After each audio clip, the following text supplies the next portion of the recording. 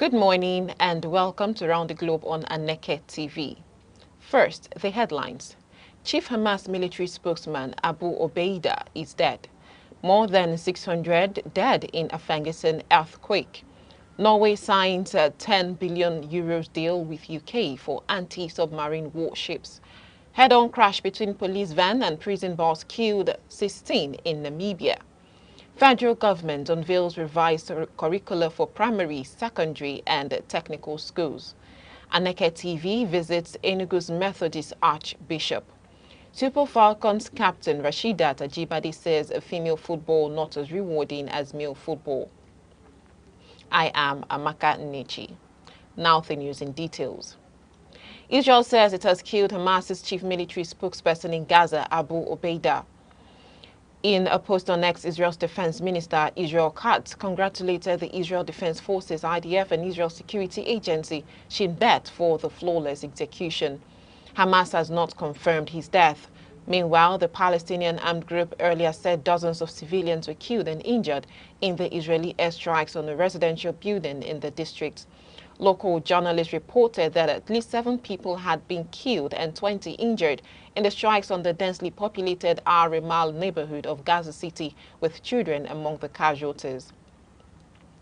Meanwhile, the Taliban Interior Ministry reports say more than 600 people have been killed with at least 1,000 injured after a 6.0 magnitude earthquake struck eastern Afghanistan last night. The wave hit a series of towns in the province of Kunar near the Pakistan border, centered 17 miles northeast of the city of Jalabad in Nangarhar. Hundreds were killed and injured in the districts of Nogol, Soki, Watpo, Magoni and Chipadre. Taliban-led health authorities in Kabul, however, said they were still confirming the official toll figure as they worked to reach remote areas. Sharafat Zaman, a spokesman for the Ministry of Public Health, said rescue operations are still underway there and several villages have been completely destroyed. He said many areas had not been able to report casualty figures and that the numbers were expected to change as death and injuries are reported. The quake at a shallow depth of 8 kilometers shook buildings from Kabul to Pakistan's capital, Islamabad. And moving over to Europe. Norway has agreed a €10 billion deal for anti-submarine warships that will be built in the UK. This is as the two countries plan joint operations in northern Europe to deal with increased Russian activity. The Ministry of Defense said the agreement to build Type 26 frigates was the UK's biggest ever warship export deal by value and Norway's biggest defense procurement deal. It said that overall it would provide a €10 billion boost to the UK economy and support 4,000 jobs across the UK well into the 2030s. The Type 26 frigates will be built at the BAE Systems shipyards in Glasgow, which are already constructing 8 of the warships for the Royal Navy. In U.S., former New York City Mayor Mr. Rudy Giuliani has been injured in a car accident in the U.S. state of New Hampshire. According to local police, Mr. Giuliani was a passenger in a Ford Bronco when he was struck from behind in the city of Manchester. A statement from his security guard, Michael Ragusa, said that Mr. Giuliani was diagnosed with a fractured thoracic vertebrae, multiple lacerations and contusions, as well as injuries to his left arm and lower leg. Mr. Giuliani, 81, became known as America's mayor after leading New York through 9/11. He later became an advisor and then personal lawyer to the U.S. President Donald Trump, though the two have since parted ways. We're bringing news from Africa. A head-on collision in Namibia involving vehicles belonging to the security services has killed 16 people. The accident took place 270 kilometers south of the capital, Windhoek, outside the town of Marienthal. Namibia has one of the highest road traffic fatality rates in the world. 2 civilians and 14 officers were among those confirmed to have been killed in the crash. Namibia's Ministry of Home Affairs initially put the death toll at 14, but in an update last night, it said that this had now risen as a police officer and prison officer had died of their injuries after being taken to the hospital. Home Affairs Minister Lucia Limfubu offered her condolences and thanked those who attended the scene of the accident and the medical teams at the Marienthal State Hospital. This news broadcast is coming to you live from Aneke TV. Remember, you can follow us on all social media feeds on Facebook, Instagram, X and TikTok, all at Aneke TV. Now we take a quick look at major developments in the news. Chief Hamas military spokesman Abu Obeida is dead. Hundreds fear dead in Afghanistan earthquake. Norway signs €10 billion deal with UK for anti-submarine warships. Head-on crash between police van and prison bus kills 16 in Namibia. And coming up shortly, federal government launches new curriculum for basic, secondary and technical schools. Aneke TV visits Enugu's Methodist Archbishop. Super Falcons captain Rashidat Ajibade says female football not as rewarding as male football. The news returns after the break.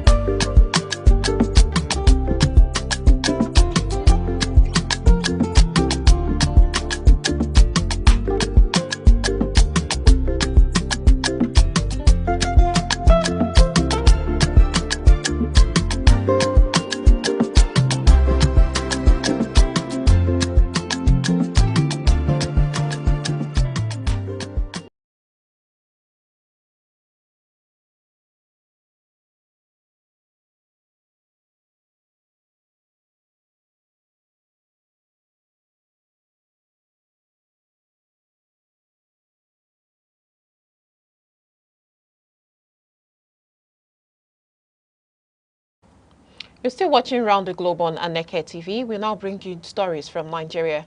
The federal government has said there was no sabotage in last week's Abuja-Kaduna train derailment and emphasized the continued safety of all rail services nationwide. The Minister of Transportation, Senator Saidu Ahmed Al-Khali, who stated this alongside Managing Director of the Nigerian Railway Corporation, NRC, Mr. Kayode Kpeifa, at a briefing in Abuja, also issued a non-reserved apology to the Nigeria Union of Journalists, NUJ, regarding the alleged abusive treatment of Comrade Ladi Bala, the immediate past national chairperson of the Nigeria Association of Women Journalists, who was covering the incident.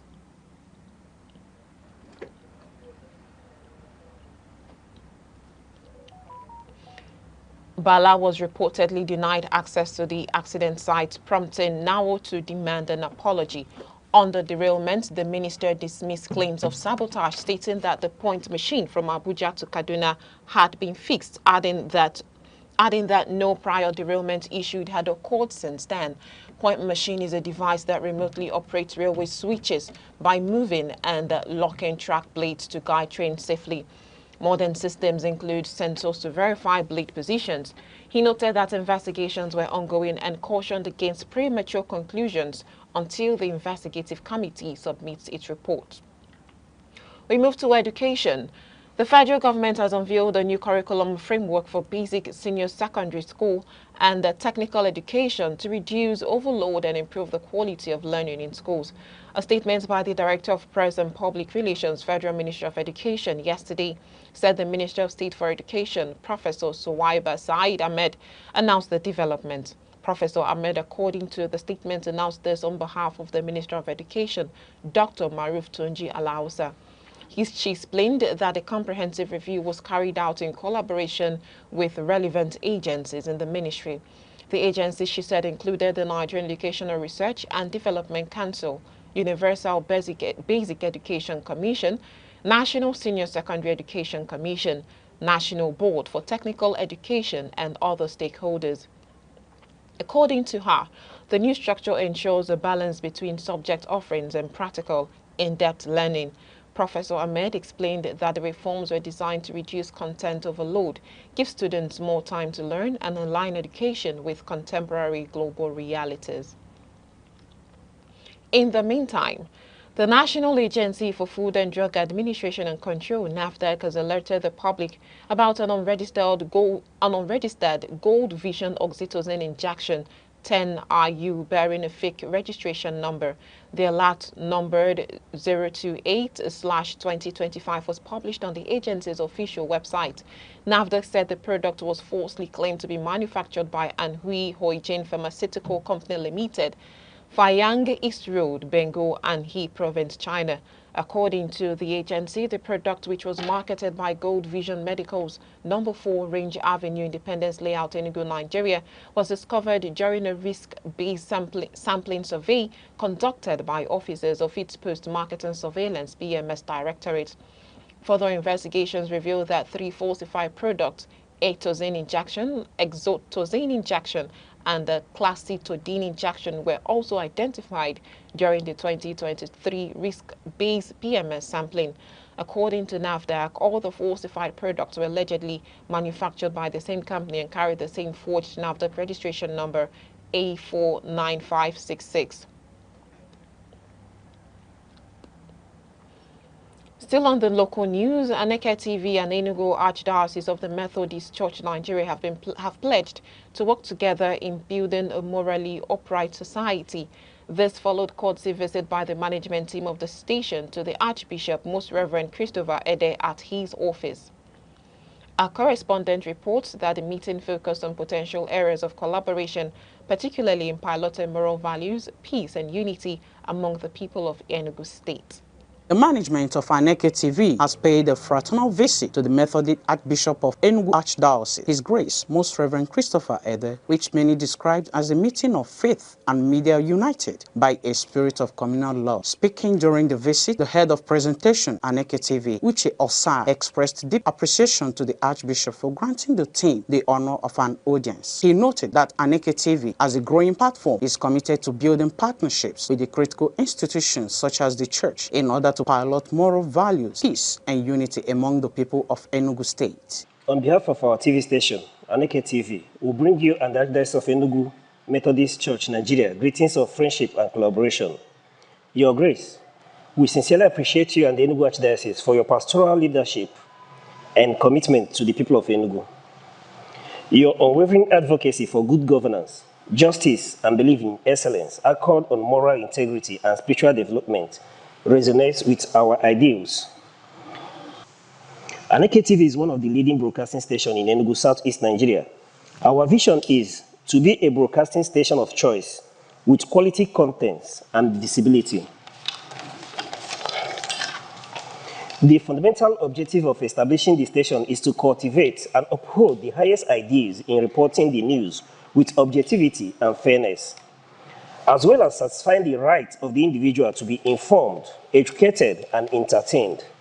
It is our intention to seek a harmonious relationship with the Enugu Archdiocese, Methodist Church of Nigeria, as critical stakeholders in the promotion of morally societal value and peaceful coexistence among citizens of Enugu State. Your Grace, we are open to business. We welcome the opportunity to broadcast worship service, church festivals, advertisements, and other Methodist programs on our station. We equally invite our clergy to take up religious program or take advantage of our popular Christian program, Word of Life, as a means of propagating the gospel. Thank you, Your Grace, for your time and warm reception. May God strengthen you to continue to shepherd the Enugu Archdiocese. Also speaking, the Chief Executive Officer, CEO of Aneke TV, Chief Pascal Onyeka Aneke, represented by the station's manager, Chibike China, thanked the Archbishop for his warm reception and further shared the vision and mission of the channel. He explained that Aneke TV seeks to be a trusted media voice, strengthening the voice of masses and giving the right platform to institutions that uphold values which enrich the society at large. So the name Aneke, the person who owns it is Chief Dr. Pascal Aneke.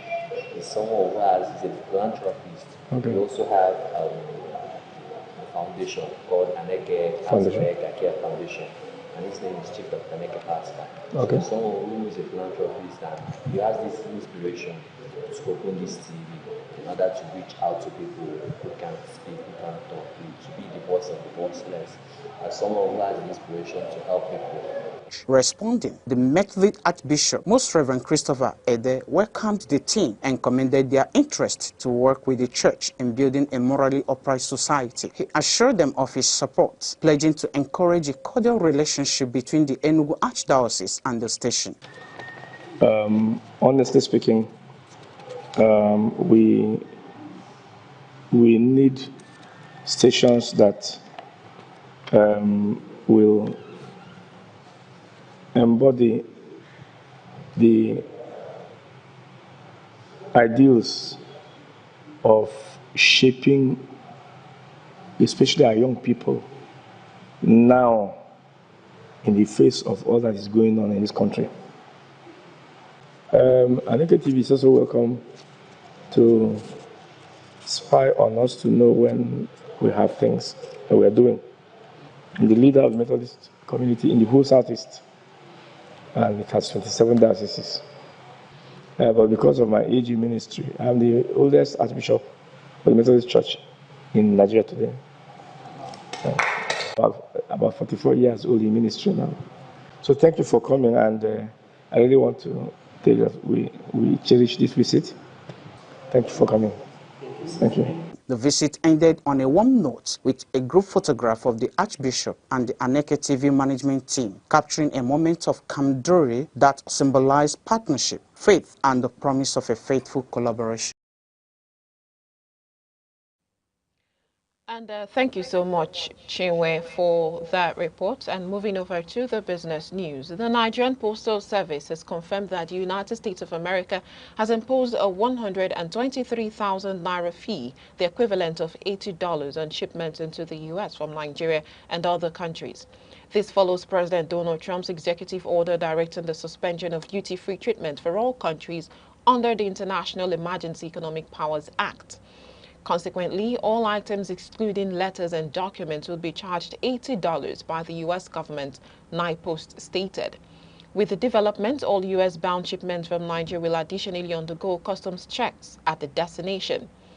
Still in business news, Nigeria is pinning its hopes on artificial intelligence as part of President Bola Tinubu's ambition to turn Africa's most populous nation into a $1 trillion economy, according to the Minister of Communications and Digital Economy, Bosun Tijani. His remarks follow his inclusion in the Time magazine's 2025 list of the 100 most influential personalities in AI, alongside Tesla chief executive Elon Musk and OpenAI head Sam Altman, recognized for shaping the future of the technology worldwide. He described recent progress in AI as transformative, citing a national strategy, research programs, and deals with foreign technology firms. The framework for Nigeria's $1 trillion economic target was announced and officially endorsed by the National Economic Council last week. Still talking business, the federal government, through the Nigerian Electricity Regulatory Commission, has issued an order mandating all electricity generation companies connected to the grid to implement free governor control across their generating units, warning that non-compliance would attract heavy penalties, including disconnection from the grid. The order referenced NERC 2025/094 and signed by the Commission's Vice Chairman Marcelio Seni and the Commissioner Legal Licensing and Compliance Dafe Akbeneye will take effect today. The Commission said the measure was necessary to stem repeated system disturbances and enforce strict compliance with the grid code. According to the Commission, the order seeks to establish a structured framework for enhancing power generation reliability and stability of Nigeria's power grid by ensuring strict compliance with operational frequency limits, implementing transparent monitoring mechanisms, and penalties for violations of the grid code. In power generation, a governor is a control system that regulates the speed or output of a turbine or generator. Its primary function is to maintain a stable speed or frequency. Free governor control is a mode of operation in power generation where the governor of a turbine or generator is allowed to freely adjust the output in response to changes in grid frequency. This control mode enables the generator to contribute to grid stability by automatically increasing or decreasing output to match demand and maintain frequency within acceptable limits. Now we move to some sad stories. Ruth Otabo, sister to Big Brother Niger's star Fina, has passed away, leaving a trail of heartbreak, unanswered questions, and a sense of loss that words struggle to hold. The fresh graduate, a young mother and sister and friend, was involved in a tragic accident at Auchi Polytechnic, Edo State. The crash involving a Dangote Group truck left her critically injured and eventually amputated. In the meantime, the Dangote Group has expressed sorrow over the death of Ruth Otabo, who succumbed to injuries sustained in a recent road accident involving one of the company's trucks in Auchi, Edo State. The announcement was made in a statement released on its X account and signed by the company's management on Sunday.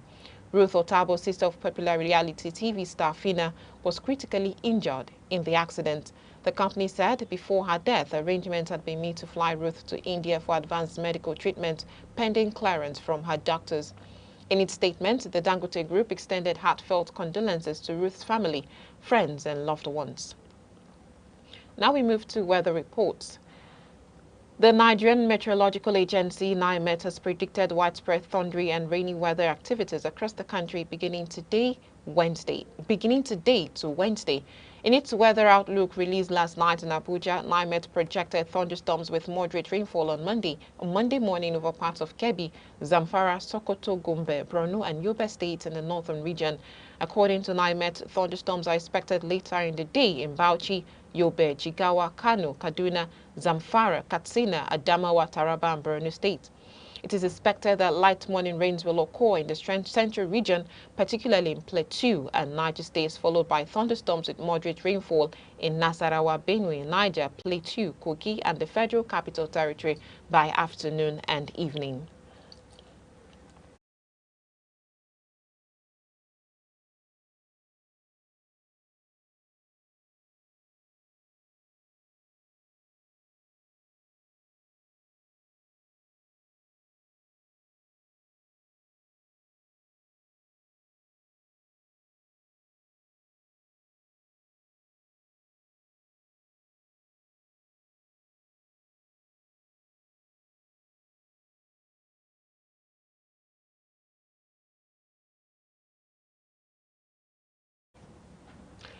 And that's all around the globe on Aneke TV. To end the news, for breaking news and eyewitness reports, please call 0703-043-7110, or you can send a message across all our social media platforms on Facebook, Instagram, X, TikTok, and right here on YouTube, all at Aneke TV.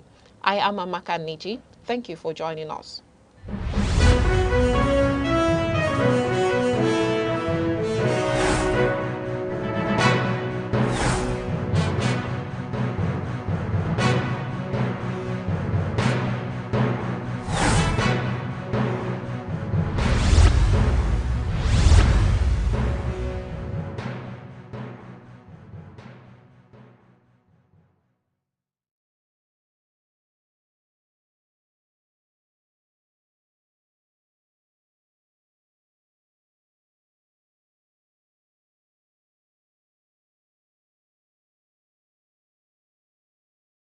The Federal Capital Territory (FCT) is a monumental city of edifice strategically designed to showcase the aesthetic beauty of a natural ambience, a land of opportunities often referred to as the center of unity.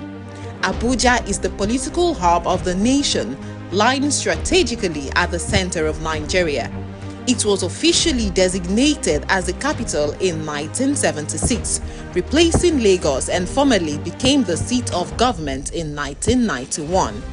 The decision to build Abuja was rooted in its central location, neutrality among Nigeria's diverse ethnic groups, and its vast land space, which made it perfect for expansion. Today, Abuja has grown into a well-planned, organized, and prestigious city that tells the story of Nigeria's unity and ambition. Early mornings in Abuja are alive with the buzzing sound of cars speeding through wide boulevards and flyovers. Porsche cars and executive luxury vehicles glide alongside long buses and motorcycles, painting a picture of a city where classes mix but remain distinct.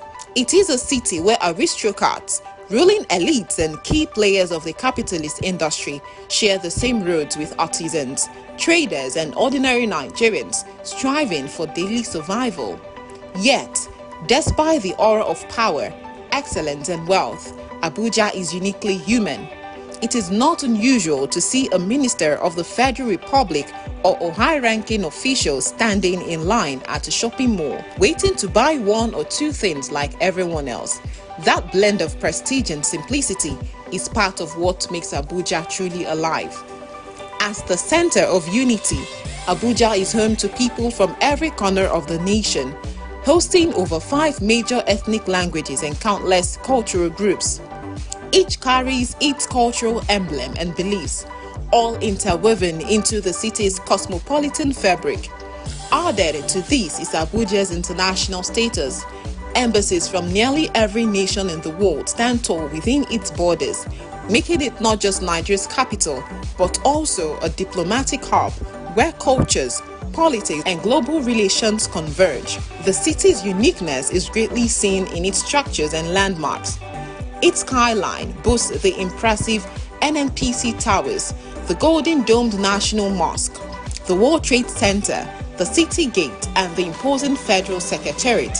The Central Bank of Nigeria rises as a symbol of economic authority, while the National Assembly complex represents democracy in action. Justice is anchored at the Supreme Court, and other high courts, and national pride gathers at the Bola Ahmed Tinubu International Conference Center, a hub for global summits and national dialogues. These monumental structures scattered across the city give Abuja its distinctive blend of power, beauty, and modernity. Abuja's districts are carefully planned and speak volumes of its identity. Maitama is mapped out as a residential haven for the wealthy, top politicians, and high-profile individuals. Asokoro is equally affluent, hosting ministers, governors, and ambassadors. Katampe Extension and Gazupe Estate are fast-rising luxury neighborhoods with scenic landscapes, while areas like Garki, Wuse, and Area 11 estates blend commercial activities with residential living. Each zone tells its own story, yet all are tied together by the city's larger vision of order and beauty. Infrastructure is one of Abuja's strongest assets. Unlike many cities that grew without planning, Abuja was designed with foresight. Its broad highways are lined with greenery. Its roundabouts are often adorned with fountains and sculptures, and its flyovers make navigation seamless. The city gate stands as a welcoming symbol of pride, while routes leading to Aso Rock Presidential Villa reflect the seat of Nigeria's authority. From the Nnamdi Azikiwe International Airport, travelers from across the world step into a city that is both modern and distinctly Nigerian. What makes Abuja special is not only its structures but also its spirit. It is a city where wealth and influence meets.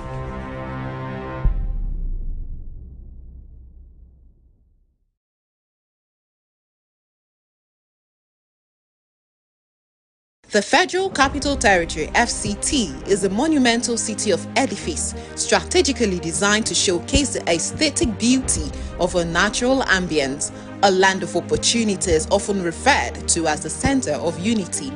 Abuja is the political hub of the nation, lying strategically at the center of Nigeria. It was officially designated as the capital in 1970.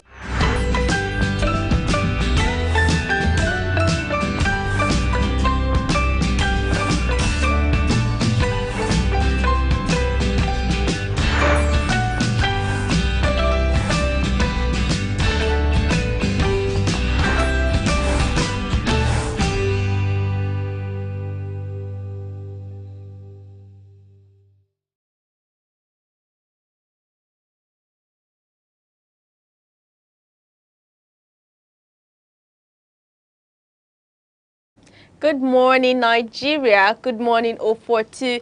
Thank you for joining us today. You're tuned into Sunrise on Aneke TV. Your favorite person brightening your day every morning. I'm Deborah Nwakoba, coming to you live from our studio here in vibrant Enugu. And I'm Uche Osai. Wherever you are, at home, in traffic, thank you for joining us this morning. As always, We're here to refresh, inform, and motivate. Yes, and it's Monday, 1st September 2025. And before we begin, I would like to say a happy new month to every one of you. And we're here again with a full package of news, weather reports, trending stories, and that exciting sunrise vibe to help you begin the day today.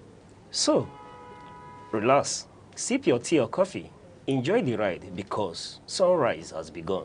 Yes, and firstly, we'll be starting off with our quote of the day with words that can be educative, encouraging, and word-drawing insights from in order for us to remain focused and well-driven.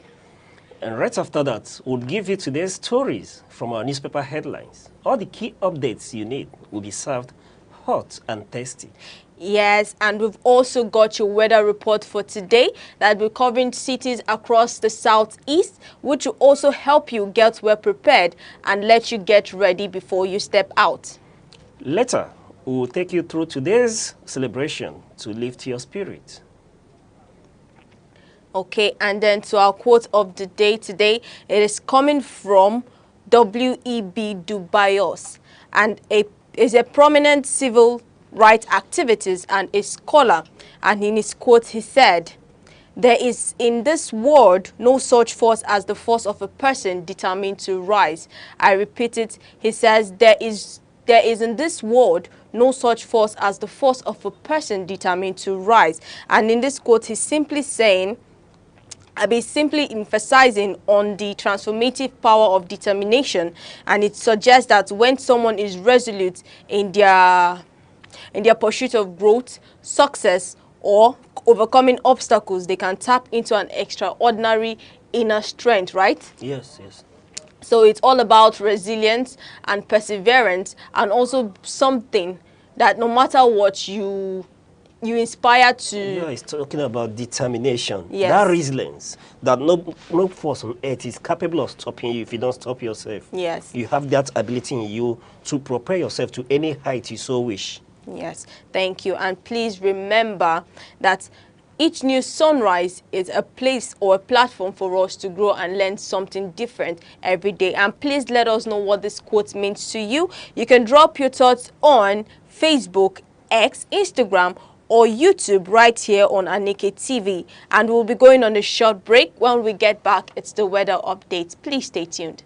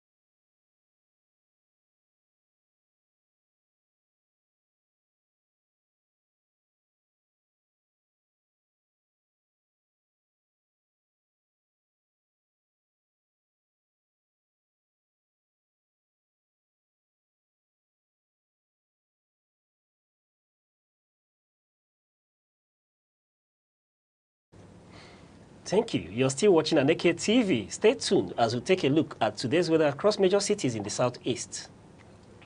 Yes, and we'll be beginning with Awka.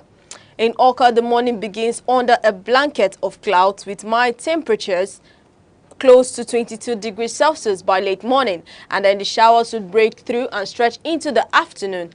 The day warms gently to about 26 degrees Celsius before easing into a cloudy and cooler evening. In Enugu, early clouds set the mood at around 23 degrees Celsius. By afternoon, heavier showers roll in and linger towards the evening. Temperatures climb to a peak near 28 degrees Celsius, keeping the city damp and cool throughout the day. Yes, and over to Abakaliki. Abakaliki greets the day with cloudy skies, shifting into rainfall by mid-morning. Showers hold steady well into the afternoon, with highs near 28 degrees Celsius. As the evening approaches, the damp weather sticks around, making a wet and cloudy night. And to that jiving city of Owerri, Owerri starts off calm under cloudy skies. By midday, showers sweep in and carry through much of the afternoon. Temperatures rise towards 29 degrees Celsius. So, residents should keep umbrellas handy into the evening hours. Yes, and lastly, in Umahia, the morning hours stay mostly cloudy. By midday, rain showers begin to settle in and continue through the afternoon. Temperatures lift gently to about 28 degrees Celsius before the day winds down into another cool, cloudy evening. All right, so wherever you are in the southeast today, keep an umbrella close. Rain or shine, we've got you covered. This is your weather report on Aneke TV today. We'll be back shortly.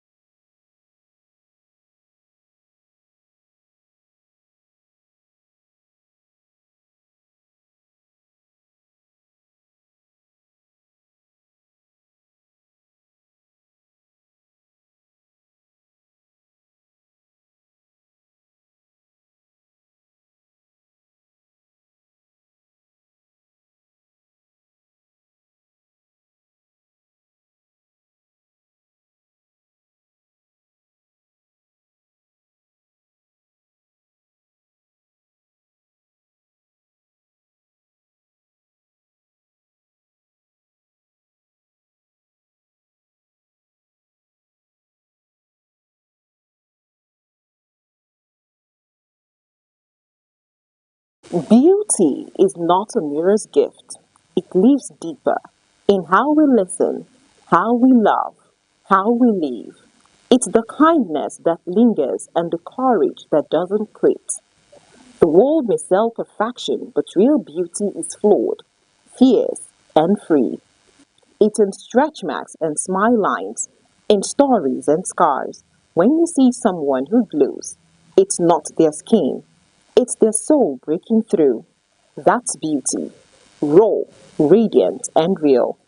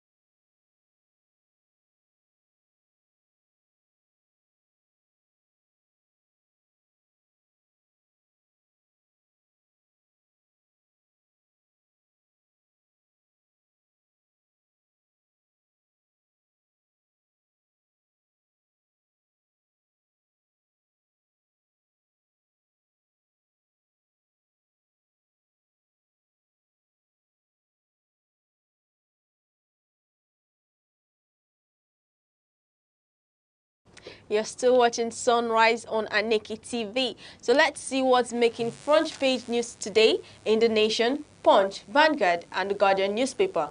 And on today's show, we have again our in-house analyst, Mrs. Chiwendo Ifwankwo. Thank you for joining us once again. Thank you very much, You're Miss looking good Deborah. today. Thank Miss you. Chiwende Fiono, how's your weekend?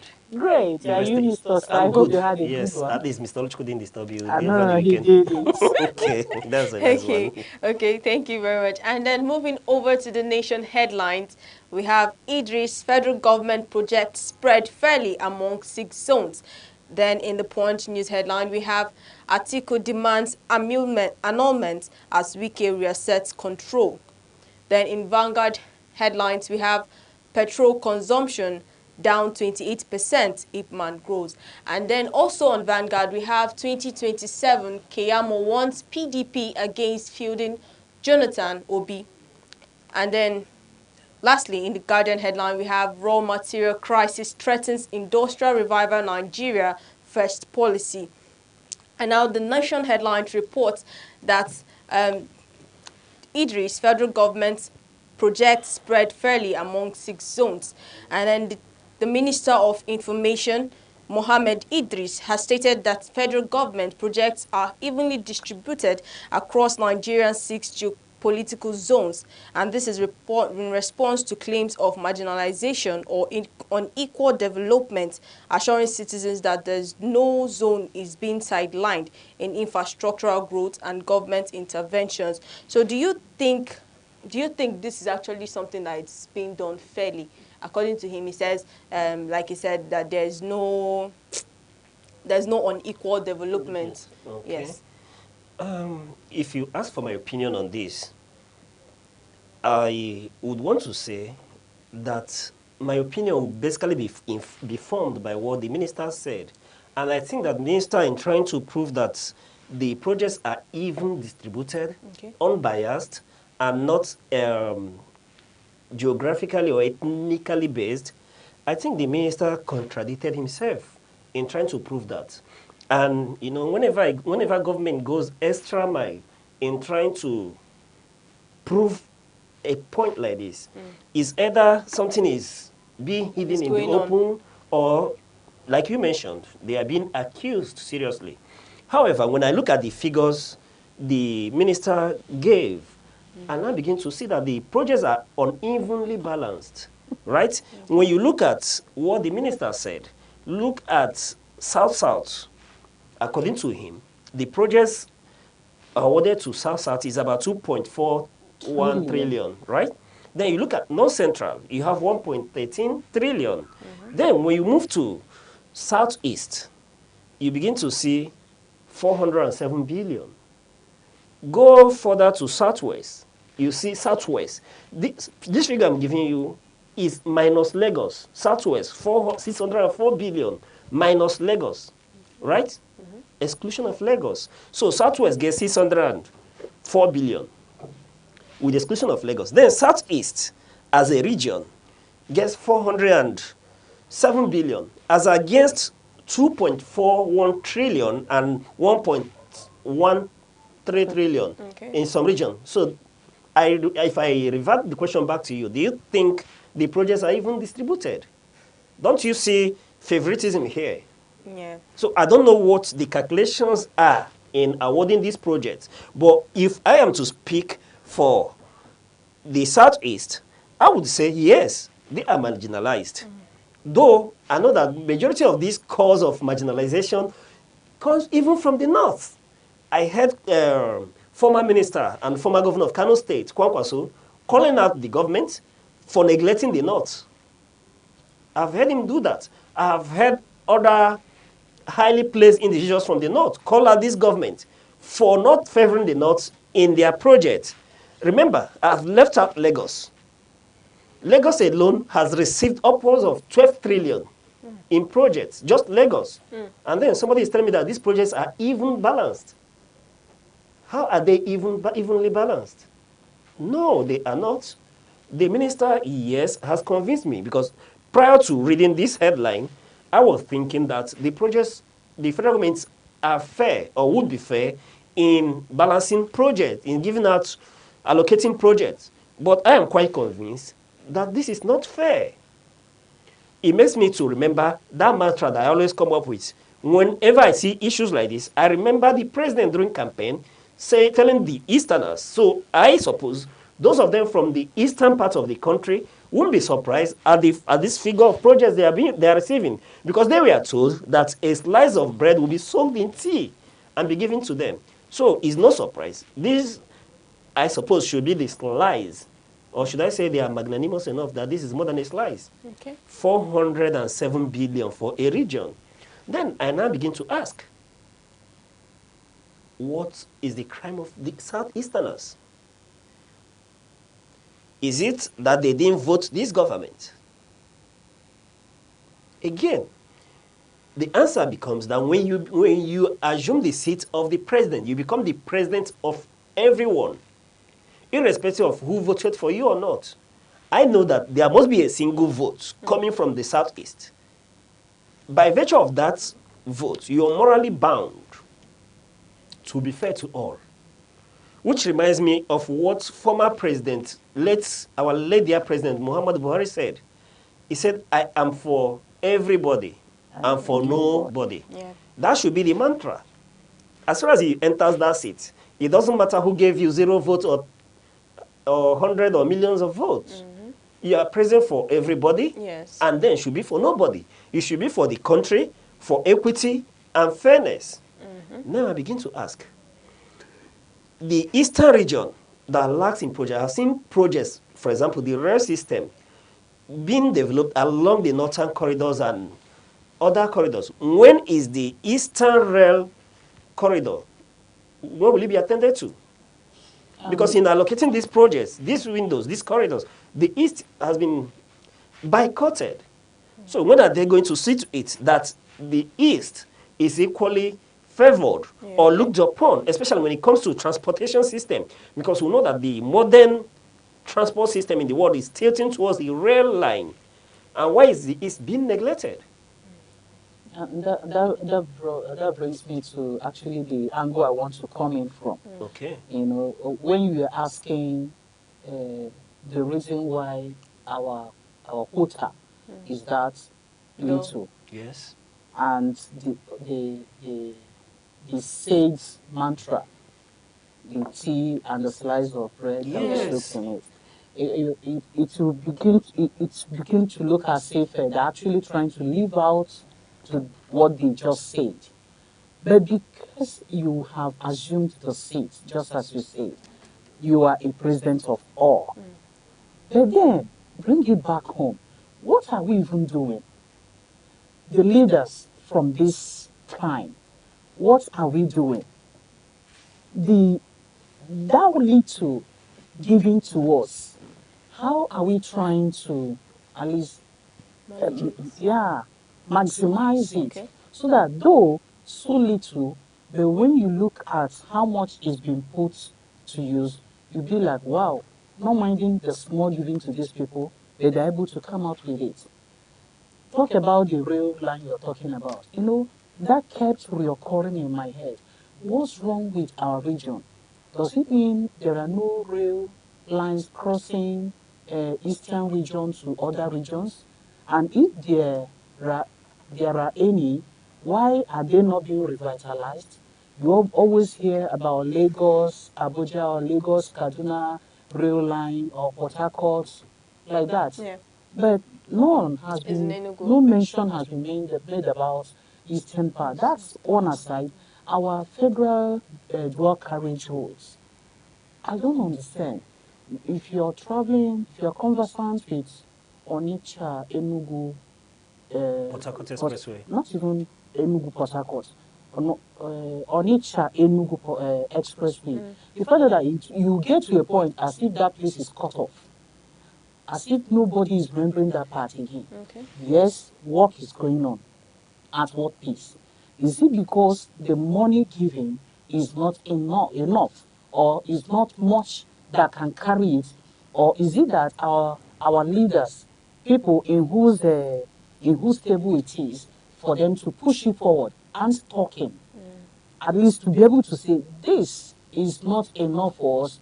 let it be that at least you said something, but the people at the helm of affairs aren't paying attention. But at least say I was something. going to ask you. I was going to ask that question actually, because I've literally not heard or read from the leaders of the Southeast concerning evenly distribution of projects. I don't know Even though why. they are representatives in the National Assembly, I have not I'm heard. not. Why Everywhere are they so everywhere is calm comfortable? and comfortable. Why are they so comfortable? Why are they so Yes, relaxed? that's the question that should It's be asked. bothering me. I don't know why. But on my own, I will it begins and ends. I hope with this platform they will be able to hear me. But before now, it ends and begins and ends in my living room, and that's all. No, but it is a thing of concern. Yeah. Our leaders should wake up. They should see beyond their political ambitions. All They right. should rise up because Okay, most of them are. it's tied to political ambition, right? Everybody wants to be politically correct. Are you getting it? Because me, I'm beginning to feel maybe, who knows, if you say anything, the next turnaround, you'll be taken out of the picture because Okay. they'll begin to see you, this one is giving us All problem. right. You know, so All to right. avoid that, so that we're able to come back the next turn, all of them feels or seem to be feeling comfortable. Okay. So All right. In that case, I would call on our minister, Idris Mohammed, to equally look back and check these figures, check the allocation of projects. In our analysis, we would think that the projects are not evenly distributed. Is either the government is not being fair to the people of the southwestern region and the southeastern region, with exclusion of Lagos, or the government has favored Lagos more, the north central and the south more than is favoring other regions. So we wish and pray that the minister takes note of this. And to the leaders of Southeast, we don't know why you're quiet. We don't know why the quietness over these issues. However, our call will be on the electorate, especially the Southeasterners, to take advantage of the INEC registration exercise. Get your voter's card. With that, you can make a statement. With that, you may not be neglected in the distribution of projects. And that will be it for me. Okay, thank you very much for that. Now moving over to the Vanguard headline. It reports that petrol consumption down 28%. Ipman grows. The Vanguard headline reports that indicates that Nigerians' petrol consumption has dropped by 28%. While this could be tied to subsidy removal, high fuel prices and reduced demand, members of the Independent Petroleum Marketers Association of Nigeria, IPMAN, are lamenting the negative impact on their businesses. All right. The negative impact on their businesses. What about the negative impact on the citizens? Right? Yeah. That should be of more concern. In fact, they are complaining, yes, of the negative impact on their businesses. And this is as a result of the negative impact on the citizens. For one, I think the citizens lack, now they don't have that, that financial muscle. Yes. Right? That's why they are complaining. If we bring it home, you see that some people have dropped their car. Yes. People are cutting expenses, right?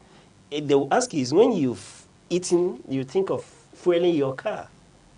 You now realize that it may be cheaper to take other means of transportation than to fuel your car. Yes. Right? And what's the cause of all this? Ipman is crying, but they forgot to look at where this whole thing is coming from. This, for me, has to do with the sudden removal of subsidy on May 29th, 2023, when the president was sworn in. He said subsidy gone, right? This is where this whole issue started from. From that day, you recall, from this report, the Nigerian Midstream and Downstream Petroleum Regulatory Authority are saying that from June 2023, that last year, that's 2024, that the percentage has dropped from 68.353% when compared as of June this year, as against June last year, that currently is now at 49.277% as against 68% of the previous year. So you see that there is downturn. What does this tell you? The people are losing their purchasing capital. This, the effect of trying to stabilize the economy, the taxation is telling on the masses. That's the result of it. The economic downturn, you understand? This whole issue is as a result of the economic downturn. It's telling very, very well on the people. At the removal of subsidy, if you may recall, that moved the price of petroleum, for example, in Lagos from 195 in Lagos from 195 to 448. And Abuja and other environs from 197 to 557. And I meant to understand that the cost in the East is a little bit higher than these figures. So you can now begin to do the math. From 190 something to 400 and you've eroded a purchasing power of a certain persons. Certain class of earners can no longer afford to buy fuel. A liter of fuel at 400 from what you usually purchase at 190 something. Yes. So beyond the 28% that Eichmann is crying about, Independent Petroleum Marketers Association of Nigeria, beyond the 28% that they are crying out about, the cry here is that the people have lost that economic power to afford these basic things. Yes. With the removal of subsidy, the cost of energy in Nigeria has gone high. And I think that's the cry. When they are crying out like that, you should know that in stabilizing the economy, things have gotten bad. Which is why I remember at the visit of the World Trade Organization, Ms. Ngozi Okonjo-Iweala, she said that now you've stabilized the economy, it's time to cushion the effect, the brutal effect on the citizen. Right? So this is one of the pointer of the effect in trying to stabilize this. And the people are suffering. The people no longer have that capacity. That purchasing power is no longer there. And then the government needs to see to it.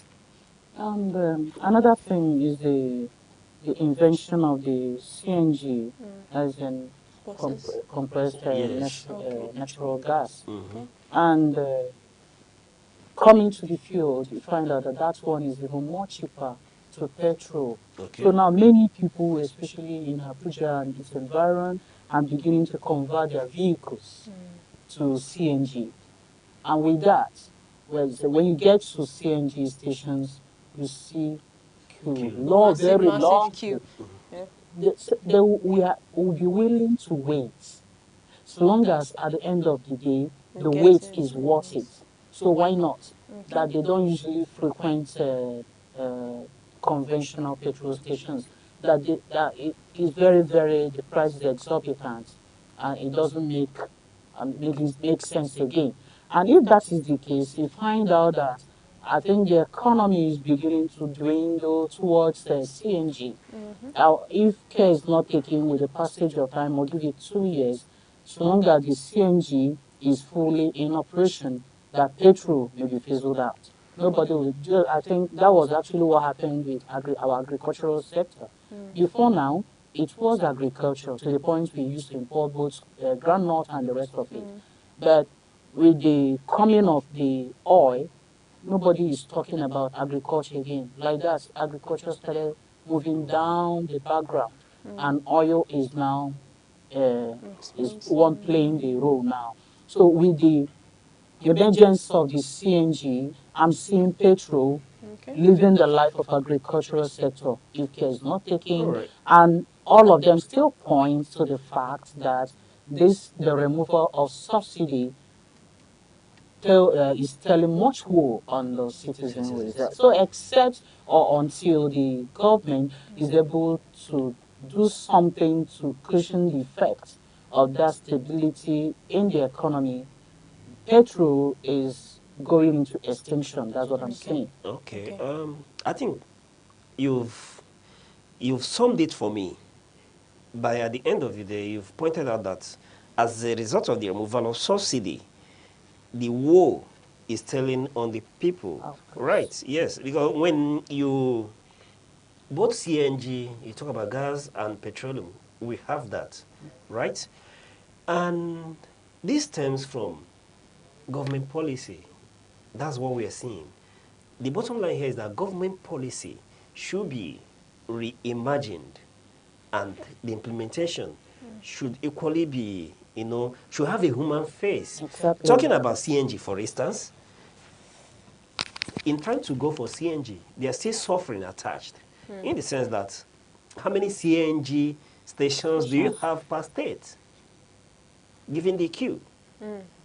And then we're talking about converting the cars available in the country to be CNG adaptive. Remember that these cars were originally produced for petroleum, right? So that in itself may have other implications. Having said all that, the point here is that the government should reimagine their policy and see to it that now that the economy has been stabilized, let's wear it a human face for the sake of the suffering masses. Okay. Yes. Okay, thank you very much for that. And then we'll be looking over at the Vanguard also, where it reports that 2027, Keyamo wants PDP against fielding Jonathan. And then it reports that Festus Keyamo, Nigerian's Minister of Aviation and Aerospace Development, and a strong voice in the ruling APC, has cautioned the opposition People Democratic Party, PDP, against bringing back former President Goodluck Jonathan as their candidate for 2027. And then he's, like, in short, trying to tell them that they should not try Jonathan again in 2027. So what do you think about this Keyamo's It's unfortunate that this is where PDP has reduced themselves to, Okay. right? Where everybody, especially their advice now comes from the opposition, The opposition. that would want to, or that is in contention with them, right? So PDP has gone so low. And I don't blame the Minister of Aviation for giving his own advice? that advice. Okay. However, why would Keyamo be advising PDP? He should be happy to see PDP lose. Exactly. In fact, it benefits him more that PDP What's his loses the interest? election. So it begins to make me take a two-pronged approach in looking at the issue. What's his interest? Is it that PDP is doing something right that they are scared of? Or that he wants the government that he's serving in to be chased out of Aso Rock? These are the two angles from which I view his unsolicited advice. However, let's take a look into that advice. What is the issue with Jonathan? According to the minister, he is saying that if you feel Jonathan, that it may be challenged in court, you wouldn't want to take that risk, not knowing what the outcome will be, what the court would pronounce, where the pendulum would swing, either in your favor or against you. And if it happens to swing against you, by then you won't have a candidate, right? Yeah. And I ask again, what bone does Keyamo have in this, in wanting the people to get things right? Now, my question is this: is APC scared of PDP feeding Jonathan? That should be the primary question. Is APC scared of PDP fielding Jonathan and or Obi as their candidate? I think there's an atom of fear there. Do you see an atom of fear? Yes, I'm seeing it. Okay. Do you know why? They were talking about anybody that's been sworn in for 2 times as president may not be able to run again. It's very clear. Jonathan has been sworn in just once as president. The first one was as vice, not as president. Okay. It was the second time he was sworn in as the president. So that means he has another chance of being sworn in, which after that he may not be able to come back again. That means, and they have zoned it to the south, that means if he actually comes out and Luck be on his side, he may likely take it. And after that, there won't be room for him to come back for second term. So that's where Keyamo is advising them that when, this is subject to judicial interpretation. Some are of the view, like you pointed out, when you take the oath of office twice, you're no longer eligible, right? However, As the president, as the they president, stated it. you see, They stated it. the point here is that it's subject to judicial interpretation, and according to Keyamo, you don't know where the pendulum would swing. Is it not in favor of Keyamo that the PDP makes a mistake? That's true. That's very true. So what is his asking, what is concern? the So interest? there is fear here, and then bringing in the issue of Obi. What is really happening? I don't understand. Is the ruling party scared of these two candidates? Very much scared. I'm telling you, these are very two credible candidates for According me. to I'm telling him, you. the key supporters of Obi, known as the Obedient Movement, that a good number of them, with good conscience, may want to go against Peter Obi for going back to the PDP. That will be him going back to his vomit. What is Keyamo's Fear. fear? He's afraid that if P2B should actually come back to PDP, you know, at this point, they are looking for a credible, a sellable candidate that will just get the mantra for them. So, The mantle for them. so is this Are you a call? getting it? So they know, and they know, he knows very well that this period, people don't actually vote party, they vote individual. So are they So scared? they- Are they scared of these two Very much, individuals? that's what I'm saying. Yes, of course. They are scared of this very. credible. So, Yes. in other words, they don't want these two individuals in the ballot. Exactly. So that they can let them feel in any other person, then they will know that they walk away from them. Anyway, if I have one piece of advice, I think he should go to Obi. If I have one piece of advice, he should go to Obi, who we're sure is already in the ring. I can't speak for President Jonathan. He has not come up publicly to declare interest in going back into partisan politics. So you know what he is actually pointing out here is that if Obi should run, that his obedient supporters may actually want him to go in for second term, which will get down to 2031, that naturally the zoning should have gone back to the north. So, in all this, the question remains, why is Keyamo offering free advice to better PDP? To better PDP. Why not let them make that mistake? So that at least you know that you won. So obviously you're telling us that you people are scared of something. Exactly. And the point I wanted to make is this. When I said if I have any piece of advice for Obi, my question will be, yes, PDP is a known brand in Nigeria, either for good or for bad. It's a known brand. And should he be considering going back to the PDP, my advice to him will be hinged on party discipline. What mechanism does he have in place to handle the likes of Wike and his group? The governor of Oyo State, Makinde, the interests of Governor Bala Mohammed of Bauchi, and other emerging interests. Because so far, we've seen lack of discipline in PDP. In fact, someone was telling me that there is no PDP, that what we have currently is PDAPC. Yes. So how is he going to handle PDAPC? Because we've seen a lot of them in the PDP supporting the APC. And these are the people that you hope that will lead your campaign in the States. My advice to him is, make him shine eye well. My own is that, yes, he has declared that he is going to run. Then he should consider very well running through that PDP platform. For now, nobody is sure of where he will come out from. All we know is that he is in for the race, but nobody knows the angle where the pendulum may be swinging to. So, whichever be the case, please, he should calculate very, very well. Cross his T's properly and dot his I's before emerging from anywhere.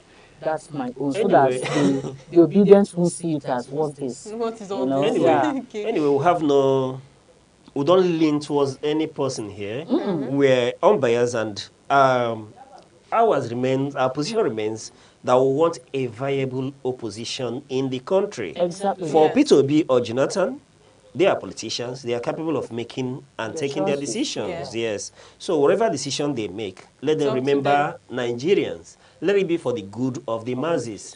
That's what we want. We want a viable opposition. And Keyamo, too, I suppose, has the interest of the masses at heart in giving this advice, wanting PDP to get their acts together so that the country will have a viable opposition. Okay. Thank you very much for that. And we'll be taking our last headline for today, which is coming from the Punch headline. And it says, Atiku demands annulment as Wike reasserts control. And then the Punch reports that former Vice President Atiku Abubakar has demanded the annulment of certain political decisions or outcomes possibly linked to internal party disputes. At the same time, Wike, FCT minister and influential political figure, is consolidating his control within the party, leading to heightened political tension. So I would like to know your take or what you think about the issue on Punch. What I think about this, I don't think will be of any consequence to the actions so far taken. Okay. Right? Well, but what I will do is try to bring out facts as a spectator in all this. It's worthy to note, okay, the local government elections has been held. APC has emerged with 20 local governments, leaving the other ones for PDP Yeah. to scramble for. Now, before I begin to go into this issue, Wike seems to be victorious in this. And then I now ask the question, which party does Wike belong to again? Is Wike in PDP or in APC? Okay. Or rather, is Wike the face of PDAPC? PDAPC. Yes. Wike is a card-carrying member of PDP, the active member of APC. So that is, he is PDAPC. If you want to He's make it that way, PDAPC, right? if you want to make it Because that that way. seems to be the case here. Because a known figure, financier of PDP, celebrating a victory opposition. of the opposition, Okay. which we are told he strategically has positioned the APC for. Having said that, now takes us to why Atiku is making demands. Okay. What's the genesis of all this? And I've equally read the post from Mr. Peter Obi, equally the presidential candidate in 2023, calling the whole thing a sham and illegality. Why would they call against this election and results? One, remember that the legality of the sole administrator in Rivers State is being challenged in court. The court is here to make pronouncement on the legality of that position. Many has posited that in appointing a sole administrator in Rivers State, that the presidency or the president had gone against the constitution and the people of Rivers State. That's one. Two, this local government election, so conducted, has been challenged in court. And I'm aware that court has not made a pronouncement. Rather, had pushed the date to Sunday in September. Whatever judgment that will be obtained, will it be an academic exercise? Or are we going to see the court nullifying this very election? These are the issues. Why one would begin to question the haste in which this election was conducted. Now, Wike himself has come out to tell us that Fubra will be coming back. September 18th. The president has not announced. I've not read anywhere that the president has announced, but Wike has come to interpret and tell us. What does that leave you to think? Remember that the issue of local government is that the front burner of the crisis between Wike and Fubara. Fubara conducted the election, and Wike felt that with that, he has lost grip of the grassroots of the state, and then engineered everything possible to see to it that that election was cancelled.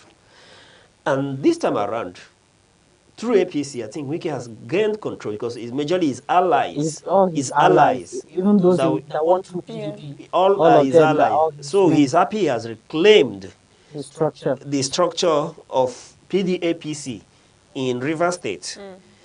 Now, something comes to my mind. Fubara is quiet in all this. I begin to ask, is this part of the agreement that was reached when the President Bola Ahmed Tinubu, mediated between him and his godfather? I think that's it. So he's Is afraid. that one of the grand rules It could be. that, one, local government election will be conducted before you get back to office? Two, you are not to field or react to the winning of the PDAPC in the election. Yes, sorry, don't make that face, because as far as I'm concerned, this PDAPC, because I don't know when in Nigeria one person begins to belong to two political parties And nothing has and been nothing done to happens.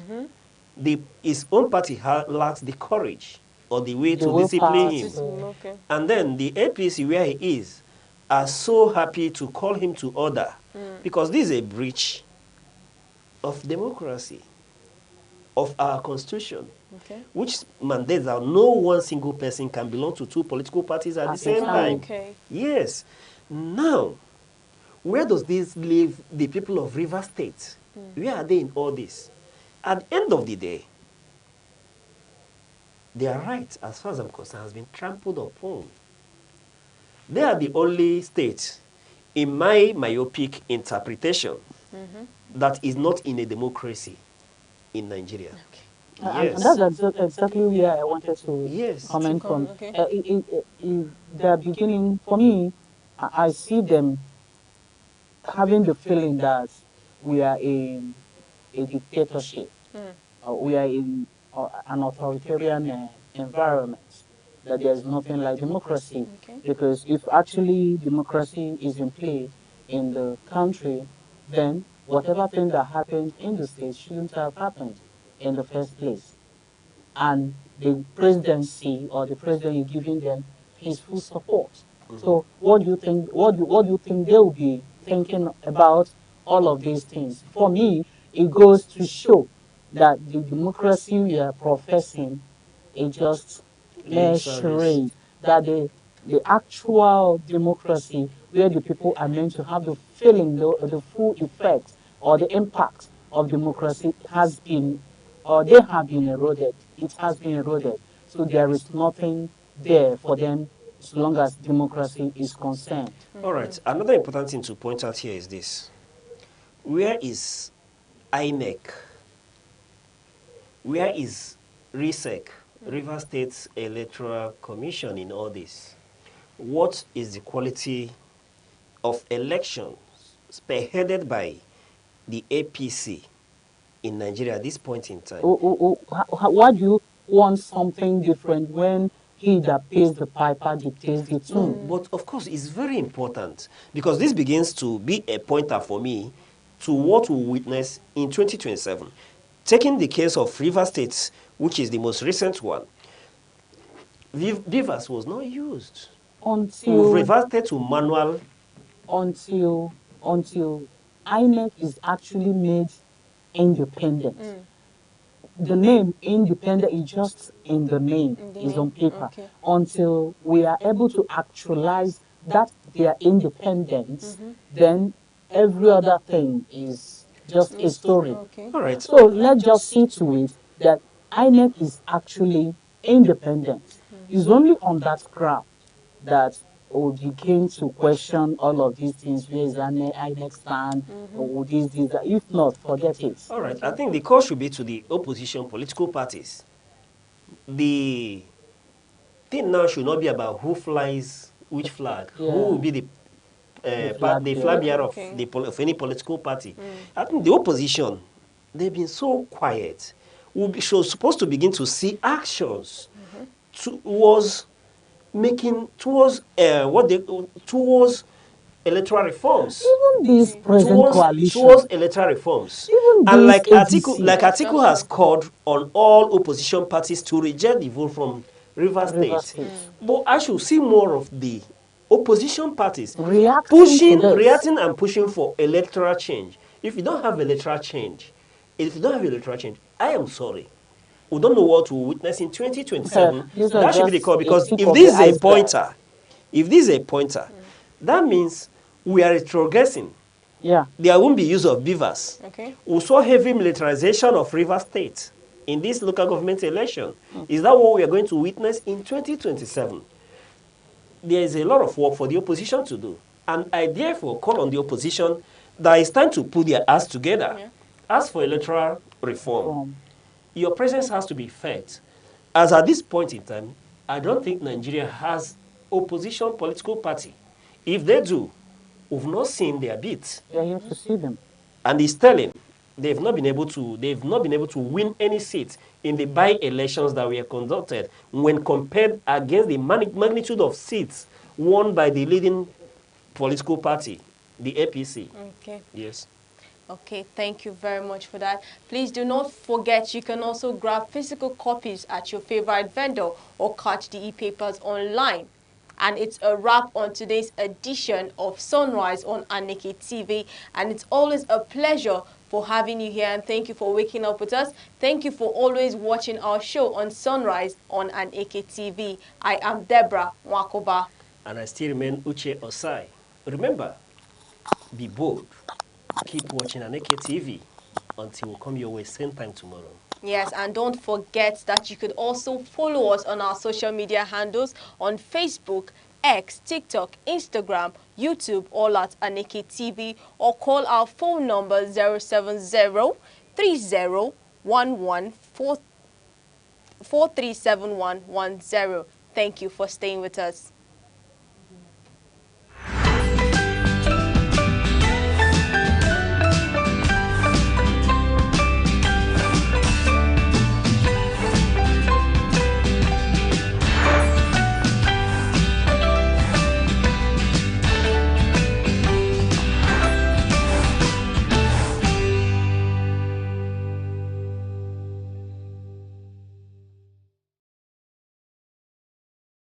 Beauty is not a mirror's gift. It lives deeper in how we listen, how we love, how we live. It's the kindness that lingers and the courage that doesn't quit. The world may sell perfection, but real beauty is flawed, fierce, and free. It's in stretch marks and smile lines, in stories and scars. When you see someone who glows, it's not their skin, it's their soul breaking through. That's beauty. Raw, radiant, and real.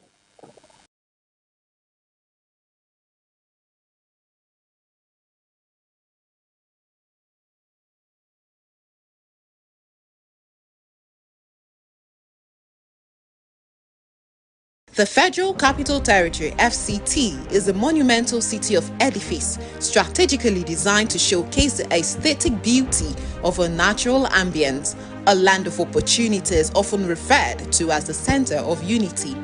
Abuja is the political hub of the nation, lying strategically at the center of Nigeria.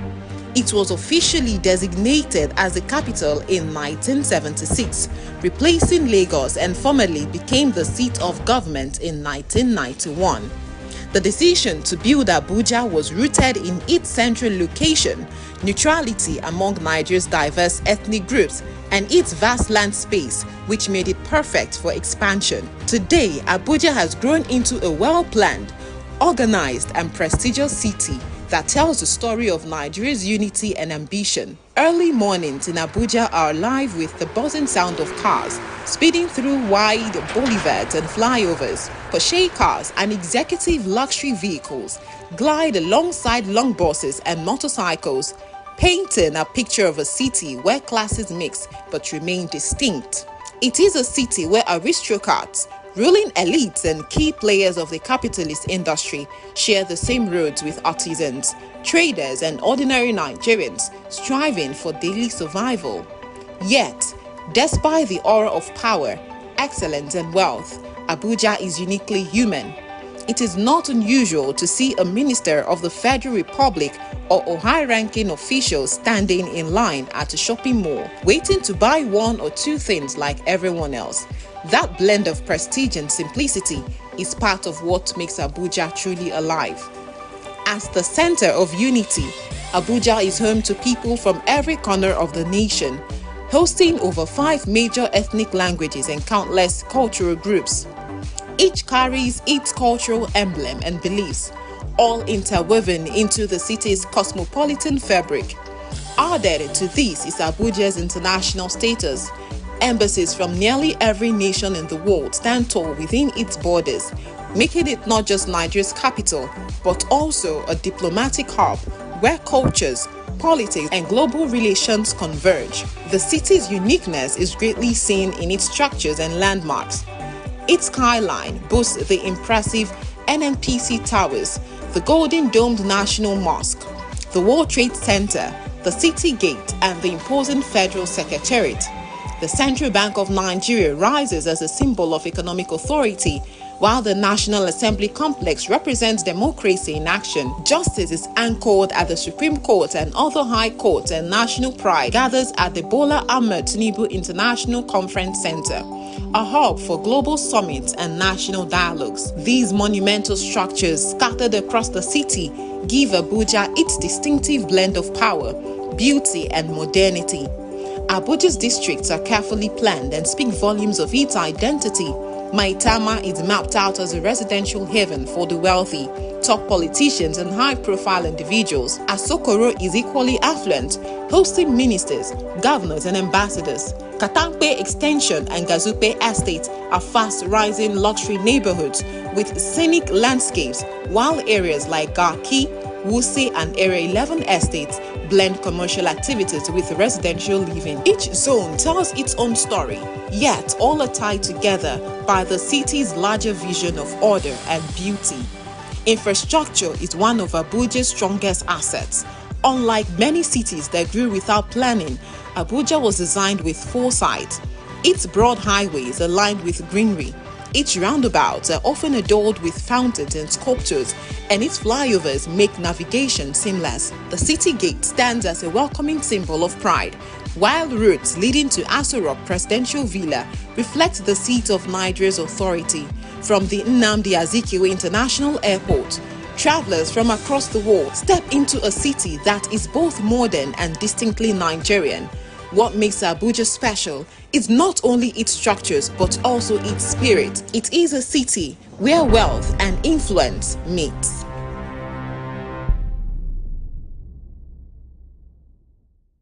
Beauty is not a mirror's gift. It lives deeper in how we listen, how we love, how we live. It's the kindness that lingers and the courage that doesn't quit. The world may sell perfection, but real beauty is flawed, fierce, and free. It's in stretch marks and smile lines, in stories and scars. When you see someone who glows, it's not their skin, it's their soul breaking through. That's beauty, raw, radiant, and real. Life. According to a veteran lover of nature, Mr. Odo Chukwuebuka Gerald, he views life as a progressive stage. The joy of life often invokes the intrinsic beauty of our true existence. Life is not a straight road. It bends, it breaks, it blossoms again. We stumble, we soar. And sometimes, just breathing is proof that we are still becoming. It's not always loud. Some of the best parts of life comes in whispers, in morning lights, in long walks, in holding someone's hand through the silence. Life is not measured by years, but by moments. And in every moment, even the ordinary ones, is a sacred chance to begin again. The August meeting is the annual gathering of married women, both at home and in the diaspora, to celebrate, deliberate, and address issues affecting their communities. It's also a time to resolve family matters and set goals for social development.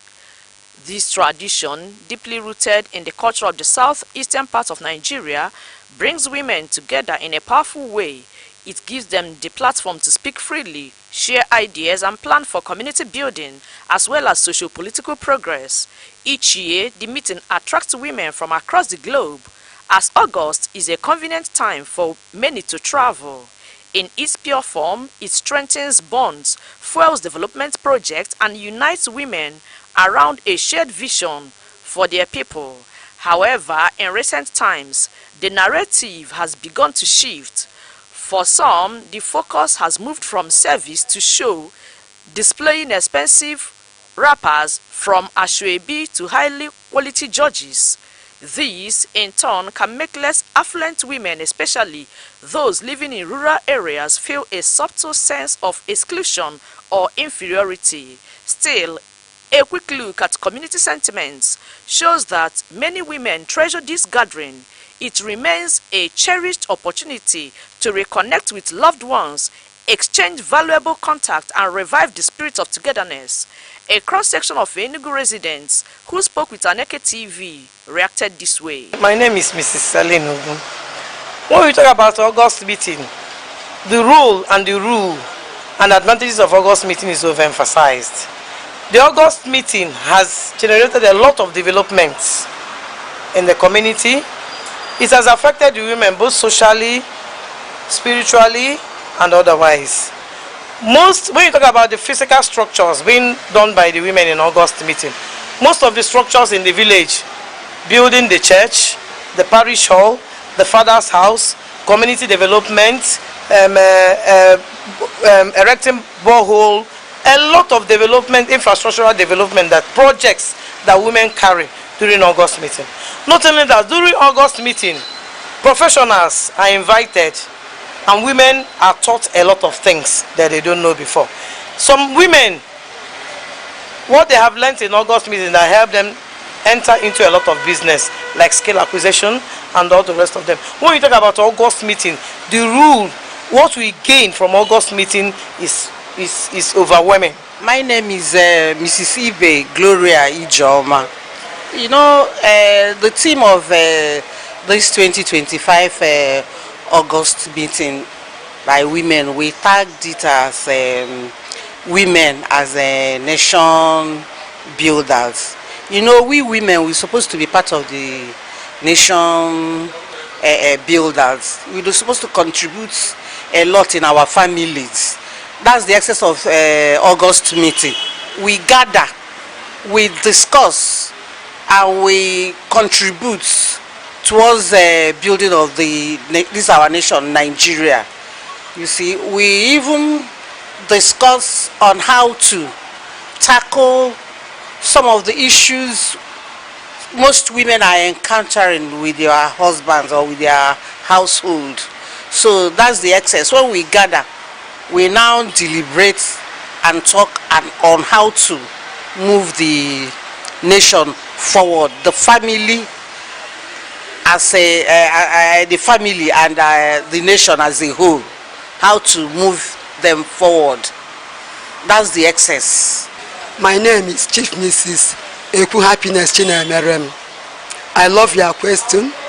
Your question is not on jewelries, putting clothes, let's know. We have aim and objectives of having August meeting. It is where we discuss how we are going to look into our villages, our churches, our schools, primary and secondary schools in our hometown. The way we do it, it is this time that we go into our streams to sweep, go to our market squares to sweep it and look for those who need help. And what are we going to do in the church to elevate what we are doing there as Christians? So not going that in my own town, we are no more thinking of wearing gorgeous dresses. We go by simple, what do I call it? Just a simple cloth. As the August meeting continues to evolve, it remains a living reminder of the Igbo belief in the vital role women play in community building and socio-political development.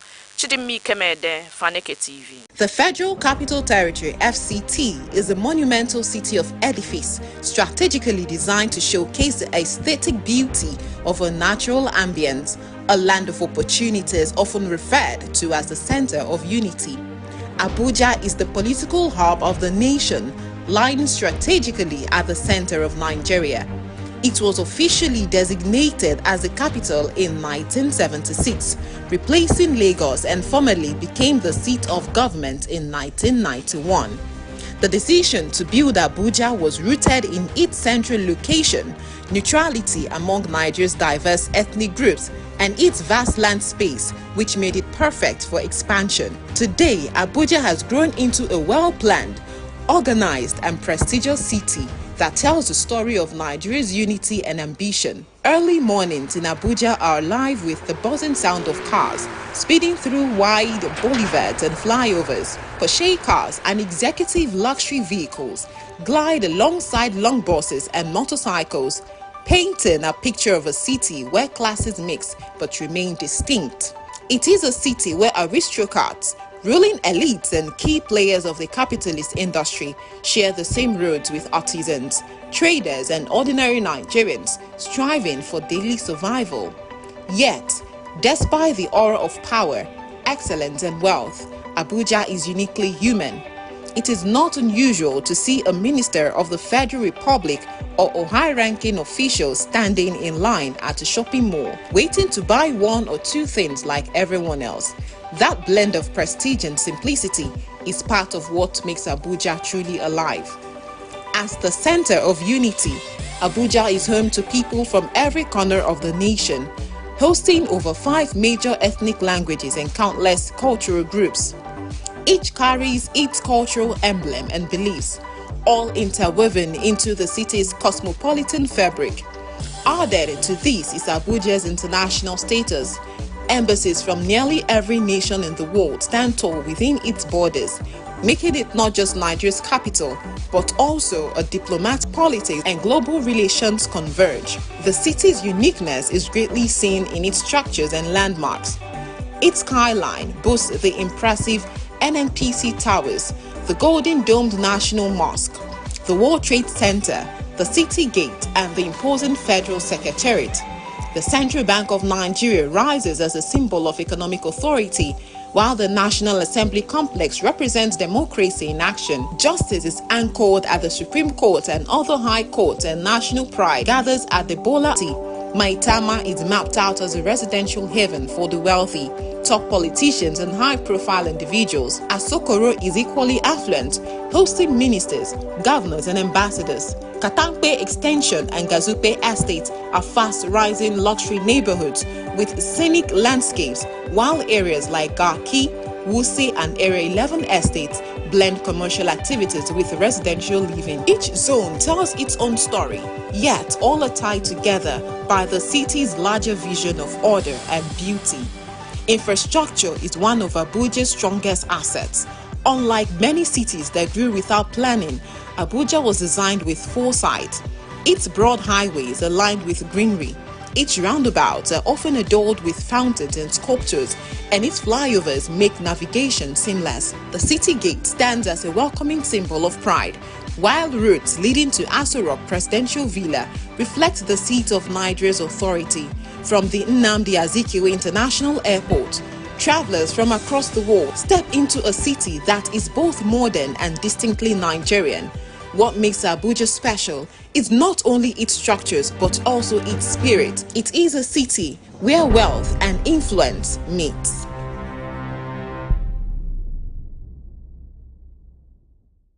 Beauty is not a mirror's gift.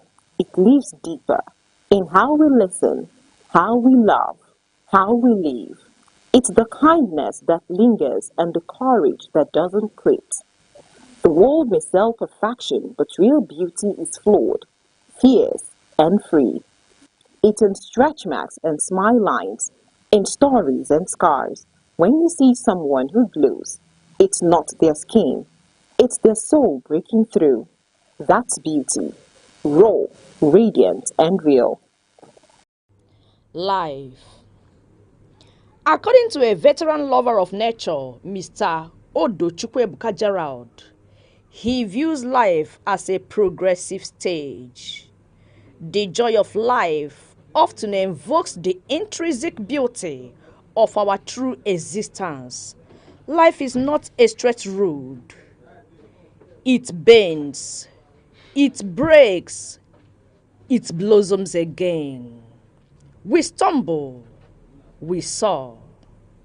And sometimes, just breathing is proof that we are still becoming. It's not always loud.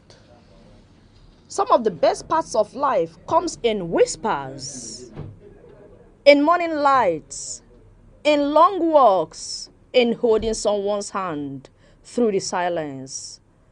Life is not measured by years, but by moments. And in every moment, even the ordinary ones, is a sacred chance to begin again.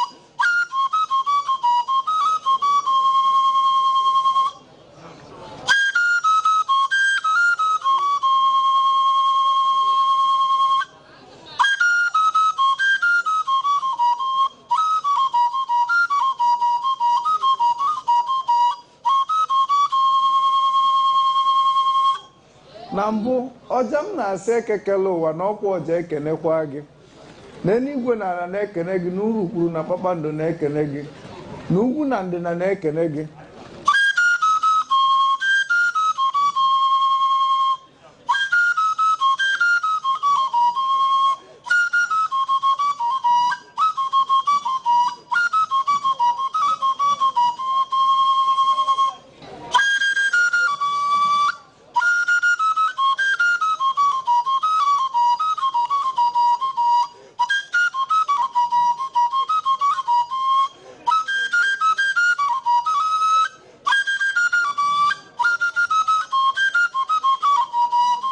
maka ka onye si eme ka ekwe si akpụ ya ka onye si eme ka ọja si akpụ ya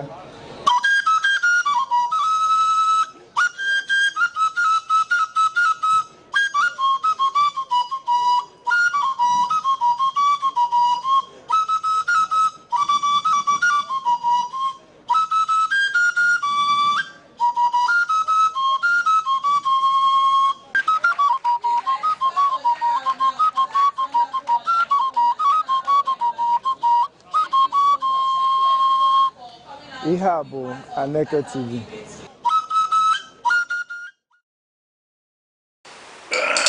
Ibe anyị ekele m unu ọ jụụ kwana ihe eji agọ ndụ ndụ a na-atọka onye anara nke ya na unu agwọ ibe anyị adịnọ ogologo ndụ arụ ike na ọdụmma ihe eji ene ndụ anya na onye nwere ihe eji ene ndụ anya na ịlụfụta nwụrụ ya ị mara na nsogbu riri ya Olise bụ anyị na-ekene gị Chukwu okike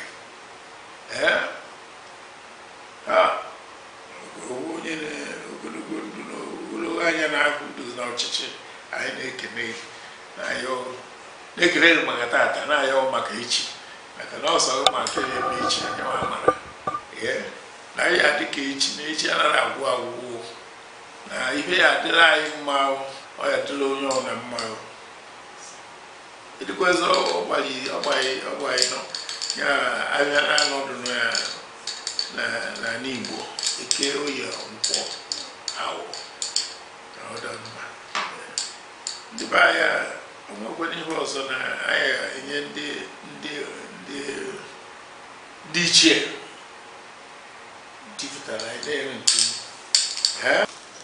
Na ba ya mechi na ọbụ ọkụ na anọ anyị adawo aga ọjị a na-awa ha abịa ji na ọjị na-eke ịkya na a na-agụ ya a na-ejide ọjị na-eka nri a na-emeghachi ihe kere ihe na ihe wara ihe Chineke nna kere enu ke anụ m akpọkụ ndị ezigbo mmadụ niile nọchawọrọ ndụ na-amechi ọkụ na anọ na anụ ọkụ na anọ na anụ Nkanụ na anụ Nta Egbe na-ese na anụ Enugu steeti na-asị biko na ọ bụ ha metere ihe ọma ka anyị na-asị ha gbadata ha bịa tara ọjị anyị na-asị eke ka eke ketere anyị ihe ọma anyị na-asị ahwọ ka ahwọ ghọtara anyị ihe ọma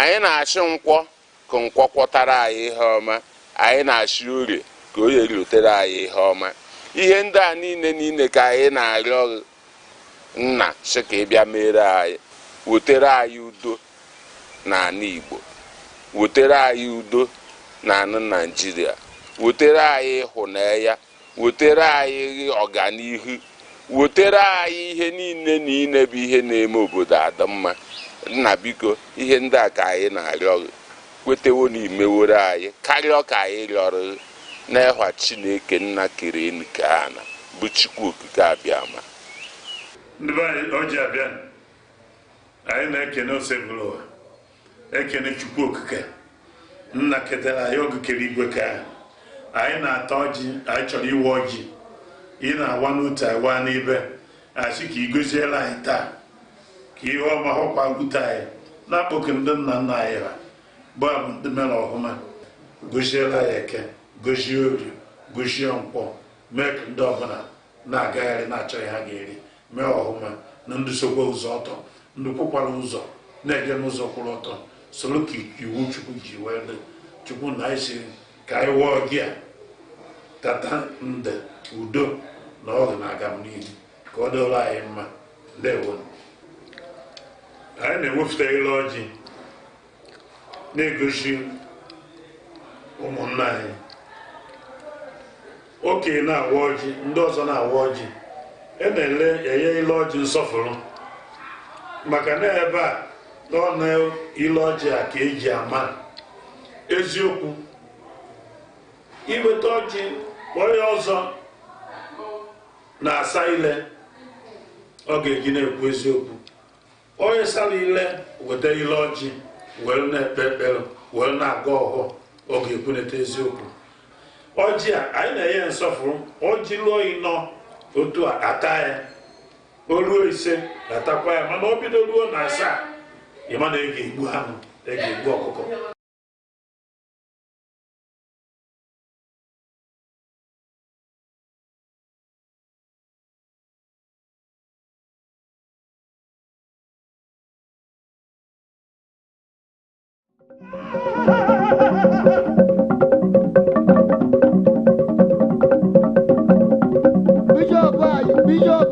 Bishop, whoa.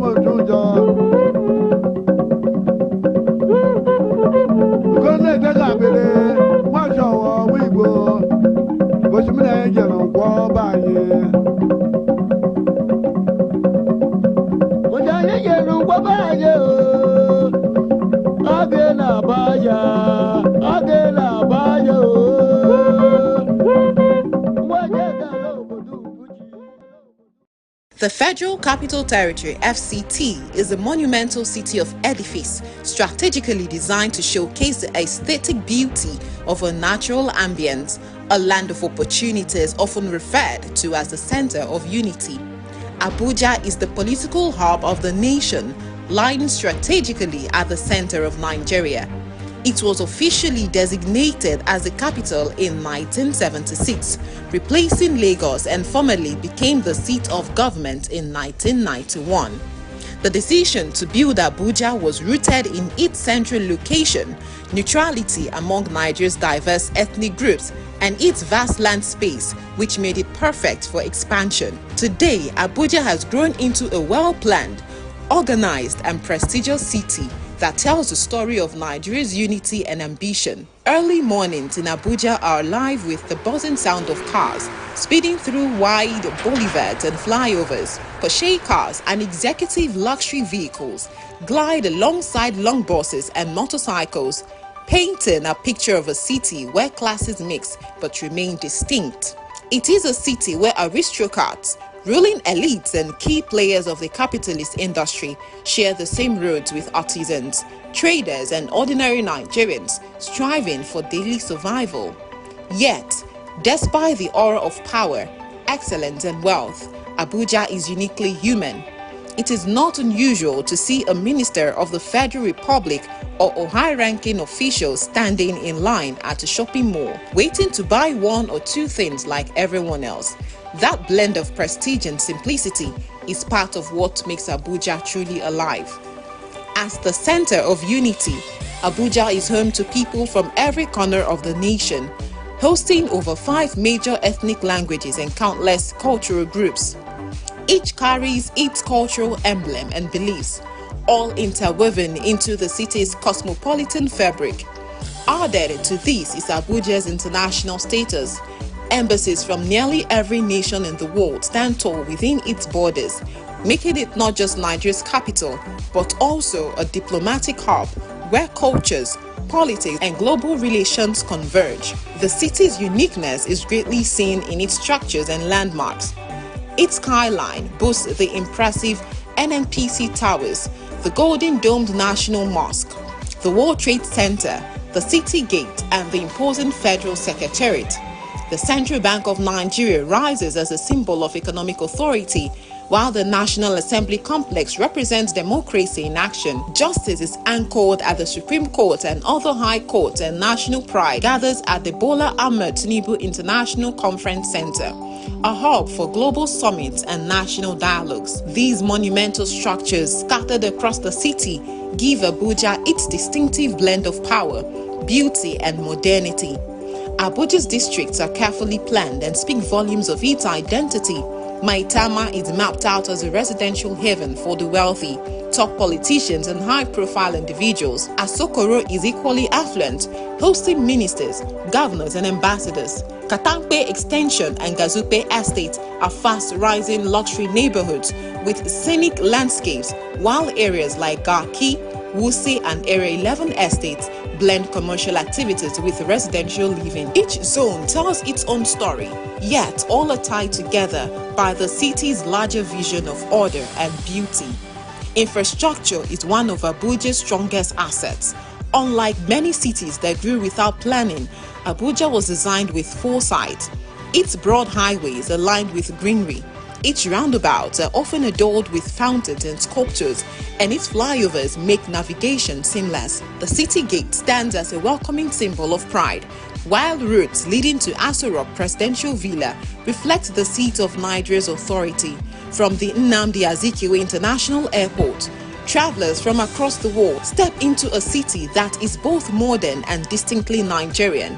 What makes Abuja special is not only its structures but also its spirit. It is a city where wealth and influence meet.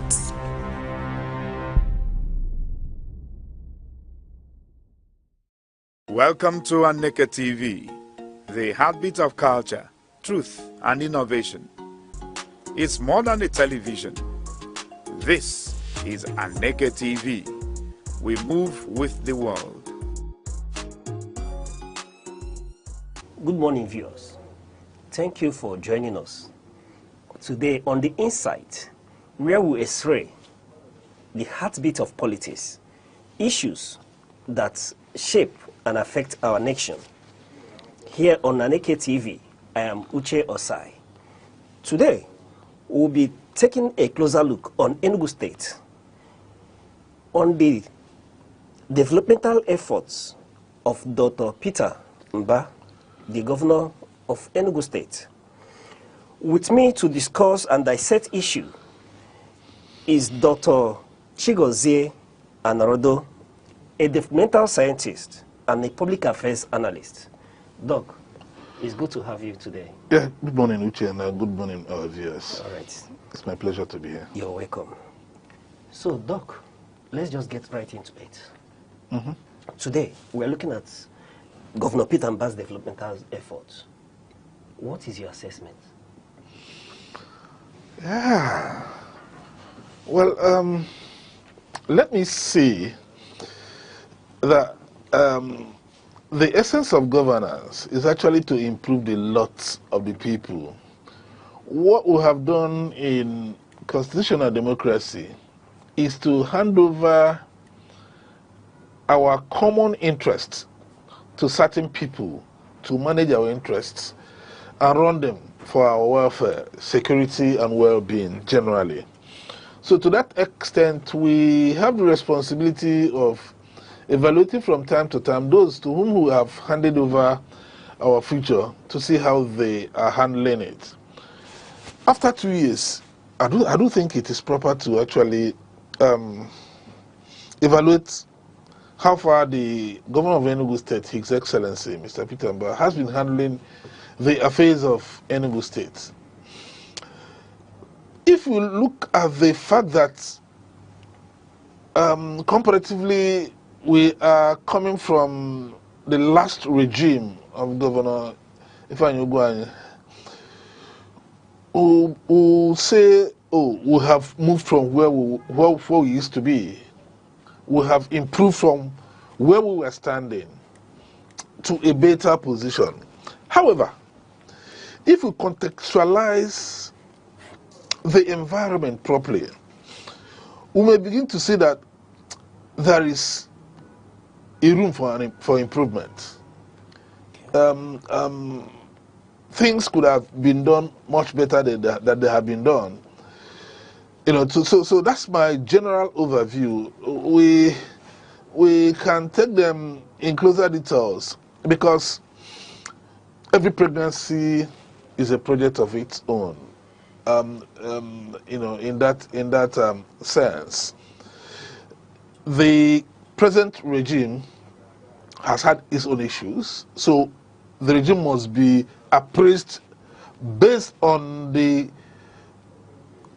context of the current environment where it operates.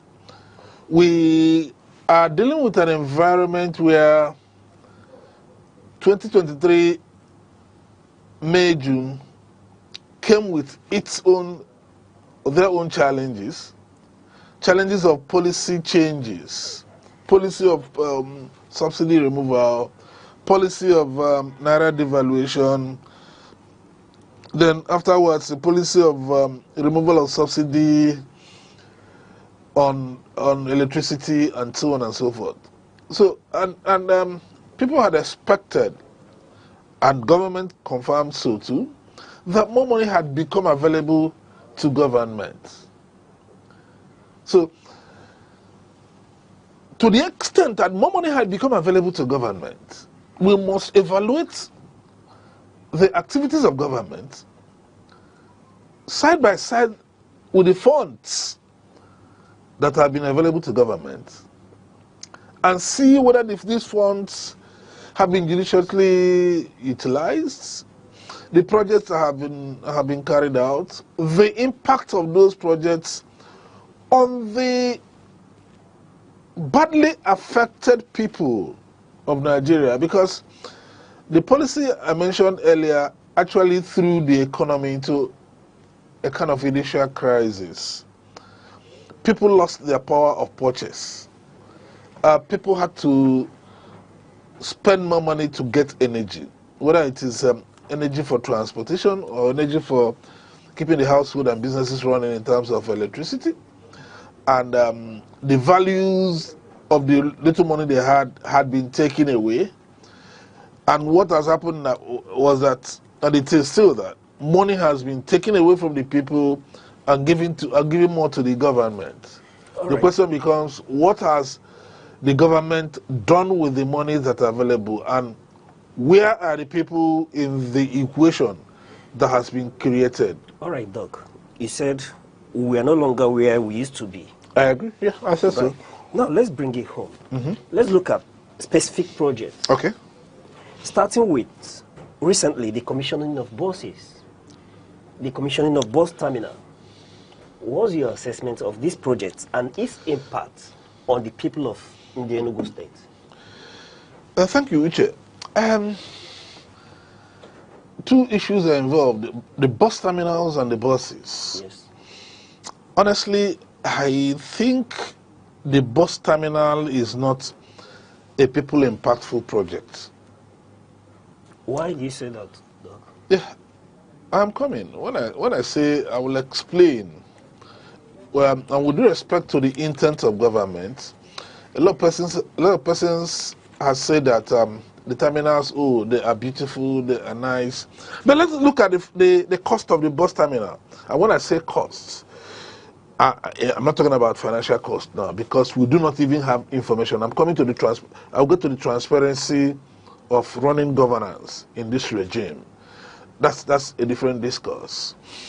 I'm not talking about the cost on the people. Remember, those places where the bus terminals were constructed were crowded places before now. And human beings, people of Enugu State, residents of Enugu State, were the people plying businesses, finding their source of livelihood in those places. Suddenly, there was need for government to construct those terminals, or so said the government. And what happened was that demolitions happened, people were displaced, and government did not make any provision to assimilate, relocate, and cushion the impact of this dislocation on the people. Uche, there's a place called Gariki. Government agencies were still collecting revenues a few days to the demolition of the Gariki area. And eventually, government, having the powers to do what they did, went in and demolished the area without making provision of where those people displaced there will be assimilated into, so that they will continue to eke out living. And like I said in the beginning, what we have done in constitutional democracy is to carry our common interest and transfer to individuals to take care of them. And now the welfare of those people were at stake. I would have expected that government would have brought human face to this project by making provision for a place to relocate these people who were doing businesses in those areas. If an alternative places were constructed and those people were asked to move to those places because government needed to do a renewal, build what is termed the modern bus terminals on those areas, that would have reduced the impact of this shock relocation on those people. The same thing happened at the Holy Ghost area. The same thing happened at the Suka area, which I am disappointed to hear the agents of government saying that currently those who were displaced at Ogige and Suka, Ogige Market, that's what it is, will be accommodated after the construction of 5,000 shops at the Suka International Market. Yes. That is just about to, the construction is just about to start. Which one should, between the chicken and the eggs, which one should come first? Constructing that alternative market before the demolition of the existing market, which one would have been first? If the interests of the people were to be put first, which is what democracy should be. Because the people are the employers. When the time for election comes, they go around begging the people for votes. Try to persuade them. Now the people have handed power to our leaders. Our leaders are now, sending down orders on us. I would have expected that government would have been more responsible by constructing that market, the alternative market, relocating those people who were, giving them time to move in. If government constructed alternative market and allocated shops to those who had the shops at the existing market, and if you are giving time to relocate and you don't relocate, then you probably are looking for trouble. I do not know any plan, or relocating the people who are at the Holy Ghost Market. I have not heard any about the people who are displaced at a Gariki Market area. So to that extent, it will shock you to realize that a lot more people have been taken into poverty by that singular project. That's what I mean by the cost of the project. We live in a society where there is no social security. If you are sick, you need to struggle to provide your health care out of pocket. If you're going to school, your children have to go to school, you need to provide a cost of education out of pocket. Because there could be free basic education, but there are other costs to it. People don't get free uniform, they don't get free books, they don't find themselves to school freely, and so on and so forth. So people pay. in area where electricity supply is very erratic, people provide power to them. So I'm sure that in this facility you provide their power to get things run. So in that circumstance, people were literally aching out living. And they were finding their source of livelihood through those things that they were doing in those places. And if government is for the people, you probably would have done a baseline assessment. How many people are here? If you displace these people, where are we going to put them? If you put them here, what will be the social impact of this displacement or this location?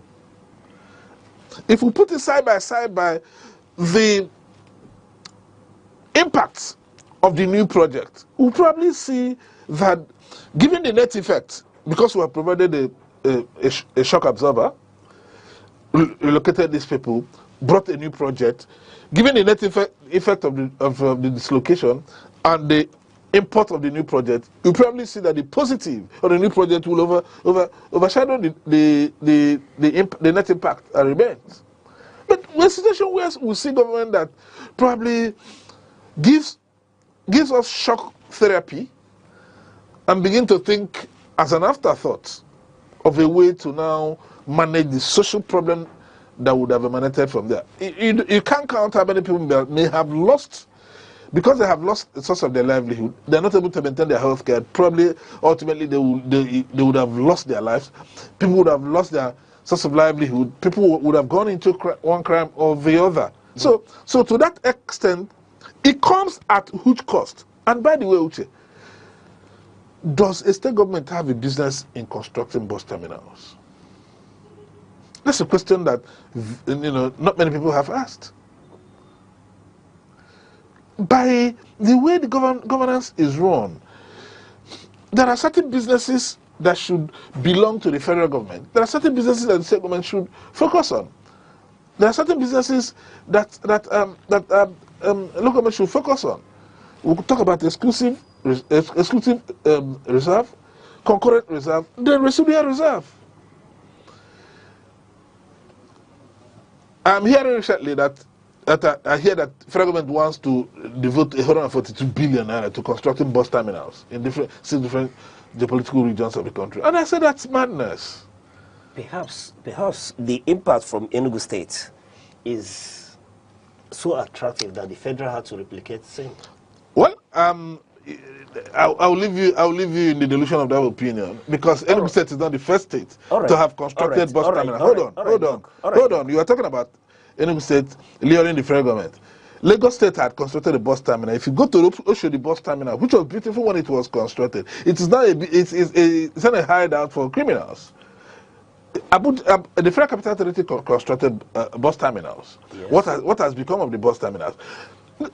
Let me let you know that if you go to countries that are developed, airports are constructed and owned by local governments. The duties and responsibilities of local governments have been eroded by state governments. That's why I think it's a misplacement of priority in the first instance to have even gone into bus terminal construction. All right, Doc. There are still some analysts who are of the view that these terminals and the buses have provided employment for the people, thereby helping to improve the economy. Oh, that's a good argument. But let's place the argument side by side what I have said, and with empirical facts that we can bring up into the analysis. It is understood when somebody flashes on the surface and says he has provided employment. Uche, how many people are employed by one bus? If you have a driver, if you have a helps man, a woman, what they call conductor, if there is one, you probably have a technician that helps in repairing the bus, and probably ticket issuers. How many people, by the number of buses that have been employed and that have been acquired?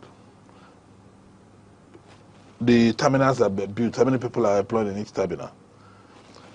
Put them side by side with the number of persons who are in the informal sector that have been displaced in the course of construction of the terminals. Let me remind you that statistics have shown that 60% of Nigerian economy runs on the informal sector.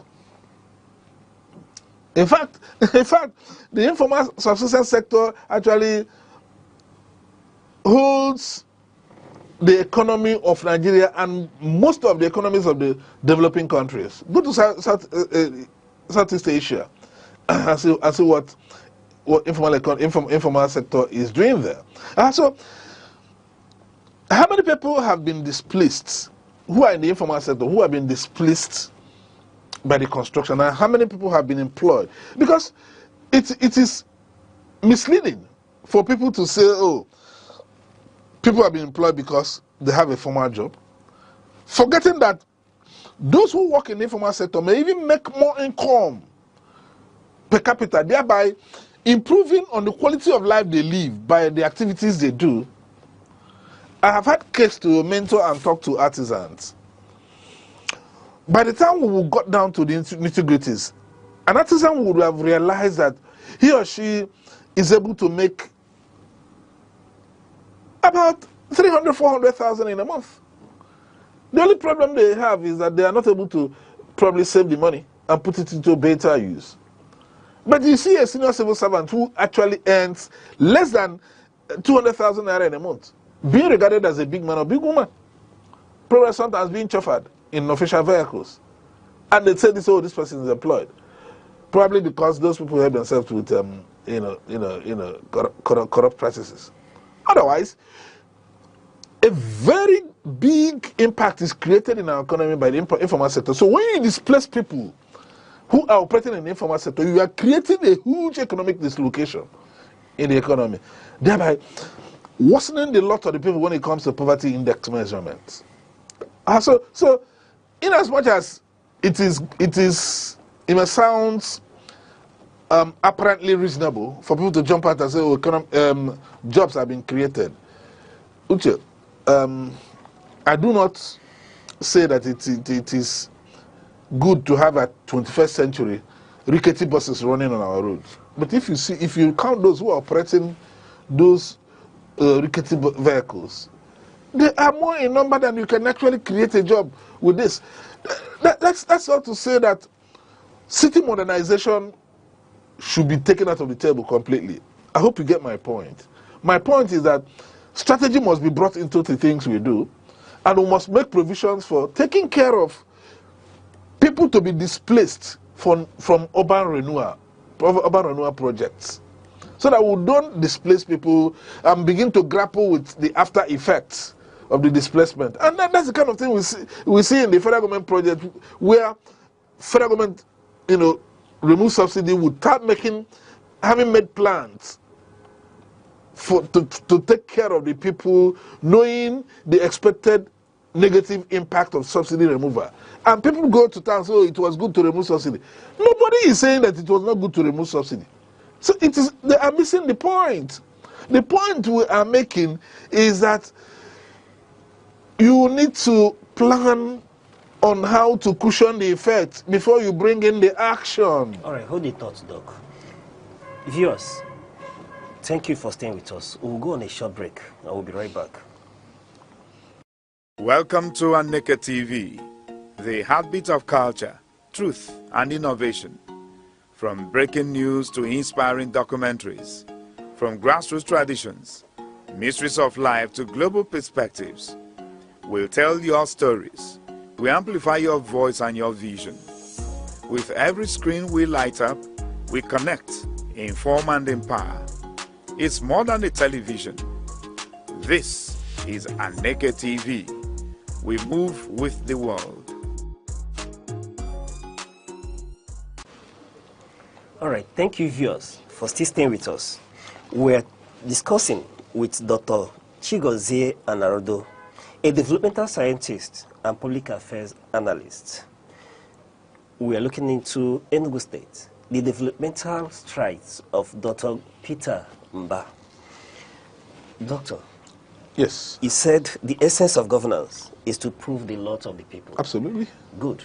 Let's look at the recent commissioning or re-unveiling of Hotel Presidential. What's your view on that project as well?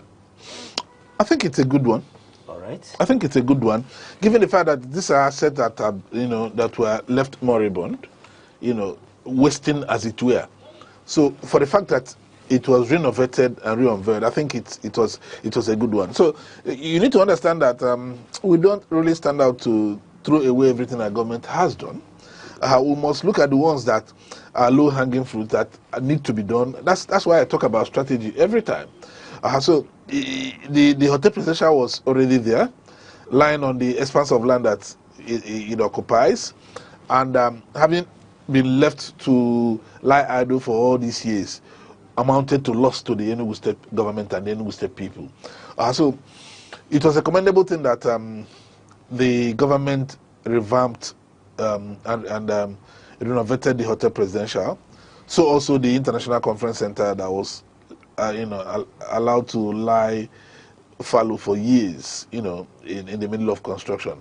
Having completed it and brought it to life, it has added to the life of Enugu City. I mean, the ongoing conference of the Nigerian Bar Association is a testimony to that. So those are projects that government that we can see that, look, it was good that government went into it, but the point must not be taken away.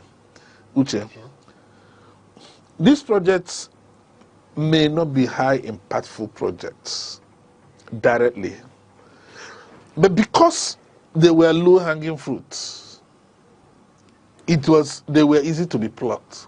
The International Conference Center had been constructed to an advanced level and abandoned for years. It was good that government completed it and made it functional. And I can assure you that probably it will attract a number of persons that come into Enugu for conference, and these conferences will impact, meetings will impact on the businesses of the people operating in the informal sector. And so it's also the hotel presidential that provides accommodation for ecotourism in the state.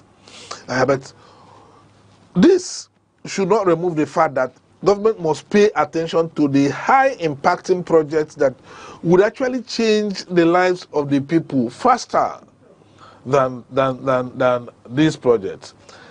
And by the way, they are not mutually exclusive. What do I mean? The fact that Hotel Presidential was renovated, the fact that International Conference Center was completed, should not mean that other projects should not come on. So in direct answer to your question, it was a good move to have renovated the Hotel Presidential. It was a good move to have completed the International Conference Center. But the point that I still make is that these projects are not necessarily high impact projects when it comes to, because you talk about the masses. Yes.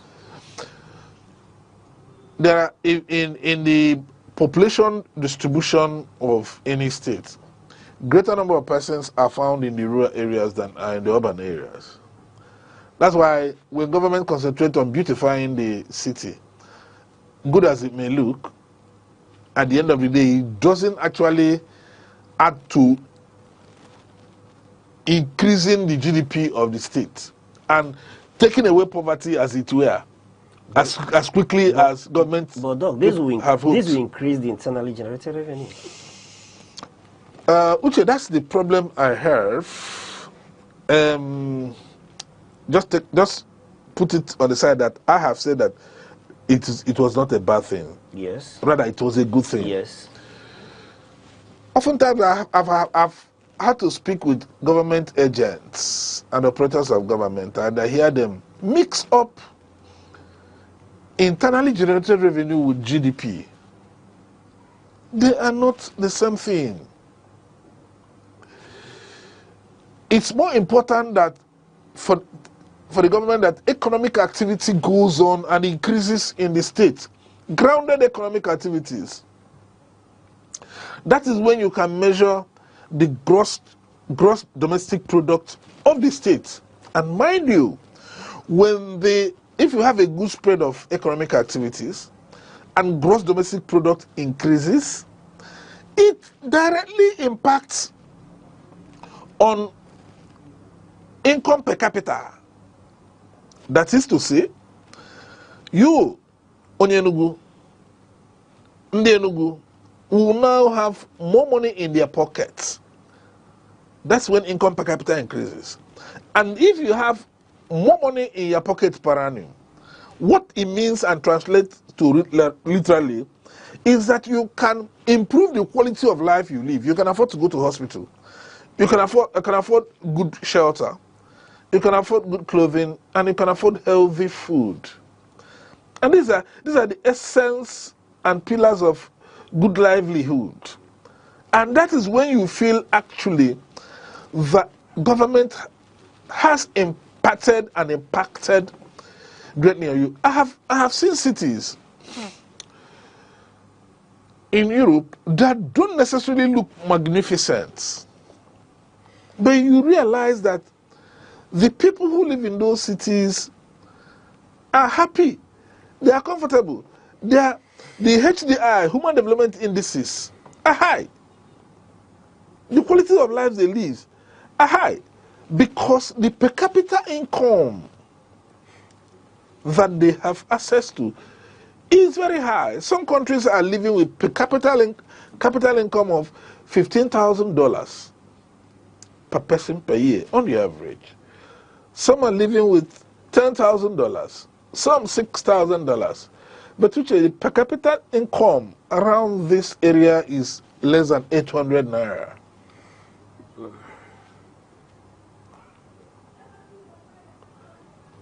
So if you have $800, sorry.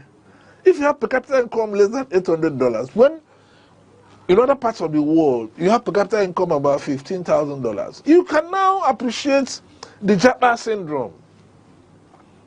And so you must put development and economic growth in proper perspectives.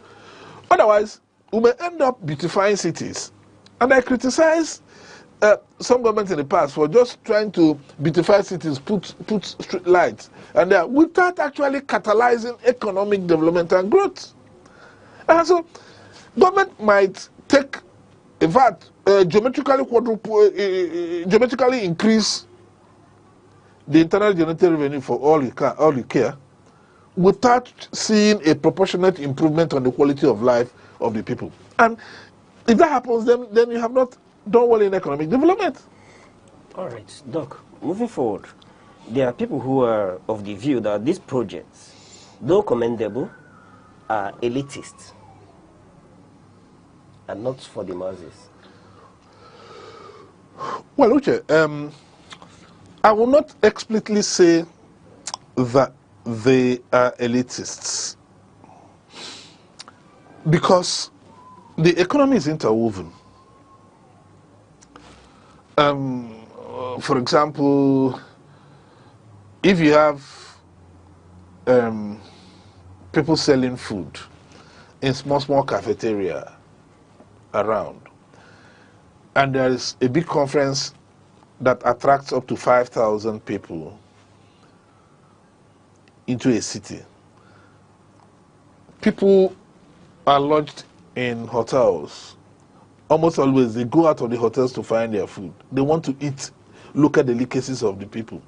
You see that those who operate the cafeterias and the restaurants are making good sales, and they will go to the market to buy from the farmers who have produced these farm products, and that actually improves the economy of the people. So I wouldn't say completely, so otherwise it would be complete pessimism to say that, for example, the International Conference Center is totally elitist, or the Hotel Presidential is totally elitist. Like I said, these are assets of the state, built originally with our money.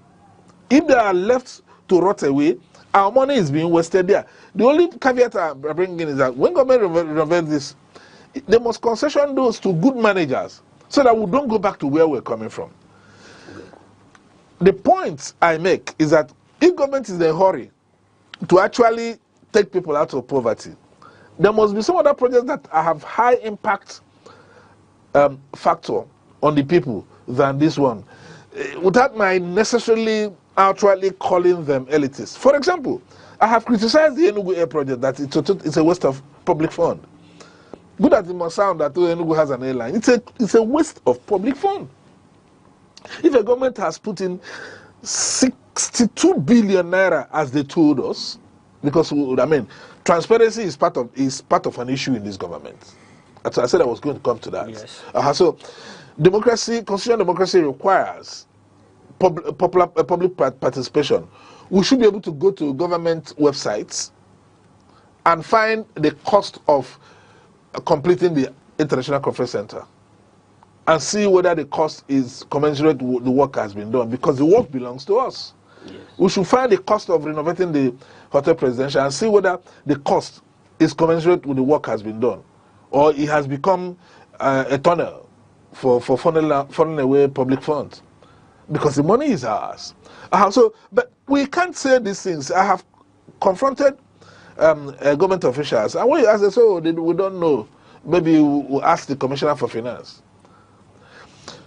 This transparency demands that, an issue, these jobs should be done by public bidding, and if they are bidded for, the cost of executing the project should be put on the table for everybody to see, and to see whether it is actually judicious use of public funds. I talked about the money available to government being increased, yes, and the need for judicious use of those monies. So that's that's where I call out this government to actually be more transparent in letting the people see the financial cost of doing projects, whether they are the bus terminals, whether they are the conference centers, whether they are the Enugu Air. But I criticize Enugu Air because I didn't see a business case in the state government putting fund in floating a fresh airline, where the existing private sector airlines are not able to maximize their capacities. If you listen recently, you hear that Nigeria has signed a bilateral air service agreement with Brazil. APIS, so that APIS can fly directly to Brazil. Yes. That's capacity that APIS is looking to maximize. If you have flown into Enugu using the existing airlines, you will discover that almost always the aircrafts are not filled to capacity. So what was the business case? Was Enugu such a place that you didn't find aircraft and airlines going to Enugu? So if Enugu becomes a lucrative route by catalyzing economic activities in the Enugu state, you will see that ordinarily private investors will put in more airlines into Enugu, rather than, because we know government is a bad business manager. So I didn't see, in fact, that 62 billion, you can imagine if it had been taken, converted into constructing light rails between the cities of Enugu, the impact it would have had on the people. That's when I talk about high impact projects. If you have a rail line that moves from Nsukka, light rail that moves from Nsukka to Enugu, and is able to do Enugu-Nsukka route 3 or 4 times a day, you can imagine, because Nsukka is a university town, you can imagine the mobility that it will create between Enugu and Nsukka. If you have a light rail that moves between Enugu and Oji, Enugu and maybe somewhere around Uboka, where you have some institutions springing up, you have increased the mobility of the people, and people can easily move. People who are stranded in cities without proper accommodation can find accommodation in areas that are not crowded into the cities, and they can easily find their way into their places of livelihood every day. And you will see that per capita income of the people will increase, and those projects are projects that can easily recover their cost of construction. So those are the kind of things. But almost always, Uche, what you find is that government wants to scorch a political point for purposes of campaign. When campaign comes, you see government say, we have floated Enugu airline, without actually asking the cost of 62 billion naira that we were told that was used for the airline. Was that the best way to use such amount of money in this present circumstance to actually take the people out of poverty? But some government official told me that it will create employment, and I laughed. That's it doesn't make sense, because we know that the number of employment it will create will be a child's play to compare with having light rails running around the Enugu city and the kind of direct and indirect employment that those ones would have created. So you go to the government of Enugu started water project. That water project is stalled as far as I'm concerned now, because the governor promised us that in 180 days that he was going to send water to every home. I'm quoting him now, quote unquote, every home in Enugu. And you think that project has failed? What do you call failure? How many days do we have now? I don't want to sound like an opposition party, no. In development, we tie down projects to timelines. 2 years and some months have passed.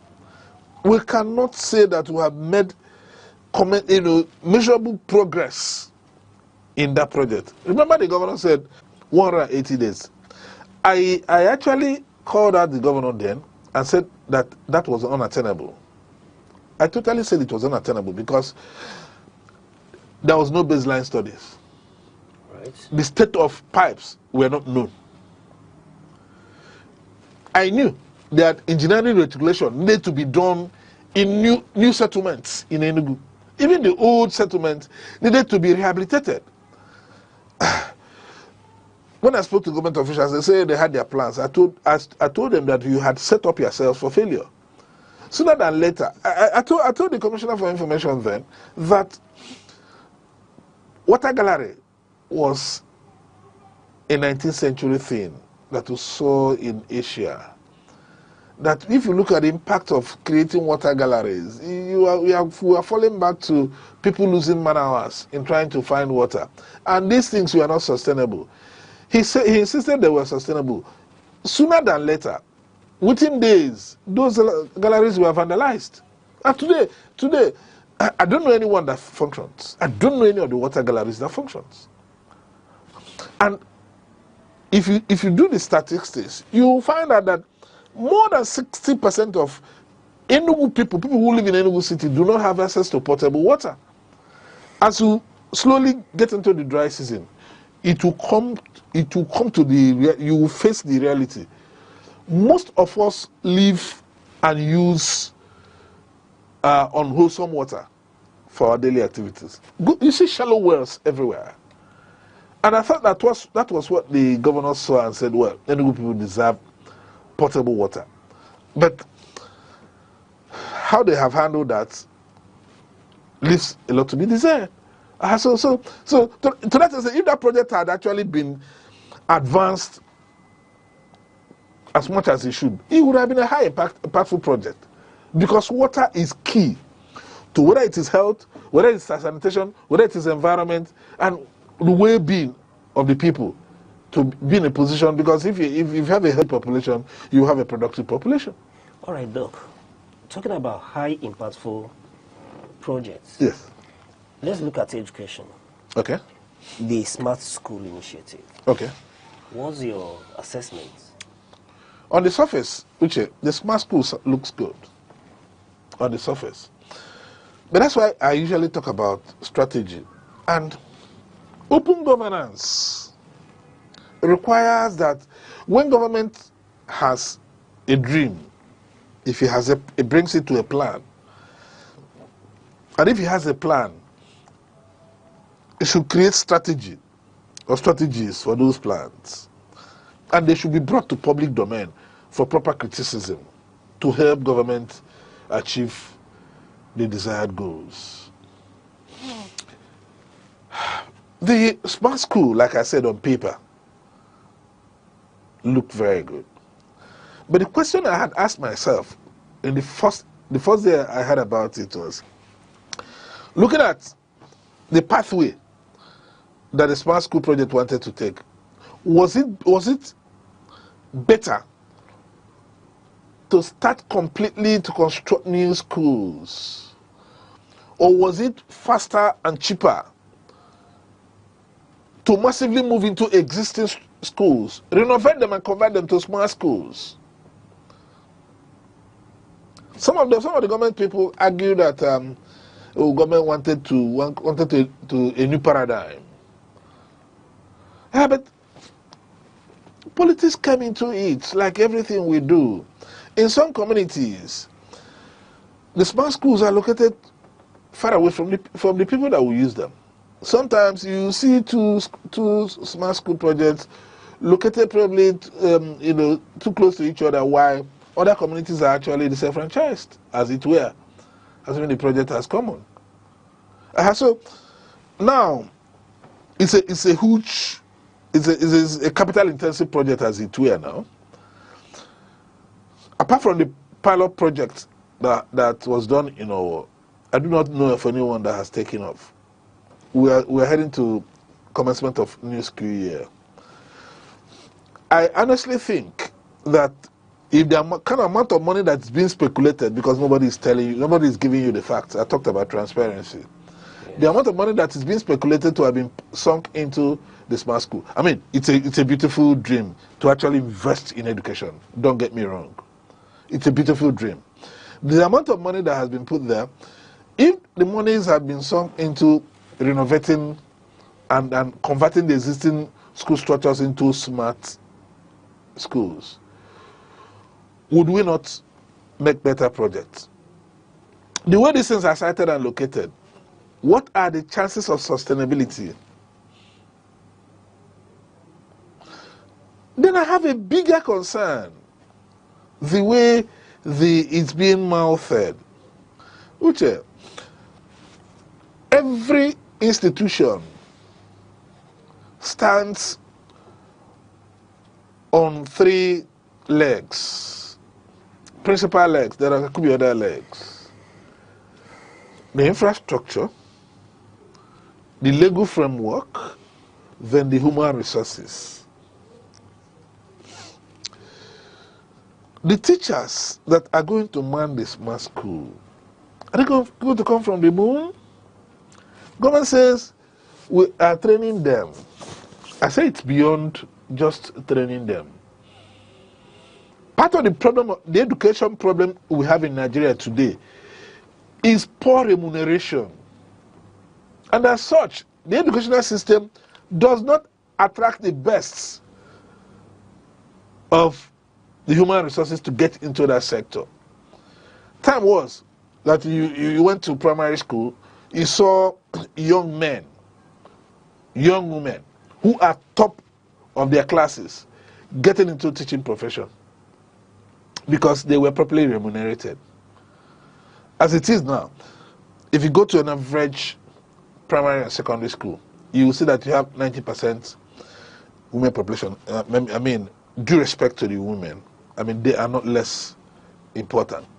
But sociologically putting it, you see that the men are scared of getting into that, because in the cultural environment where we live in, a man has a huge responsibility. You have to grow up, make enough money, marry a wife that you will take care of, as it were.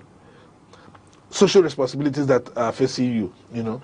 So you discover that in the university sector now, if you see people graduating from education, those who are made first class and second class upper find their way elsewhere. They don't want to go to the basic education sector because the remuneration is very poor.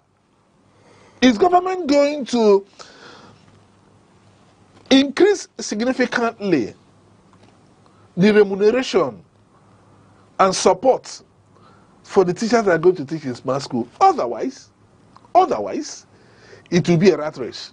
All right. If you are just joining us, we are discussing today on the insight, the impact of Dr.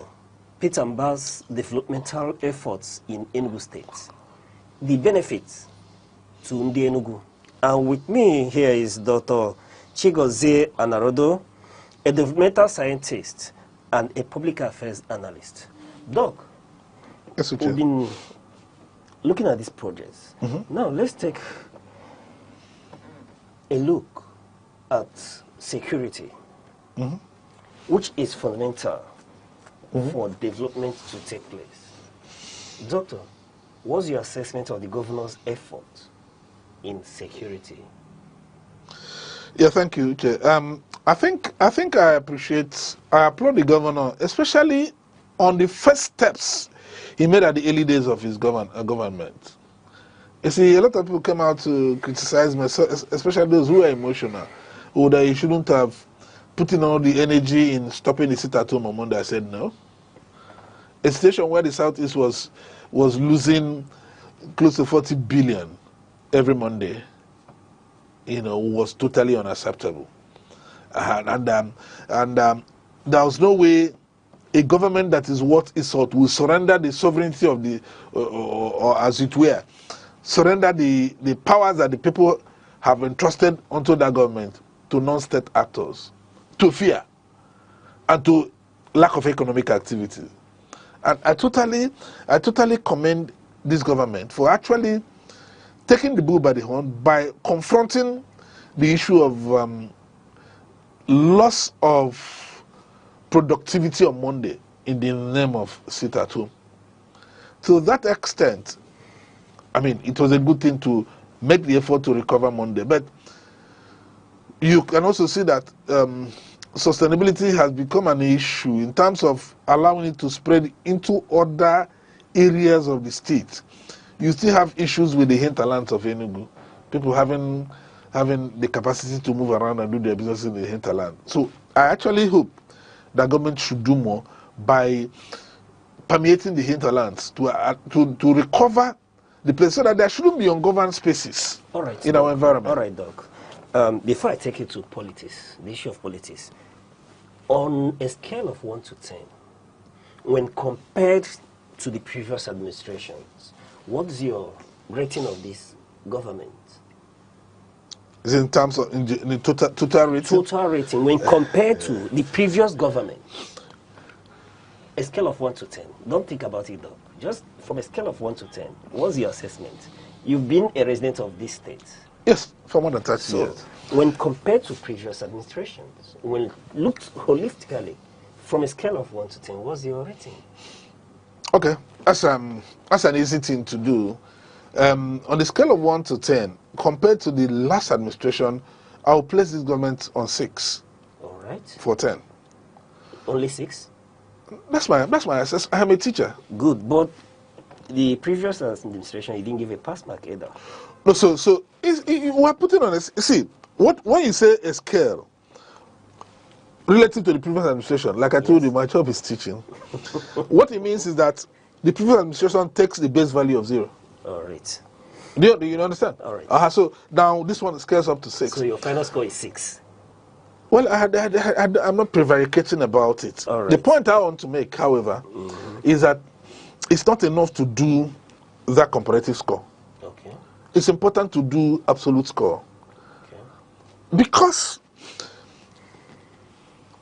the previous administration, truth must be said, we run a porridge economy where we depend on the allocation of the federation to run.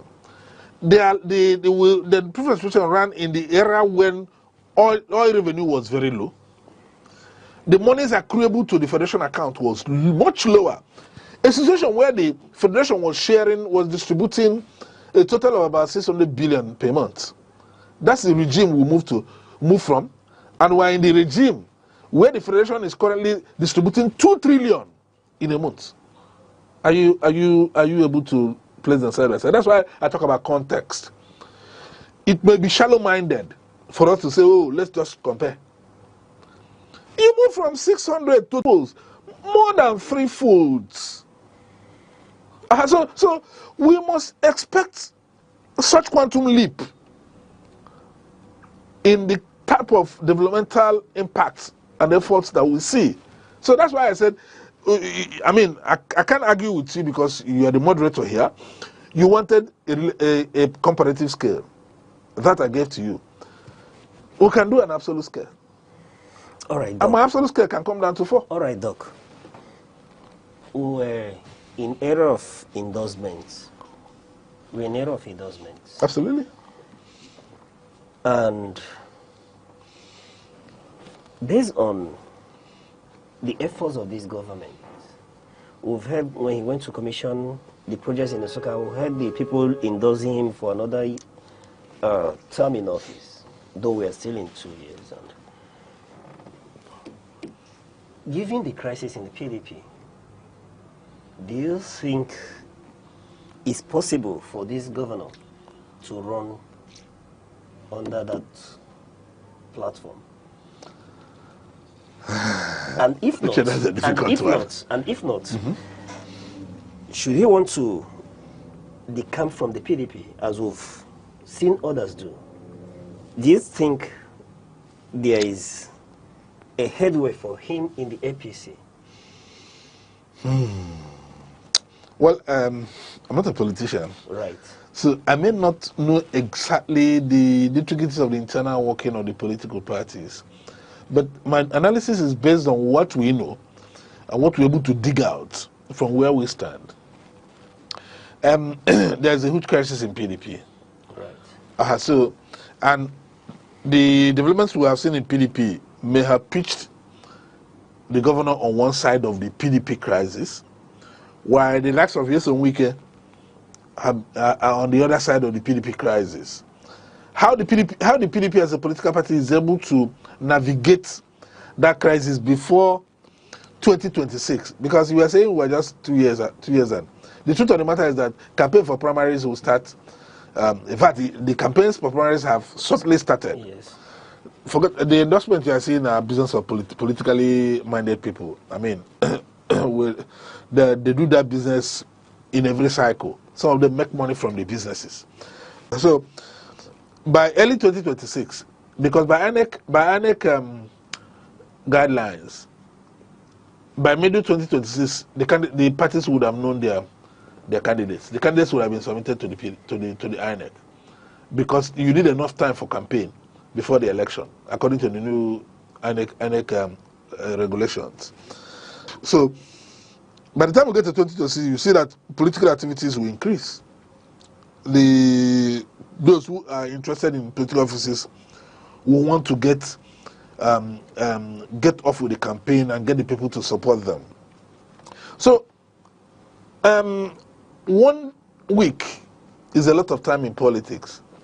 For example, the NEC of PDP couldn't hold for some time, but between the 100 NEC and the 101 NEC, we have seen that PDP was able to hold NEC meetings. There are forces that are still pulling. Now we see the Makinde group and the Yeson Wike group. Whether they are able to come together now to form a one PDP is difficult to say exactly. Because Wike had said it without equivocation that he was going to support President Bola Tinubu of the APC in 2027. And that as far as he was concerned, the PDP was not going to field a presidential candidate. But PDP has won the presidency now to the south. So the dynamics are changing with speed. All right. How they turn out, we may not be able to say exactly. Because if things remain the way they are, or at least we saw them last week, it may be difficult for the governor to say, oh, we'll pick a ticket in PDP. But things can change. And those who are the lower layer can come up to the upper layer and overtake those who are in the upper layer. But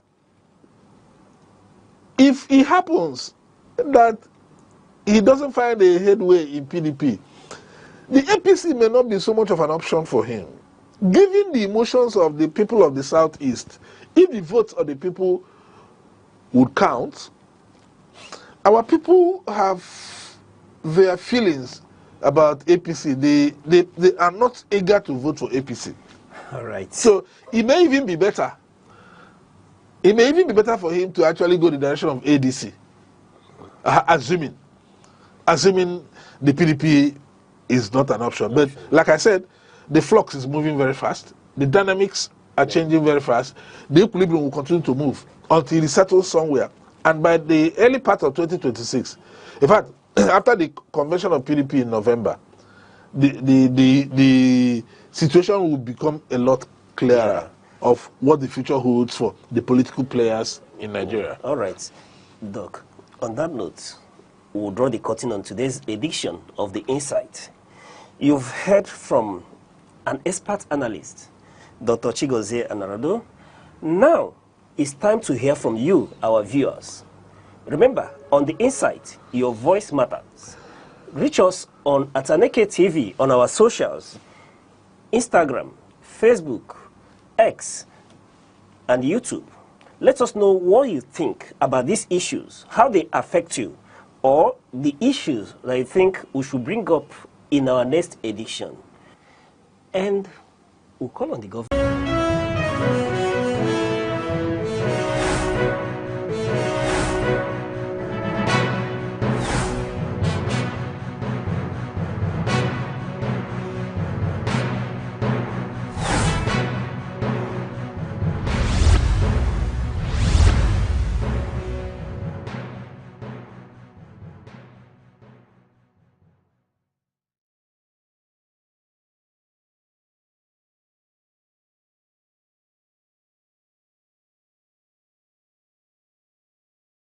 Good afternoon and welcome to the news across the country on Aneke TV. First, the headlines. Finland court sentenced Simon Ekpa to 6 years in prison. APC wins 20 chairmanship seats in Rivers State local government elections. Federal government unveils revised curricula for primary, secondary and technical schools. Aneke TV visits Enugu's Methodist Archbishop. Super Falcons captain Rashidat Ajibade says female football not as rewarding as male football. Now the news in details. I'm Deborah Nwakaoba. A district court in Finland has sentenced the self-proclaimed leader of the indigenous people of Biafra government in exile, Simon Ekpa, to 6 years in prison for terrorism-related crimes. Recall that Ekpa was arrested by Finnish authorities on 21st November 2024, following an investigation by the Finnish National Bureau of Investigation (NBI) into allegations of inching terrorism and promoting violence through social media activity that was believed to have contributed to unrest in southeastern Nigeria. Following his arrest, Ekpa was remanded in custody by Pajat Hamid District Court, which determined that the charge was based on public incitement to commit a crime with terrorist intent, alleged offences dating from August 21, 2021 to November 2024. Away from that, the All Progressive Congress APC in Rivers State has won 20 out of the 23 chairmanship positions contested in Saturday's local government elections. Chairman of the Rivers State Independent Electoral Commission, RSIEC, Dr. Michael Ode, described the election as free and fair. Announcing the results late on Sunday, Ode said 18 political parties participated in the elections, noting that voters turned out in large numbers to cast their votes. According to him, the APC secured 20 local government areas, while the People's Democratic Party, PDP, won 3 local government areas, including the local government area of the Minister of the Federal Capital Territory, FCT, Nyeso Wike. He commended the political parties and residents for their commitment to ensuring a smooth election process. Reacting to the concluded polls, the deputy governorship candidate of the Labour Party in the 2023 elections in Rivers, Mr. Sam Kinane, described the elections as a sham. The House of Representatives today denied an alleged plot against the Speaker, Abbas Tajuddin, over delays in constituency project funding, describing the claims as misleading and based on informal conversations taken out of context. In a statement signed by its spokesman, Akin Rotimi, the House faulted a media report which suggested that discontent over unpaid constituency projects was threatening to trigger a showdown against the Speaker. Mr. Rotimi fumed that the report elevates isolated remarks and the informal conversations from House WhatsApp groups as if they represent the official position of any House caucus or the House itself. According to him, the 10th Assembly remained united under Abbas despite its diversity of political, ethnic and religious affiliations. Also, the federal government says there is no sabotage in last week's Abuja-Kaduna train derailment and emphasized the continued safety of rail service nationwide.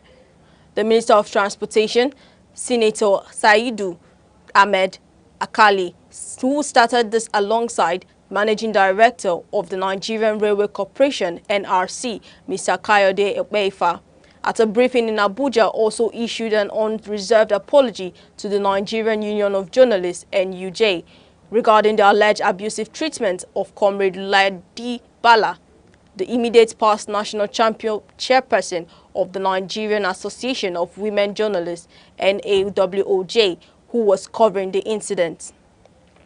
Bala was reportedly denied access at the accident site, prompting NAWOJ to demand an apology. On the derailment, the minister dismissed claims of sabotage, stating that the point machine from Abuja to Kaduna had been fixed, adding that no prior derailment issues had occurred since then.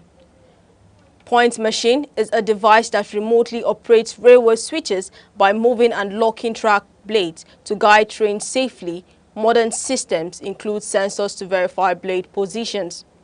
He noted that investigations were ongoing and cautioned against premature conclusions until the investigative committee submits its report. Now over to education. The federal government has unveiled a new curriculum framework for basic, senior secondary and technical education to reduce overload and improve the quality of learning in schools.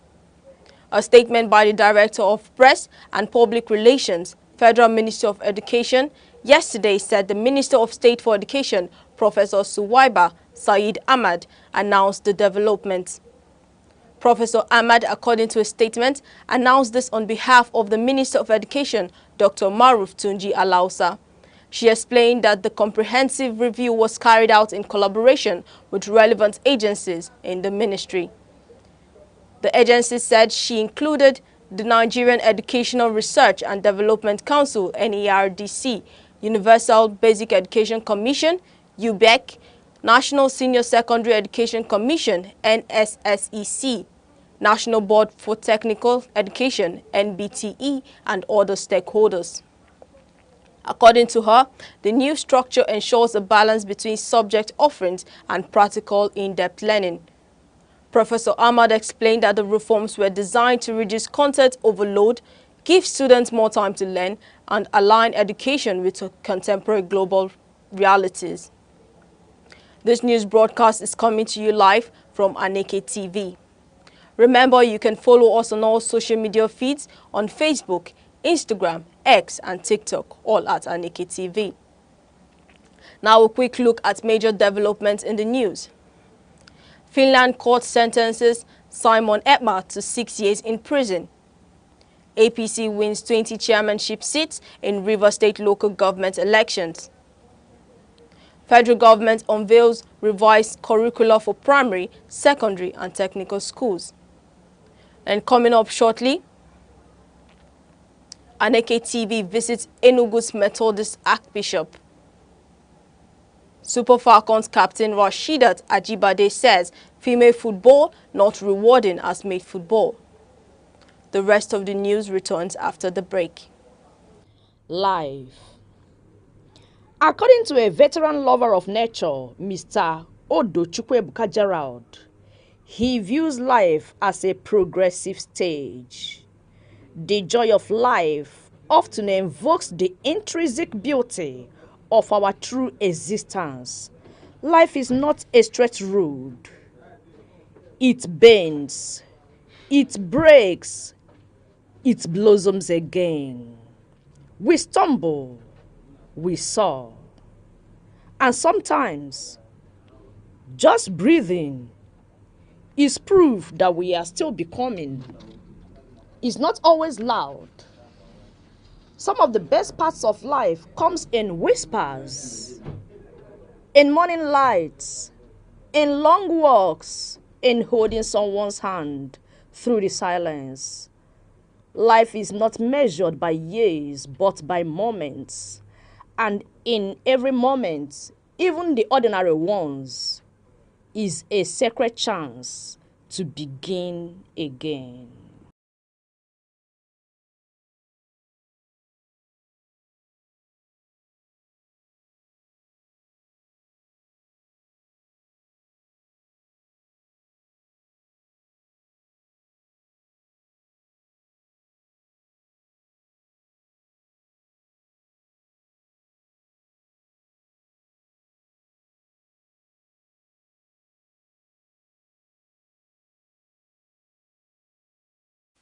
We continue with the rest of the news.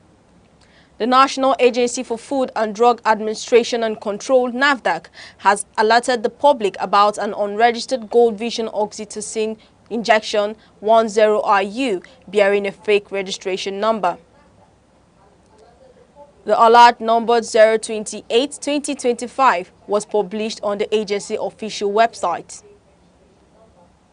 NAFDAC said the product was falsely claimed to be manufactured by a new Honge Pharmaceutical Co. Limited.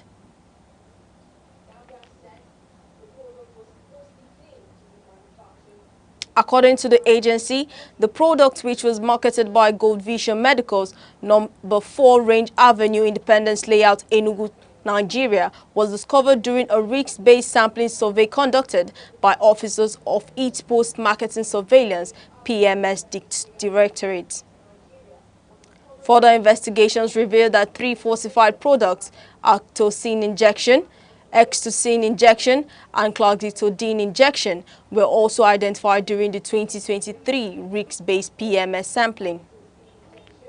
According to NAFDAC, all the falsified products were allegedly manufactured by the same company and carried the same Ford NAFDAC registration number.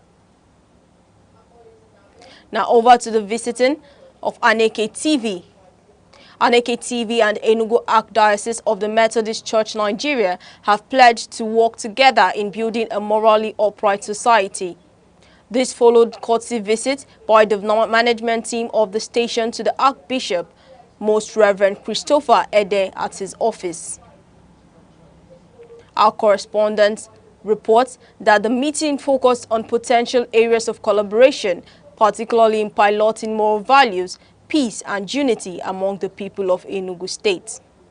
The management of Aneke TV has paid a fraternal visit to the Methodist Archbishop of Enugu Archdiocese, His Grace, Most Reverend Christopher Ede, which many described as a meeting of faith and media united by a spirit of communal love. Speaking during the visit, the head of presentation, Aneke TV, Uche Osai, expressed deep appreciation to the Archbishop for granting the team the honor of an audience. He noted that Aneke TV, as a growing platform, is committed to building partnerships with the critical institutions such as the church in order to pilot moral values, peace, and unity among the people of Enugu State. On behalf of our TV station, Aneke TV, we bring you and the Archdiocese of Enugu Methodist Church, Nigeria, greetings of friendship and collaboration. Your Grace, we sincerely appreciate you and the Enugu Archdiocese for your pastoral leadership and commitment to the people of Enugu. Your unwavering advocacy for good governance, justice, and belief in excellence, accord on moral integrity and spiritual development resonates with our ideals. Aneke TV is one of the leading broadcasting stations in Enugu, Southeast Nigeria.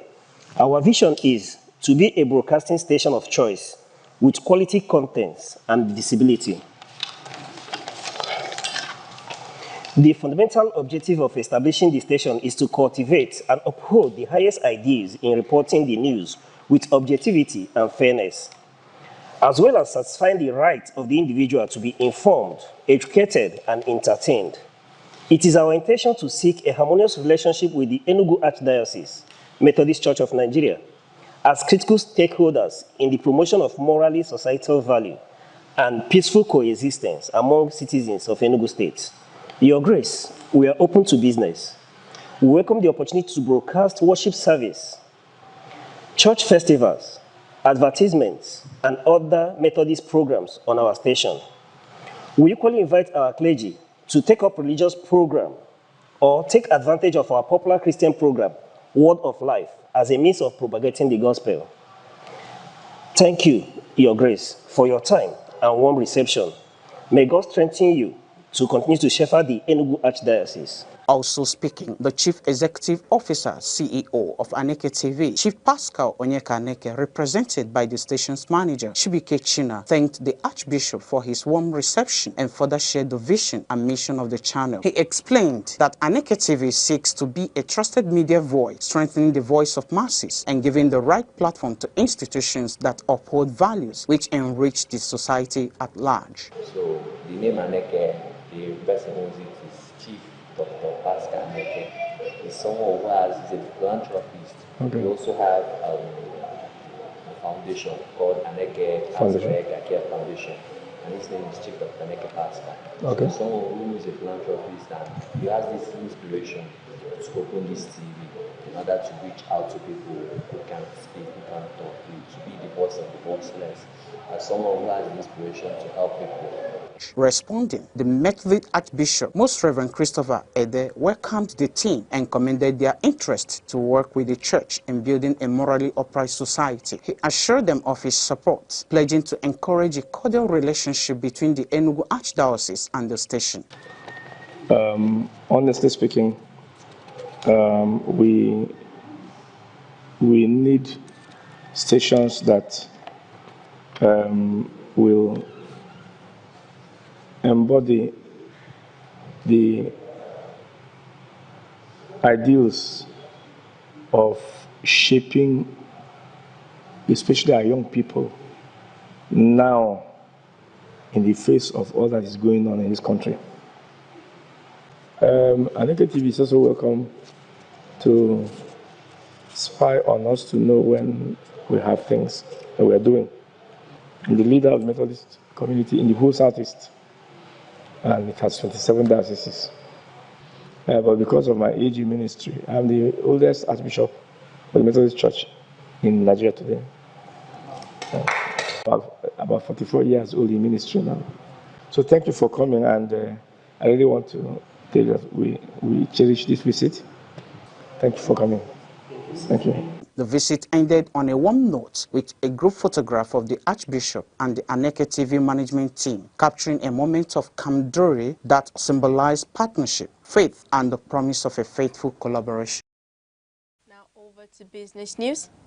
The Nigerian Postal Service has confirmed that the United States of America has imposed a 123,000 naira fee, equivalent to $80 on shipments into the U.S. from Nigeria and other countries.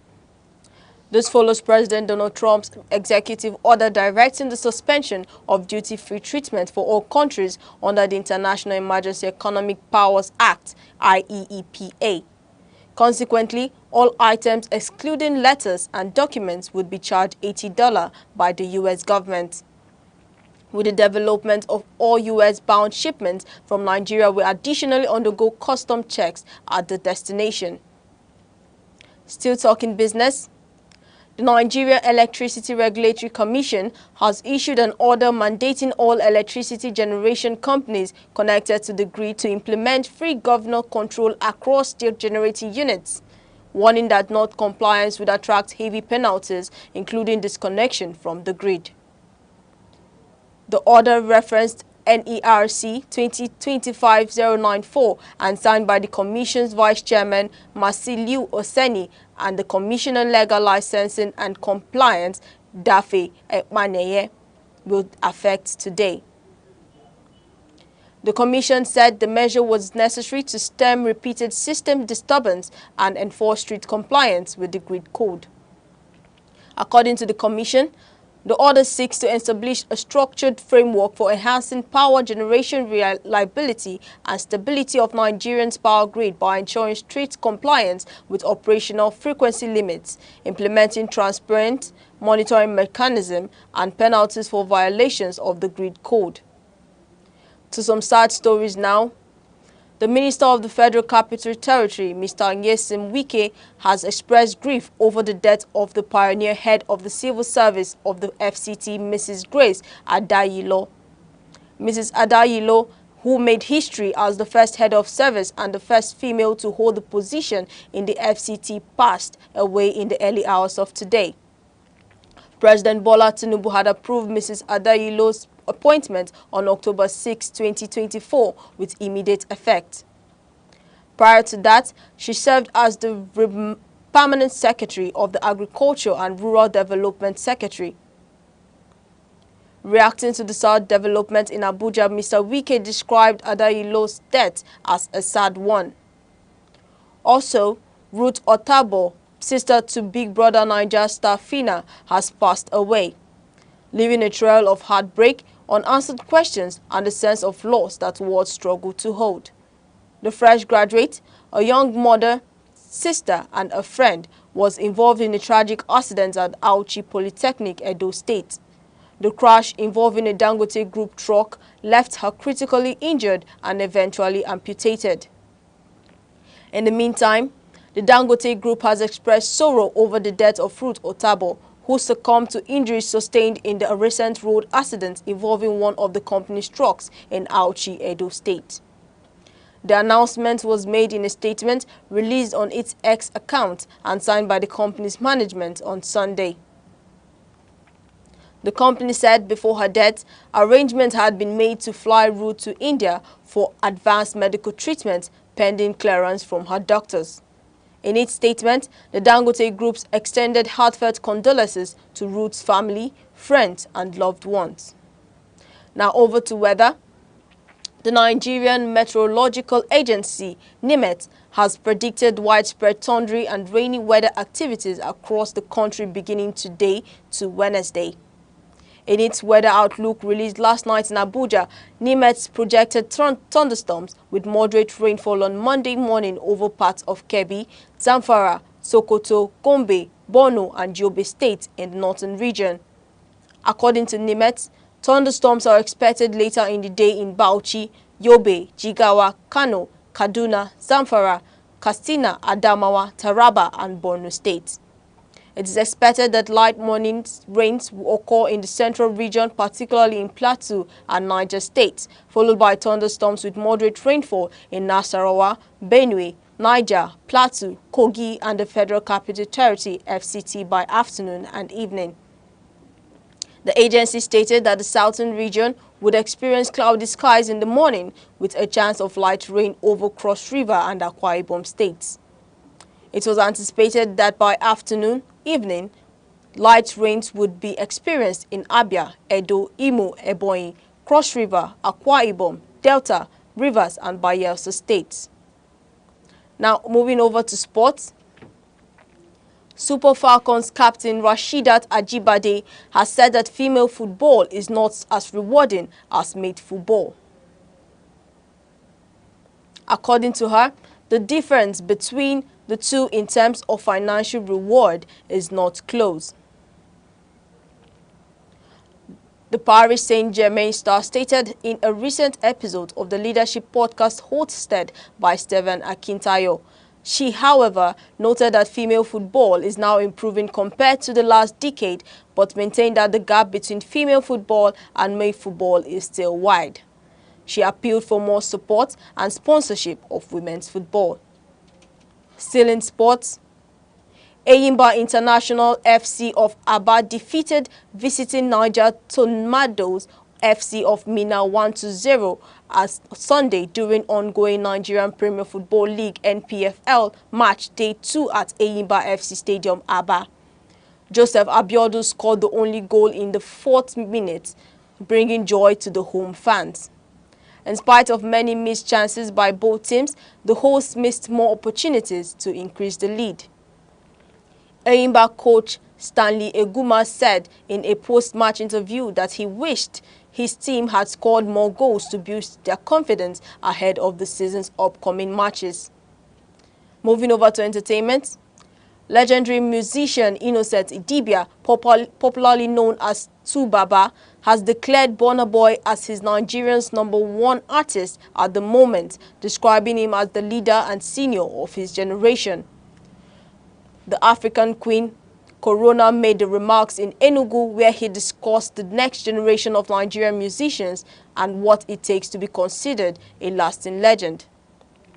Now, still on entertainment, Onyinyechi Basil, representing Anambra State, has been crowned Miss Universe Nigeria 2025 after an intense contest that lit up Lagos. Basil rose to victory in the grand finale as she and Miss Lagos Damilola Bolarinde stood side by side as the final two contestants, while the franchise confirmed her as the winner. The new queen edged out strong competition from other top contestants. Ms. Bayelsa, Fortune Korubo, finished as second runner-up, while Ms. Ogun Irene Ikedashi took the position of third runner-up. To end the news across the country, here are the main points. A district court in Finland has sentenced the self-proclaimed leader of indigenous people of Biafra government in exile, Simon Ekpa, to 6 years in prison for terrorism-related crimes.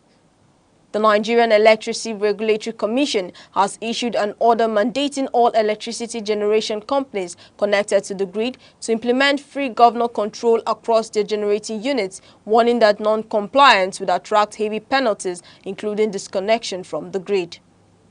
Federal government said it completed a comprehensive review of school curriculum for basic, senior secondary and technical education aimed to make Nigerian learners future ready. We also told you that the Super Falcons captain, Rasheedat Ajibade, has said that female football is not as rewarding as male football. According to her, the difference between the two in terms of financial reward is not close. That ends the news. For breaking news, eyewitness reports, please call 070-3043-7110 or visit our social media handles on Facebook, Instagram, X, TikTok, YouTube, all at Aneke TV. I'm Deborah Nwakuba. Thank you for joining us.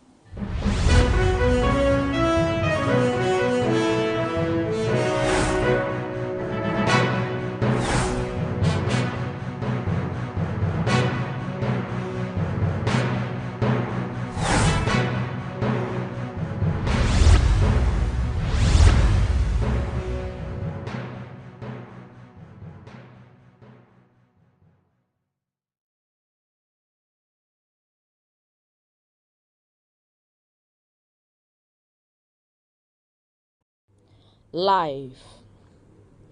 According to a veteran lover of nature, Mr. Odochukwu Gerald, he views life as a progressive stage.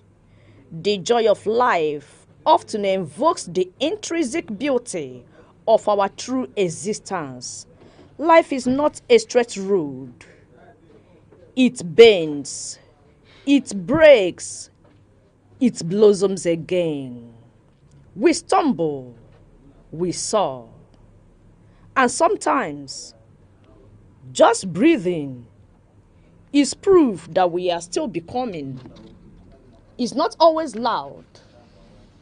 Some of the best parts of life comes in whispers, in morning lights, in long walks, in holding someone's hand through the silence. Life is not measured by years, but by moments. And in every moment, even the ordinary ones, is a sacred chance to begin again. Beauty is not a mirror's gift. It lives deeper in how we listen, how we love, how we live. It's the kindness that lingers and the courage that doesn't quit. The world may sell perfection, but real beauty is flawed, fierce, and free. It's in stretch marks and smile lines, in stories and scars. When you see someone who glows, it's not their skin, it's their soul breaking through. That's beauty. Raw, radiant, and real. Okay, dear viewer, many thanks to you for having joined us on yet another edition of your favorite program, The Arena, on Aneke Television today. My name is Chris Anibuogo, and we have joining us to talk to us on a very, very important matter in society, as it has to do with the discipline of the child, ending corporal punishment. That's exactly what we're looking at, ending corporal punishment. Between the whip and the talk, between abuse and discipline. As you rightly know, that the WHO recently declared physical discipline as a major health concern. So to help us do justice to this matter today, we have joining us the President and Chief Executive Officer of Welfare and Industrial Promotion, that's WIPRO International, a federal government of Nigeria award-winning child-focused international organization, and that happened in 2006. He is also a professor of development studies at the University of Nigeria Enugu campus, as well as a public health researcher. Professor Aneke Cyprian Ene. Prof, you're welcome to Aneke TV today. Thank you very much, and you're welcome, viewers. Thank you very much. So as we said earlier on, the World Health Organization recently declared physical discipline as a major health concern. So with this, we want to look at between the whip and the talk while trying to raise children in this very current generation. And then, to what extent could discipline actually become an abuse by the parent? So, Prof, is it a concern, physical discipline, in our homes? It is a serious concern in our homes as well as in schools. As well as in schools.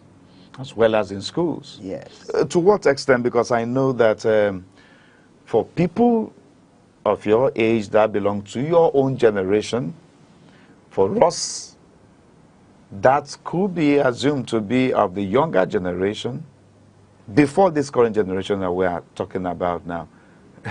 Yes. Was it actually a problem then for your generation, for my own generation?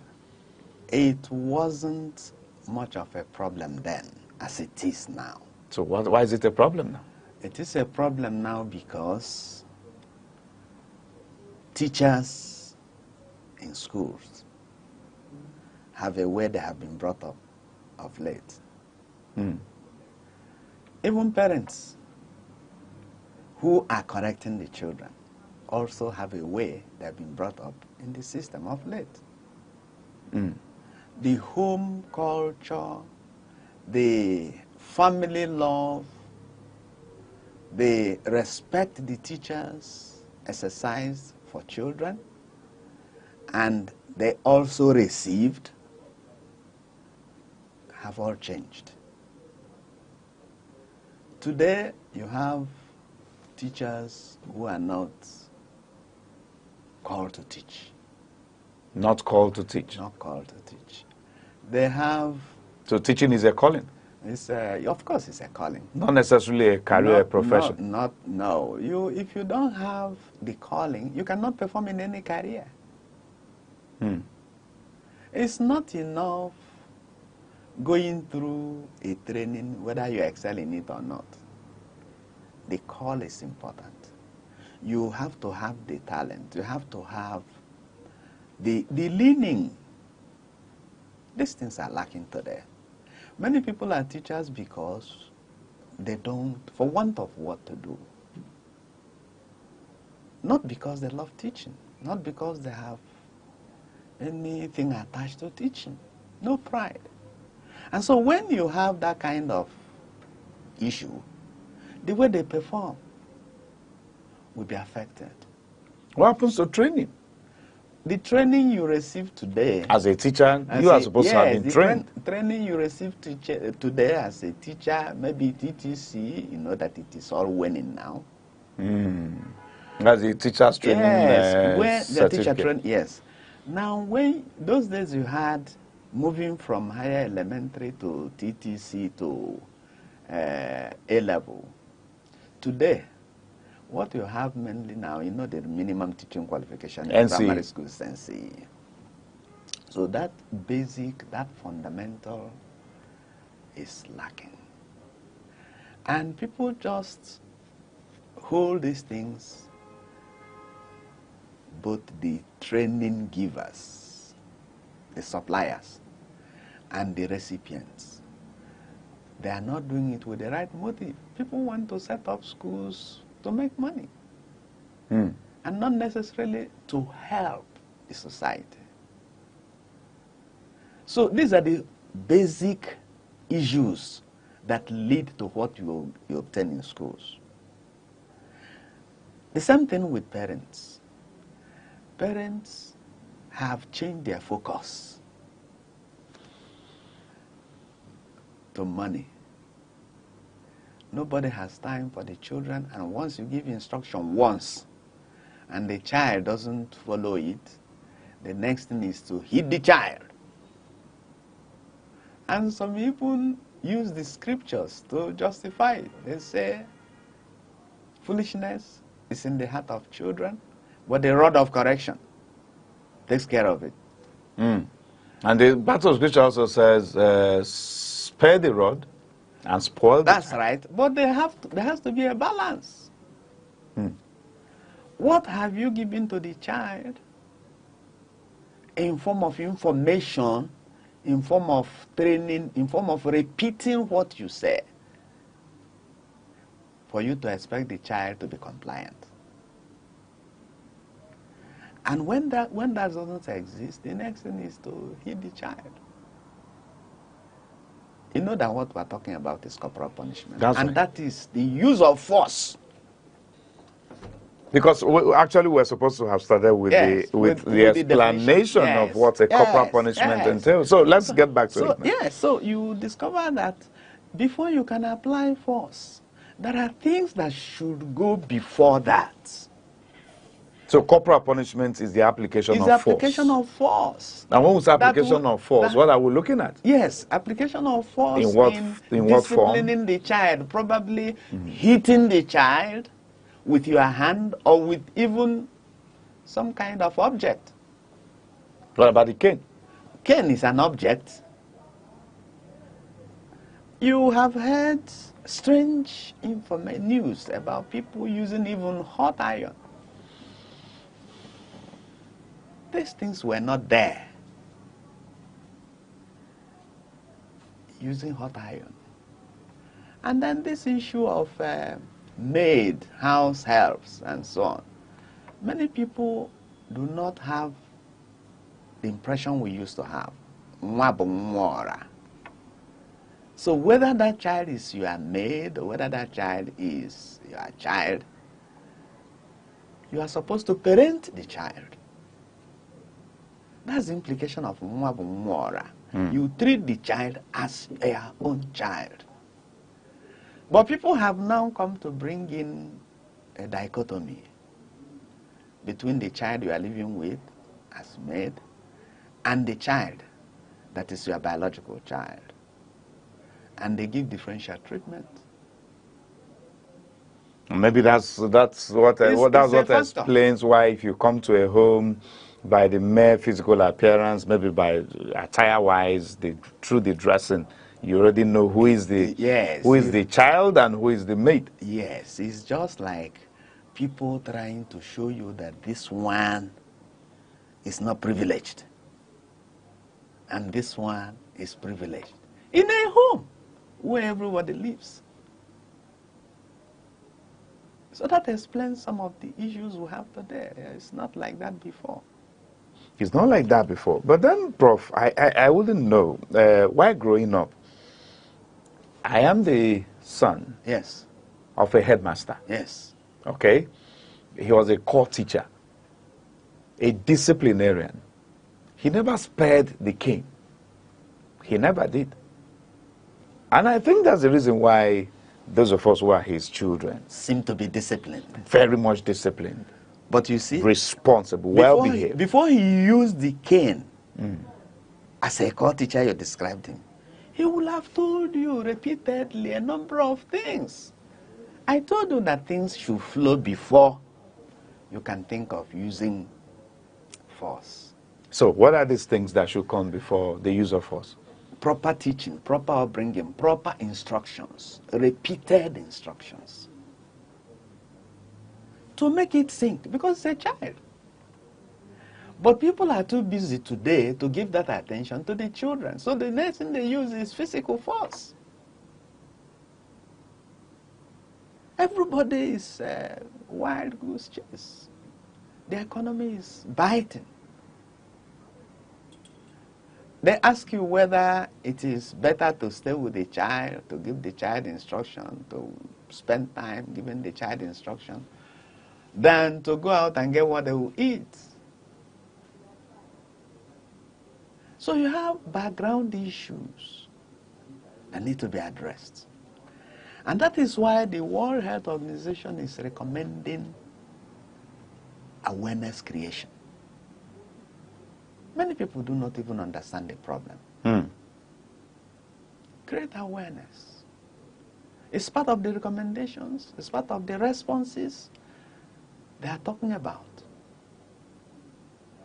What is your priority? Is it to bring up the child the right way, with right instructions, with right interactions and discussions? Or is it to just pounce on the child?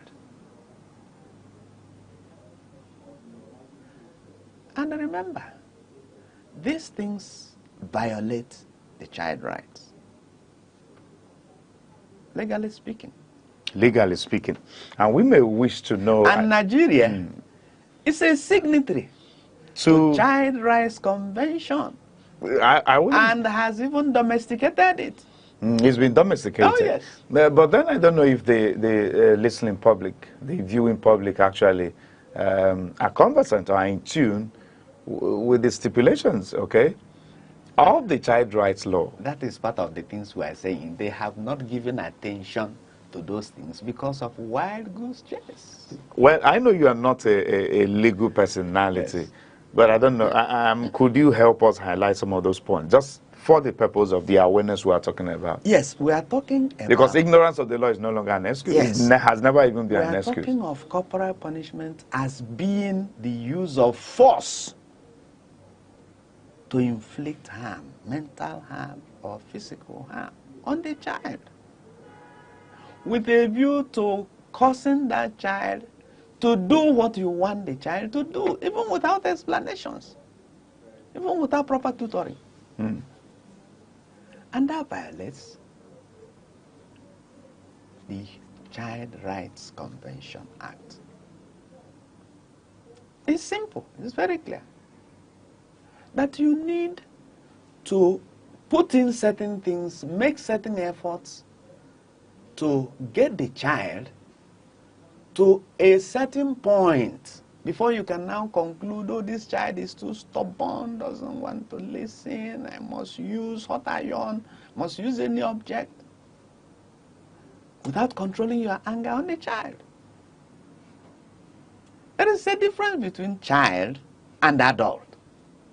And you need to take care of that before you decide on the right punishment for the child. You don't treat a child as if it's your mate, you are wrestling together. It's a child. But Prof, do you agree when I say there are some children that actually behave above their age? Their behavior trait, character trait, okay, actually seem to be above their ages most of the times. You see a child of, say, 5, 6, 7 years, and what he or she does could be likened to not necessarily an adult this time, but maybe a teenager. Yes. Yes, of course. We have people like that, yes. So how do you handle such a situation? Training, if you're a trainer, you have levels. Just like if you're a teacher. It's not the way you handle a very bright student in the class that you handle every other person. You raise your standard in a loving manner. That's how to bring up children. Children can be of the same age, but of different mental levels. And each level, you will have to handle that level at that level. Even when all of you belong to the same class. Yes. You can, if you give an assignment, for instance, and the child quickly finishes it, what stops you from giving him another one? So he will be busy with others. If a child is an extrovert, there are ways to handle extroverts. For example, I'm giving you differences. Yeah, that's right. Differences that children can exhibit. And that is why a trained teacher, we know what to do. But like I said, background issues are there. Even the training of the teachers has issue. The calling of the teachers is an issue. When we return from the short break we're about to go on, we want to actually delve more into what we need to do, because we know that the whip has always been there. I don't know if it's part of our tradition. And you don't expect people to give what they don't have. Some persons actually are products of what they exhibit now, because they pass through the same experiences from their family background. You understand? Now they are parents. And then they think that the way they were treated is actually the right way to treat their own children. The circumstances are not the same. Well, when we return from the break, we'll look at these things. So, dear viewer, just hold on. We'll be back. Prof is not leaving yet. He's still here. Stay with us. To be a man is not to be hard, but to be whole. A true man feels, weeps, protects, dreams. He does not hide behind silence. He speaks with strength and softness. He carries responsibility, yes, but also joy. He provides, but he also hugs. He's not just a builder of homes, but a nurturer of hearts. A man is not less when he leans on others. He is more when he uplifts them. In truth, in tenderness, in integrity, that's where manhood truly begins. Okay, you're welcome back, dear viewer, to the show, The Arena on Aneke Television. Yes, today I told you, we're having Professor Aneke Cyprian, and who is a professor of development studies at the University of Nigeria, Enugu campus, talking to us today on ending corporal punishments. How are you training your child? Yes, of course. How are you training your child? You, the teacher. How are you handling the students in your care? Because away from home, the next place is what? The school. And you become the parent of the child, of the student, of the pupil, while in school until he or she leaves back for home. So WHO is raising a very serious concern now that, physical discipline is now become a major health concern. So these are now what we are looking at on the show today with Professor Cyprian. And so, Prof, back to the matter before we begin to run out of time again. Yes. I was telling you before I went on the break that a lot of parents are actually exhibiting such character towards their kids, because that's exactly how... That's where they are coming from. That's where they are coming from. And you will always end up giving what you have. You can't give what you don't have. So how do we move forward as a society? Because right now we have kids who are super, super intelligent. We call them the Generation Z. That's the Gen Z, as they are called. I think there's a new one now in town called Gen Z Pro Max. So these ones have been quite gone, I don't know. So their level of understanding, their level of intelligence, they are very inquisitive. What you think you know as a parent, they even know more than 20. So how can society, parents, school, begin to handle the children of this generation without really involving corporal punishment? Yes, the parents and teachers are given what they received, but the circumstances are different. If you have a specially gifted children, if you have a specially gifted child, there are things to busy that child with. There are things to keep that child busy, profitably busy, gainfully busy. But the parents hardly even discover what their child is and how to handle the child because they are too busy. Have you noticed that the separation of homes, husband in city A, wife and children in city B, the visiting couples, the email marriage Have you noticed that it is increasing in number? But you need a man and a woman, wife and husband, to be together to give effective training to the child. There are things, there are holes the woman will block, there are holes the man will block. And when they join together, they can now give discipline. But then the point I'm making is, we don't even have that attention to give to the child. So the next thing is to get angry and hit the child, both at home and in school. So that is where to begin. Probably we have to... Do we need to expose parents now to some kind of training? Of course, yes. You mean parents should undergo some form of training? Caregivers, parents, not just parents.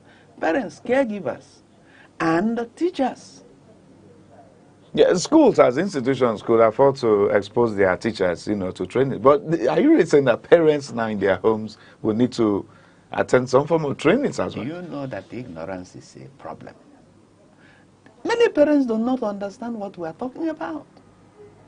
Like I said before, they prefer to put food on the table, to go and struggle and put food on the table, to providing the basic training for the children, home training. You find out that children nowadays do not even know how to greet their elders. They were not so trained. Don't even be surprised that the children do not even greet their parents. Simple respect. And nobody talks about all that. What you just see is hitting. People jump to that. Anger will result to that kind of barbaric treatment of children. So that's where the problem is. And then if you have child rights law, which means that this thing is something that is covered legally, what about the enforcement? You have to enforce it. But then, in a situation where something is very prevalent and probably enforcement is weak, as many institutions are, you cannot achieve much. The law is already provided to take care of it. The number, very high. In Africa and Central America, you find out that up to 70% of children are given as subjects of corporal punishment. And that's why the World Health Organization is raising some kind of alarm. Okay, now. So if we are saying we need to expose both the teachers and the parents to some form of training. And caregivers. Who's going to take responsibility for that? We have the government. We have the NGOs. You are the president and chief executive officer of WIPRO. So what are organizations like yours doing to help the society? Yes, we have given several training to parents, caregivers. But how many of such welfare organizations are available? What about the funding? The government hardly funds such things as though they were not important. But they're very important. Because when you talk about fundamentals, when you talk about something that has to do with basic education setting and home setting, it's fundamental.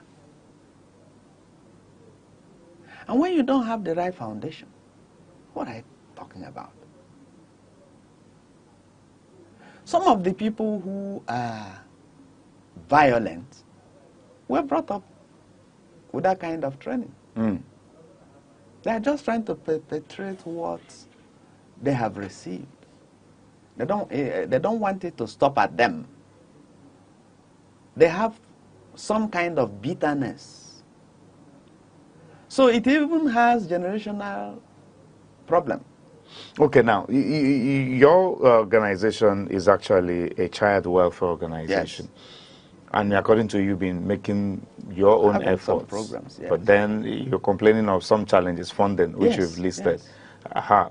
But have you sought for government maybe assistance, going into partnerships, synergizing with some other organizations as well? Yes.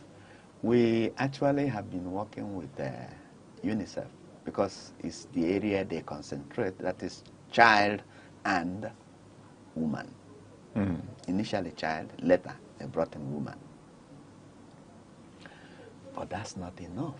How many states can you cover? How many CBOs, that is community-based organizations, can you cover? At least we start from home. Of course. No, we even started from River State and Anambra State. Okay. As their program demanded. So you are talking of whom? It depends on where your mandate covers. For instance, Enugu here. And where your resources covers. Yes, we're working. Currently, in this current administration Yes. in Enugu, we understand that the Ministry of Gender, Family, is a Women, Children Affairs, Gender Affairs, okay? You know, usually you write a proposal. Aha. And when you write a proposal and it gets the attention of the government, if you don't have the political connection, it may not get the attention of the government. But why not try? Try and get back to us so that, because this is Aneke TV's own contribution to drawing awareness on this At very, the very beginning of important. this administration, for instance, I'm not have nothing against the government. That's right. At the beginning of this administration, I wrote 4 proposals and sent to the incoming governor. We didn't receive any reply.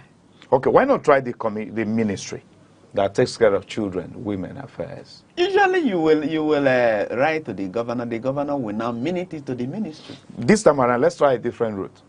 Write to the commissioner. Yes. If she doesn't respond, let's get to know. We'll take it up from there. Okay, that is a good suggestion. We'll take it up But from there. usually the commissioner will try that. Please but do usually so. the commissioner will tell you that order hasn't come from above. No. Please try. If they don't seem to respond, then we'll take it up with them as well. Okay. Because we have like a minute to ending this show now. I wouldn't know. Some parents may be like, you're telling us not to flog the kids, not to hit the child when they don't want to align with the pattern of training and the rest of them. Are there some psychological effects on the of child? corporal punishment on the child? Yes. In the next 1 minute, Not please. just psychological. You have physical, you have physiological. The physical could be the Yes, you have physiological. marks on you have this. mental illness resulting from that. You have low self-esteem. You even have some people, some children trying to run away from that and embrace drugs and alcohol. Oh yes, they embrace drugs and alcohol. It has a lot of effects on the child. You try to solve one problem, you create too many. That really is... it's a problem. It's a very and grave... when you remember that the population of the children is increasing, then definitely the problem will also be increasing. That's right. And tomorrow there'll be trouble. And when you're talking about future tomorrow, Professor Aneke Cyprian, and he's been our guest today on The Arena. Prof, I will speak with my producer. We need to make your comment a seasonal affair, because we need to keep drawing more attention on this very matter, so that we don't end up raising, hooligans, killers in the society tomorrow. So it's very important. And Yahoo boys. Well, that one too. Well, thank you very much for coming to the show today. We appreciate it. It's a pleasure. So, dear viewer, he is the president and CEO of Welfare and Industrial Promotions, WIPRO International, which is a federal government of Nigeria award-winning child-focused international organization in the year 2006. He's been our guest today. My own name is Chris Anibogu. Be careful what you give to the children. It will bounce back tomorrow in the society.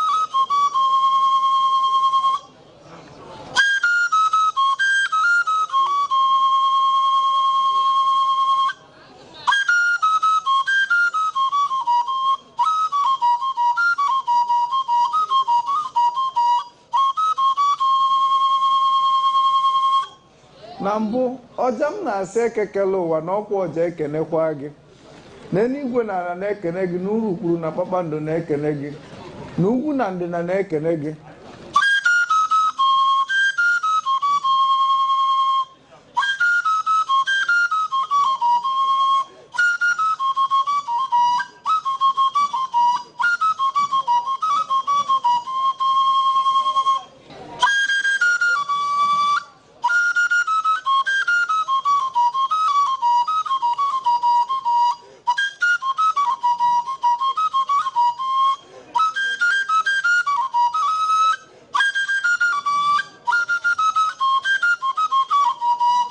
maka ka onye si eme ka ekwe si akpụ ya ka onye si eme ka ọja si akpụ ya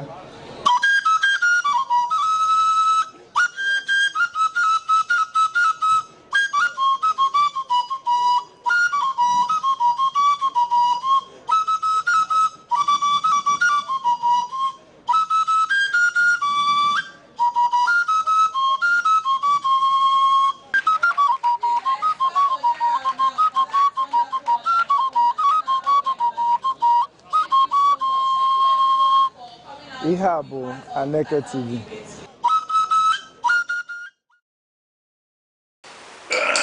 Ibe anyị ekele m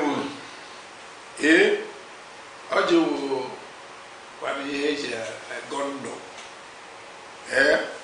ndụ a na-atọka onye anaghị nke ya na onye agwọ ibe anyị adịnọ ogologo ndụ arụ ike na ọdụmma ihe eji ene ndụ anya na onye nwere ihe eji ene ndụ anya na ịrụfụta nwụrụ ya ị mara na nsogbu rere ya Olise bụ anyị na-ekele gị Chukwu okike onye ogologo ndụ na ogologo anya na-agụ udo na ọchịchị anyị na-ekele gị na-ekele gị maka tata na-ayọ maka echi maka na ọsọ maka eme echi anya mara na anyị adịka echi na echi anaghị agwụ agwụgwụ na ihe ya adịrị anyị mma ọ ya dịrị onye ọ na mma ịdịkwazị ọgbaghị nọ ya ahịa na-anọdụ n'ala Igbo eke oyi nkwọ awụ na ọdọmma ndị be anya onwekwana ihe ọzọ na anyị enye ndị ichie dipụtara anyị na-ere nke na be anyị amechi na ọ bụ ọkụ na anọ anyị adawo aga ọjị a na-awa ha abịa ji na ọjị na-eke ịkya na a na-agụ ya a na-ejide ọjị na-eka nri ana m erachi ihe kere ihe na ihe wara ihe Chineke nna kere enu ke anụ m akpọkụ ndị ezigbo mmadụ niile nọchawọrọ ndụ na amechi ọkụ na anọ na anụ ọkụ na anọ na anụ Nkanụ na anụ Nta Egbe na-ese na anụ Enugu steeti na-asị biko na ọ bụ ha metere ihe ọma ka anyị na-asị ha gbadata ha bịa tara ọjị anyị na-asị eke ka eke ketere anyị ihe ọma anyị na-asị ahwọ ka ahwọ ghọtara anyị ihe ọma anyị na-asị nkwọ ka nkwọ kwọtara anyị ihe ọma anyị na-asị orie ka orie rutere anyị ihe ọma ihe ndị a niile ka anyị na-arịọ nna sị ka ị bịa mere anyị wetere anyị udo n'ala Igbo wetere anyị udo n'ala Naịjirịa wetere anyị ịhụnanya wetere anyị ọganihu wetere anyị ihe niile bụ ihe na-eme obodo adị mma nna biko ihe ndị a ka anyị na-arịọ kwetewo na imeworo anyị karịa ka anyị rịọrọ n'ịhwa Chineke nna kere enu ka ana bụ Chukwu okike abịama ndị be anyị ọjị abịa anyị na-ekene osebụrụ ụwa ekene Chukwu okike nna ketara anyị oge kere igwe ka anyị na-ata ọjị anyị chọrọ iwe ọjị ị na-awa n'otu awa n'ibe achị ka ị goziela anyị taa ka ihe ọma hụkwa ngwute anyị na-akpọku ndị nna nna anyị ha bụ ndị mere ọhụma goziela ya eke gozie orio gozie nkwọ mee ka ndị ọbụla na-agagharị na-achọghị ha ga-eri mee ọhụma na ndị sokwa ụzọ ọtọ ndị kwụkwara ụzọ na-eje n'ụzọ kwụrụ ọtọ soro ka iwu Chukwu ji wee dị Chukwu na anyị si ka anyị wụọ gị a kata nde udo na ọgụ na agamnihu ka ọ dịrị anyị mma. Ndewo. Anyị na-ewepụta ile ọjị na-egosi ụmụnna anyị, okenye na-awa ọjị, ndị ọzọ na-awa ọjị, na-ele enye ile ọjị nsọfụrụ maka na ebe a nọ na ile ọjị a ka eji ama eziokwu. Iweta ọjị onye ọzọ na-asa ile ọ ga-eji na-ekwu eziokwu. Onye sara ile weta ile ọjị were na-ekpe ekpere were na-aga ọghọ ọ ga-ekwuneta eziokwu. Ọjị a anyị na-enye nsọfụrụ. Ọjị lụọ ịnọ otu a ata ya, o ruo ise atakwa ya, mana o bido ruo na asaa ịma na ị ga-egbu anụ, ị ga-egbu ọkụkọ.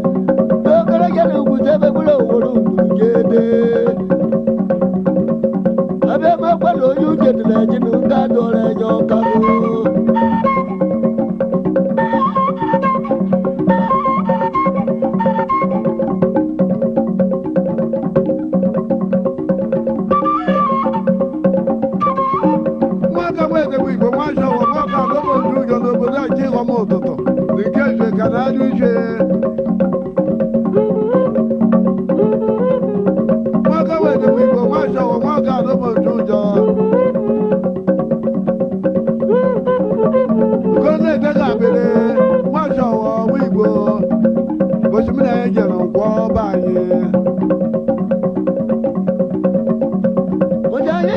Wabaye, again abaya, again abaya.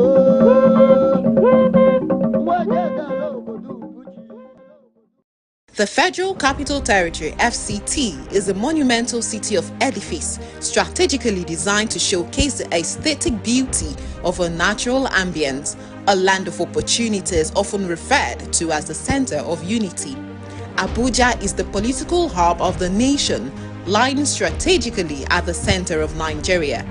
It was officially designated as the capital in 1976, replacing Lagos, and formally became the seat of government in 1991. The decision to build Abuja was rooted in its central location, neutrality among Nigeria's diverse ethnic groups, and its vast land space, which made it perfect for expansion. Today, Abuja has grown into a well-planned, organized, and prestigious city that tells the story of Nigeria's unity and ambition. Early mornings in Abuja are alive with the buzzing sound of cars speeding through wide boulevards and flyovers. Porsche cars and executive luxury vehicles glide alongside long buses and motorcycles, painting a picture of a city where classes mix but remain distinct. It is a city where aristocrats, ruling elites, and key players of the capitalist industry share the same roads with artisans, traders, and ordinary Nigerians striving for daily survival. Yet, despite the aura of power, excellence, and wealth, Abuja is uniquely human. It is not unusual to see a minister of the Federal Republic or a high-ranking official standing in line at a shopping mall, waiting to buy one or two things like everyone else. That blend of prestige and simplicity is part of what makes Abuja truly alive. As the center of unity, Abuja is home to people from every corner of the nation, hosting over 5 major ethnic languages and countless cultural groups. Each carries its cultural emblem and beliefs, all interwoven into the city's cosmopolitan fabric. Added to this is Abuja's international status.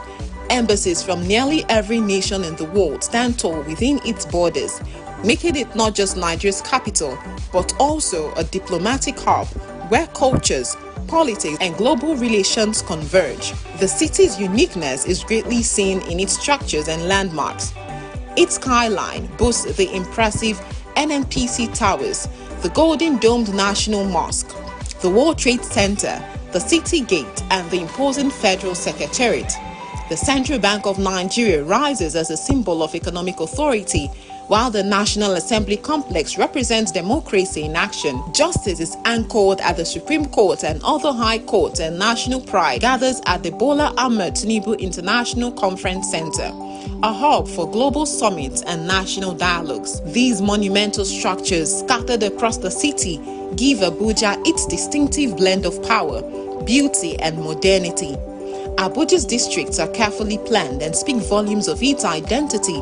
Maitama is mapped out as a residential haven for the wealthy, top politicians, and high-profile individuals. Asokoro is equally affluent, hosting ministers, governors, and ambassadors. Katampe Extension and Gazupe Estate are fast-rising luxury neighborhoods with scenic landscapes, while areas like Garki, Wuse, and Area 11 estates blend commercial activities with residential living. Each zone tells its own story, yet all are tied together by the city's larger vision of order and beauty. Infrastructure is one of Abuja's strongest assets. Unlike many cities that grew without planning, Abuja was designed with foresight. Its broad highways are lined with greenery.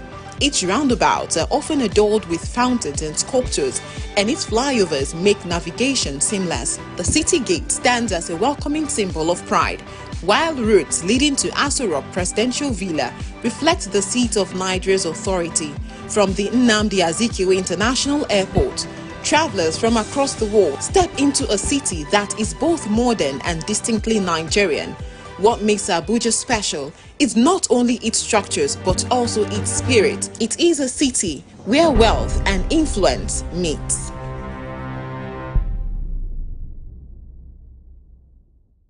Once again, thank you so much for joining Youth Focus on Aneke TV. It is a program that shapes the lives of the young people by setting their destinies on the right track. for more success in life. We achieve this by word of making opinions. We give commendations, motivations, criticisms, and of course, we respect your opinions. For those of you who have given opinions one way or the other to the success of this program, thank you so much. It is good to know you are there. My name is Chukwuemeka Obasi, and our focus today is on skill acquisition. Of course, permit me to introduce to you some guests I have on the studio today to discuss this topic. Thank you so much for it. On my left, I have Nenna Anozie, who is a Lego practitioner. She is the founder, Nenna Anozie Foundation. And of course, she is the founder, Fresh Mama Skills Academy. Again, I have Philip Osigwe Chikezie. He is a dealer on pharmaceuticals. You are welcome on the show. Thank you so much. All right. Our viewer, well, thank you so much for being there. It is good to know you are there. You can always find us on our social media handles. Find us on social media handle. Find us on our X handle, Instagram, YouTube, and the rest of them. Simply type Aneke TV, and you see how amazing we can be with programs. Thank you so much. All right, my guests, let us begin it this way. I would like to throw to you Barrister Nenna. In simpler terms, what's the essence of acquiring skills, especially by the young people? All right, thank you so much for having me. It's always a pleasure being here. When you're asking about skills, I would want to start by defining what skills acquisition is, because it is when we know what is skills acquisition, we'll now know the importance. All right, so when we say we are talking about skills acquisition, we are talking about empowerment, we are talking about financial independence, we are talking about getting people to do something that ordinarily they may not have even known they could do. All right, so skills acquisition is empowerment, is economic empowerment, is financial independence, is wealth generation, and it is productivity. So how does it apply to the young people? We live in a climate where the young people love to travel abroad. They don't want to stay in Nigeria. And then we also, part of them too also want to go into education, you know, acquire university education and have the certificates, then come out and start looking for white-collar job. That is the norm. But how can they leverage on skills acquisition? The young people can leverage on skills acquisition by seeing the importance, especially now that we live in a country where you can hardly find a well-paid job, whether a white-collar job or blue-collar job, you know. So we need to shift their attention from just going to school, coming out with a certificate, and then entering into the market and searching for job. We want to know, how can you contribute to the growth of this country and to the betterment of your own self? Because when you acquire skill, you're helping yourself, you're enriching yourself, and you're also enriching the country. Because we have a lot of skills that people can acquire. You can acquire digital skills, you can acquire vocational skills such as plumbing, sewing, production of some of these detergents and all of a lot of skills. Quite a number of them. Yes, quite a number of them. So thank you. Before you continue, let's hear from Philip Osigwe on the core essence of skill acquisition to the young people. All right, thank you very much, sir. I would maybe leverage on what the barrister said. It's on empowering the youths and then helping the economy. Once there is this cliche, or let's say an adage that says your job can take care of your needs. That's your daily wants, food, shelter, clothing. But then it is your own skill that can fuel your lifestyle. Meaning, if I am working, let's say I'm doing my regular 9 to 5, and I suddenly want to go to Calabar to just have a holiday, I will not be able to do that if I'm working for someone.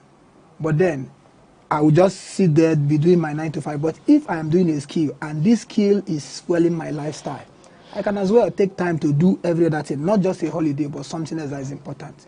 So the essence of a skill, like she said, I will also lay emphasis on that.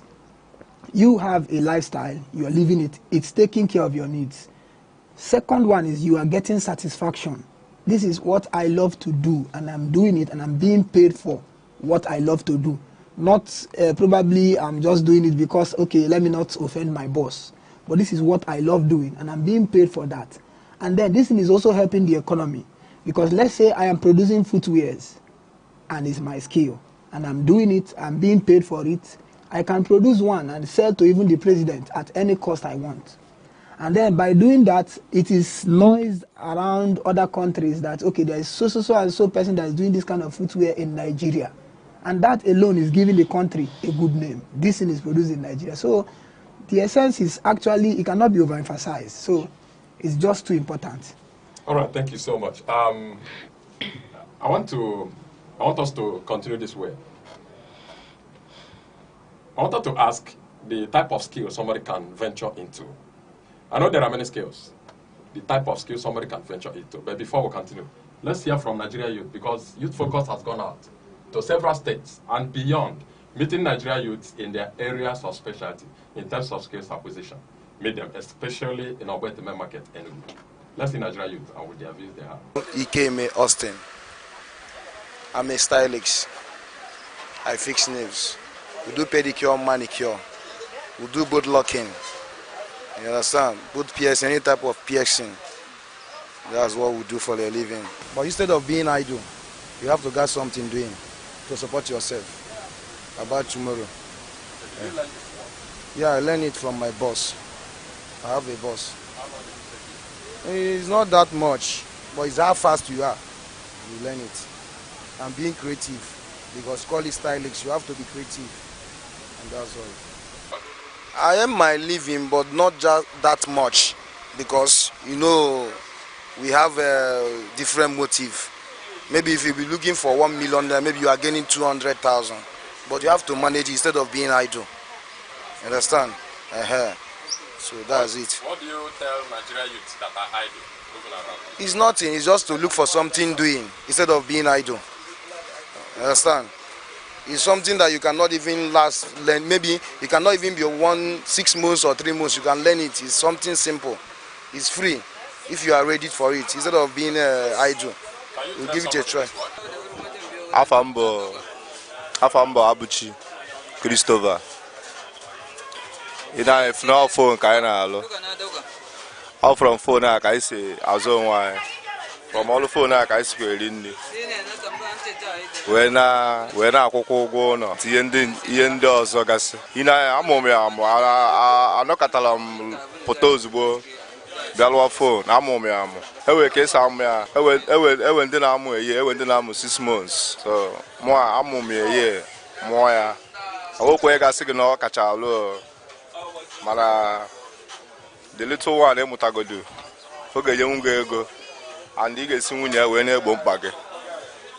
Chimeremma Vivian, of by name, from Enugu State. As you can see, I'm a shoemaker designer by professional. Yes, a lot of gains, at least. Everywhere good, and God has been faithful to it. Depending on the designs, you can get the one of 15, 12, 20, 25, 30,000, depending the one you want. It's not easy, but on the process, once you get it, so you understand what you are doing, it will be easier for you to do. Yes, you have to go through the process now. If you have passion now, I believe if you have passion on something, if you go there, you achieve what you want. Once you are less busy and you are not doing anything, you channel your energy in something else. Skin is good. Handworking is good. At least you earn your own money without being insulted by some major things.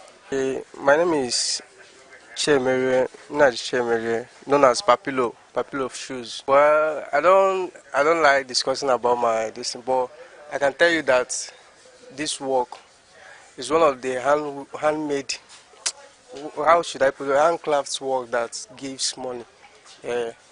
It's also good. I didn't work under one boss, like because I started this work in a tender age. Only thing I can drop as something to them is that in life is not that easy for men to just stay and relax at home or all these things. So it's not that easy. That's one. Secondly, everybody needs to have what he or she is doing. My name is Ogidi Kenneth. I'm from Enugu State. I'm doing shoe making in Ogbeteme Market, Enugu, let's say 14 years now. I have people that I have trained. So I'm still expecting some more people to train. Yeah. Then like how much can you make in a month, roughly? Let's say approximately in a month, like 100 and something thousand. Because it's everyday work. We amend, we do new ones, we do all kind of work that brings money. As you can see, like Nigerian now, so somebody needs something, hard work to train himself. Understand? I'm encouraging them to learn anything handwork, because handwork is life. Handwork can help you just to learn it and be creative. You'll be making much money. You don't need extra money to start updating, just to bend down and learn the work. After learning, you'll be progressing. I'm sewing. I'm learning how to sew. Of course. I would like to make a lot of money from it. The only thing I would like to tell them is to go and learn work, because without this work, you will be depending on human being, and they can disappoint at any time. My name is Mr. Ido, and I'm doing fashion and designer in Ogbeteme Market. When somebody do business, what you are expecting from there is gain. But when you sit at home or you are just there doing nothing, I don't think there's anything that will come out of it. It's for long ago. It's more than 15 years now.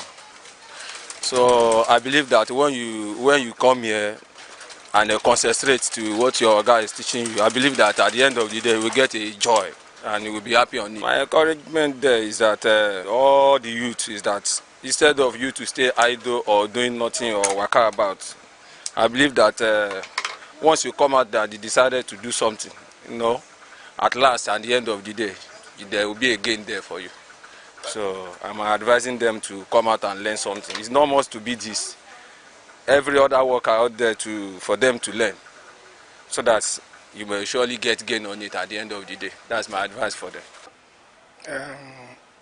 My name is Aneke again, the president of Ogbete Market Traders Association. If you come inside Ogbete as you came today, you will see that Ogbete have chance for new people. Any person who wants to learn work, any handwork, if you come inside Ogbete management and the commodity will accept you. And after that, you will see, without being told, you see yourself excelling, being perfect in whatever you learn. In Ogbete, we accept everybody, but first of all, the rule of the market. We don't accept any person who is a criminal. We don't accept any person who is a liar.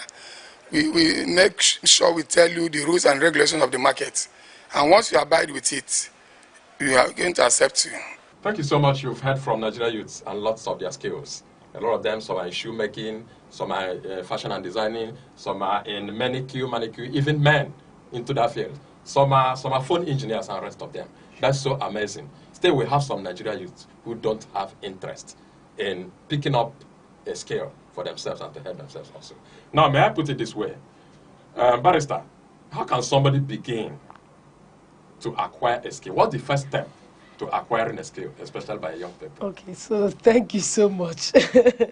We're always in the field and we meet these young people. And you just discover that most of the time they're not interested. You tell them, we are coming for youth empowerment in your community. We want to teach you how to make shoes, like shoemaking, for instance. We've taken this kind of skills to so many places, including to the inmates in the correctional centers. We take a lot of skills to them. So let me use an example with the day we went to the correctional center to teach them how to make shoes. We found out that a lot of them were just walking up and down. They were not interested. So I think the first step to acquiring a skill is having interest in that and seeing the essence, like my brother said, that the essence is you are going to make money from this. enrich yourself. And then you're going to also have your own freedom, because if you are producing shoe, for instance, you're a shoemaker, and you have trained some people, sometimes you see yourself traveling, doing other things, advancing your life, because you are not answerable to anybody. You have workers who are working for you. So these youth, some of them are not interested because they've not found the essence. And some of them have also not found what interests them. I was telling a young guy, I wanted to go and learn coding, and in fact, it was actually my son. I said, Mommy, I don't have interest in this. So I need to know, where does your interest lie? Where do you have interest in? So the first step is understanding where your interest lies. If it's in public speaking, it's a skill you can acquire. If it's in sewing, you want to sew. Somebody like me, I don't mind learning all the skills, but I can't be master of all of them. So where do you have interest? If you have interest in shoemaking, in digital skills, you have interest even in soft skills, because soft skills are also skills that can help you become employable if that is where your interest lies. And this can also help you have a good relationship with your customers if you are a business person or someone who is into skills or an entrepreneur. So the first step is find where their interest lies. And then, do they have passion for this? Have you known that this thing is something that is doable? Some people find some things difficult.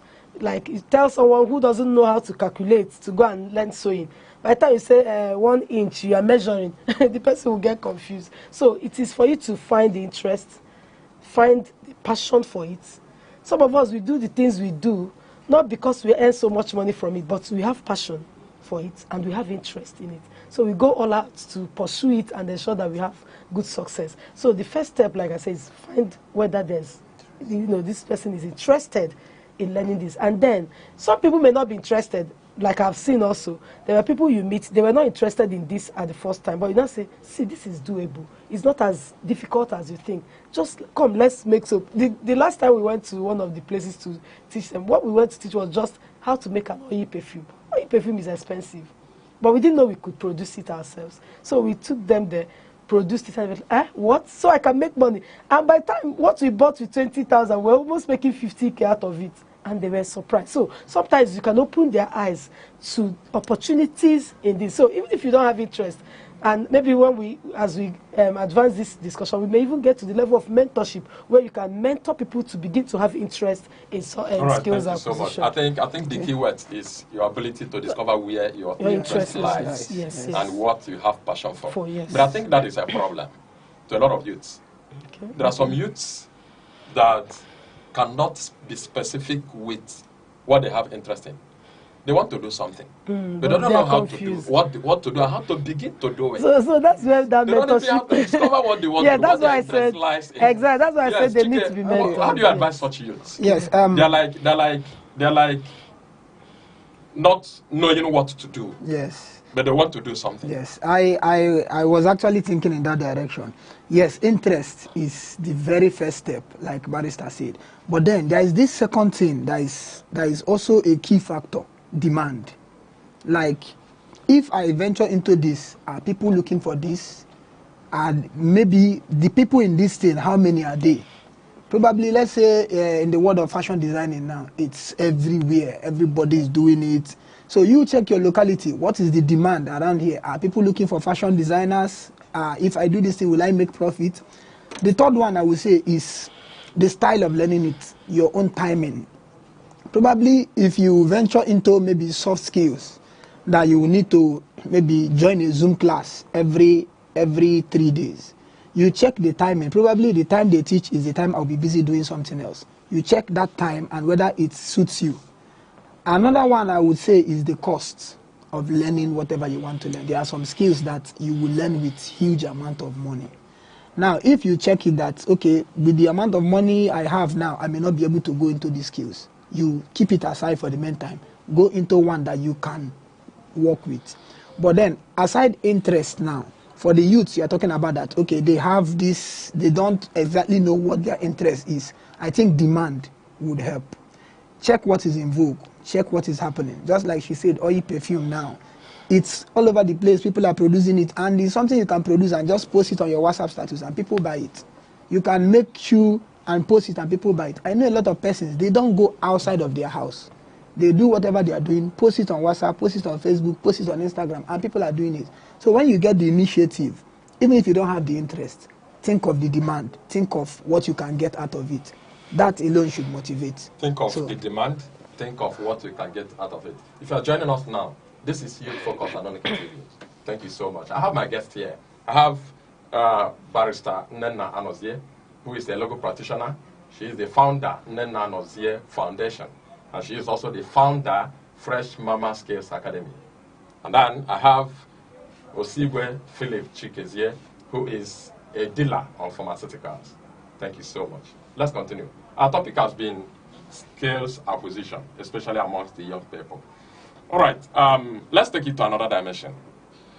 Barrister, what is the possibility of a youth who is an undergraduate to acquire a skill at the cost of the study? The study. What's the possibility? Okay, thank you so much. It's very possible because these days, like even when he made mention of Zoom, you can stay in the comfort of your hostel or wherever you're schooling from and acquire skills. A lot of them are out there in the social media. This is the time of, we are in a digital era.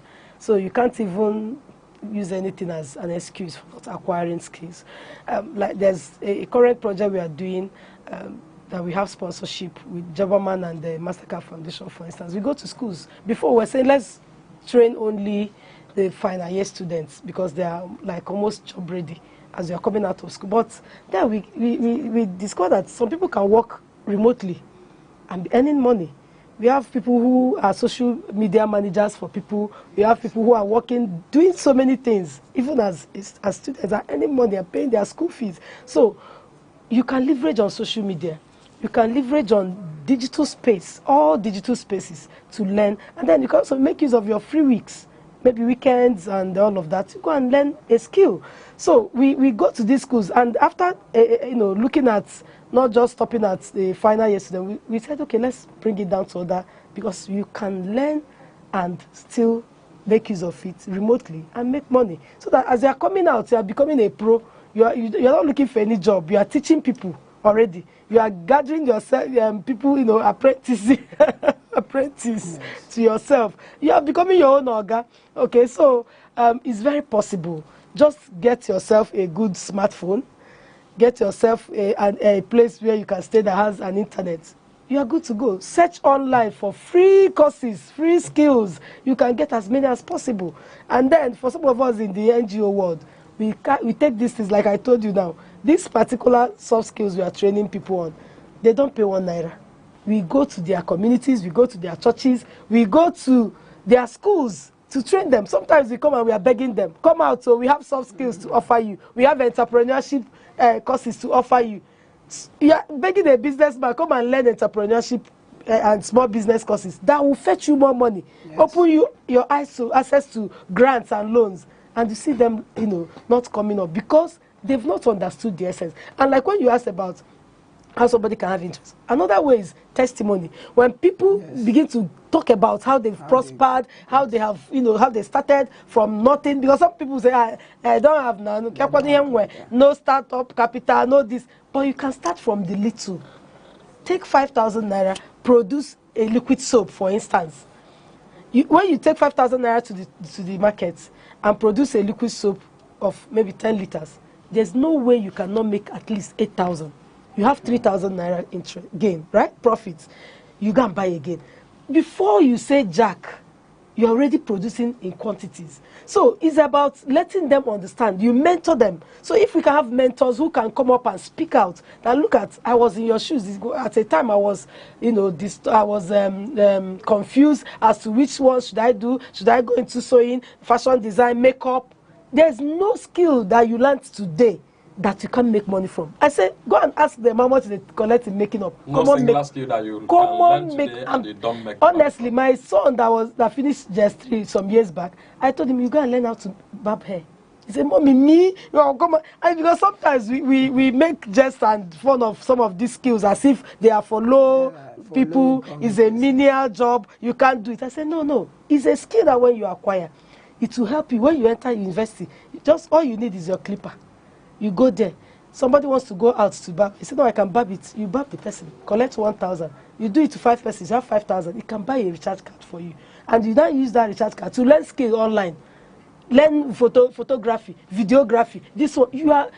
In fact, do you know? If I were any person, any young person, I would not want to go look for white collar job because there are lots you can do out there with your time, and you enjoy your money and enjoy your time. Thank you so much, Barrister Nana. Yes. That if you're such young people that parade their smartphones, you're going to talk to us about that. Of course. But before that, I think we'll need to observe just a short break. We shall be right back. Welcome to Aneke TV, the heartbeat of culture, truth, and innovation. From breaking news to inspiring documentaries, from grassroots traditions, mysteries of life to global perspectives, we'll tell your stories. We amplify your voice and your vision. With every screen we light up, we connect, inform, and empower. It's more than a television. This is Aneke TV. We move with the world. Back from the short break. Thank you so much. It is good to know you are still there. It is Youth Focus on Aneke TV, and we are happy you are there. Our focus for today is skill acquisition. I'm still Chukwamaka Obasi, and in the studio with me are two giant members of the society who are ready to give you the stepping stones on how to begin to acquire skills and make your life better. Thank you so much. I have Nena Anozie, who is a Lego practitioner. She is the founder, Nena Anozie Foundation. She is also the founder, Fresh Mama Skills Academy. And I have Chike Philip Osiwe here, who is an expert in pharmaceuticals. Thank you so much for being there. Let's continue. All right, before we went on the short break, Nena, you talked about smartphones. And you can never imagine how much you can make use of the smartphones and make your life better. Then, Chike, there are a lot of youth who carry smartphones about without making proper use of it. Still, they don't have a skill. What do you have for such class of youth? Yes, of course. If you are parading, let's use the word parading your smartphone, and you are not maximizing it, you are really making a huge mistake. Just like the barrister said, there are a lot of things you can learn online, and the internet has gone so wide that you have persons that can teach you from the scratch. And teaching from the scratch most times does not involve capital. It just involves you having your time, sit down, watch it, and you learn. I've learned a lot of things online myself. When I was in third year, I wanted to learn how to play the guitar. I learned it online. And when I play it today, some persons come around and be like, who was your teacher, this, that, and I say, I didn't learn it from anybody. Because online, you will learn from this person. If you feel you're not understanding the grammar is using, you change to another person, they are all there.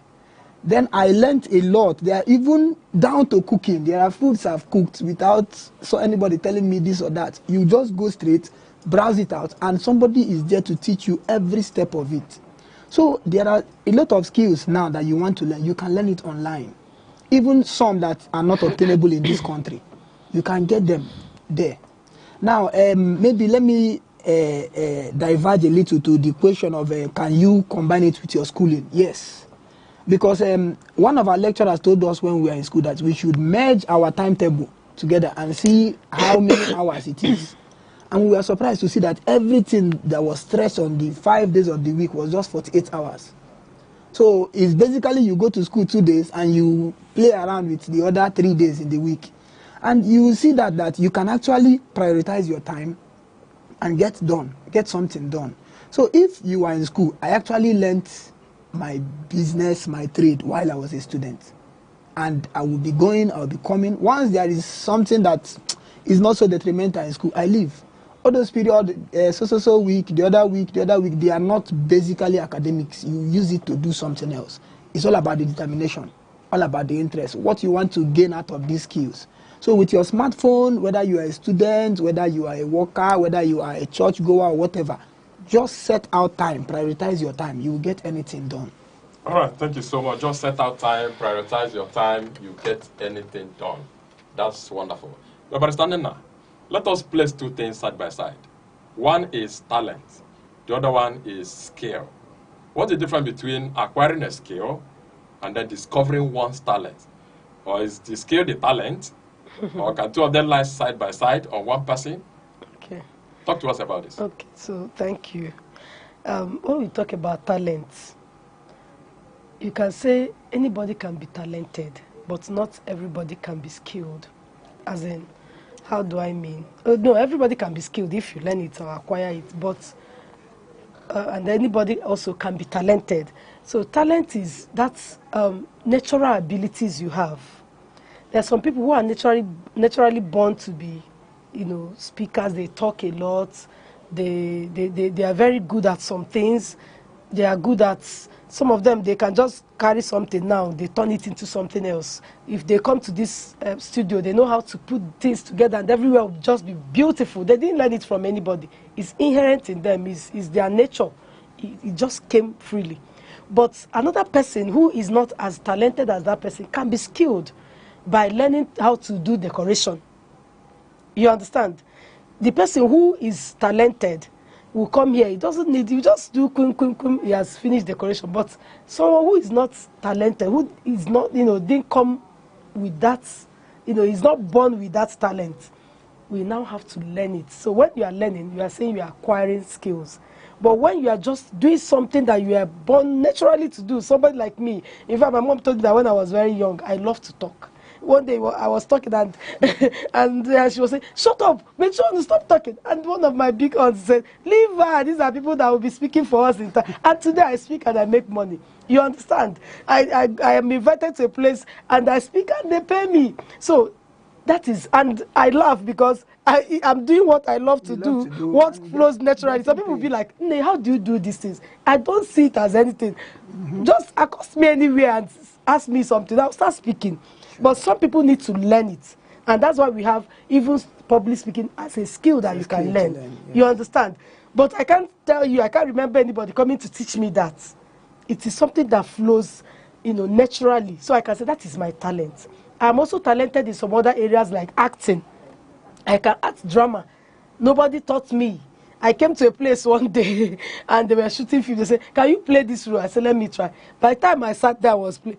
They were screaming, "Where have you been doing it?" I laughed. I said, I don't want to act film. So, but someone who is not born with that, who doesn't have that as a talent, we have to acquire it as a skill. So you begin to learn how to act film, this one, the other one. So there are two different things.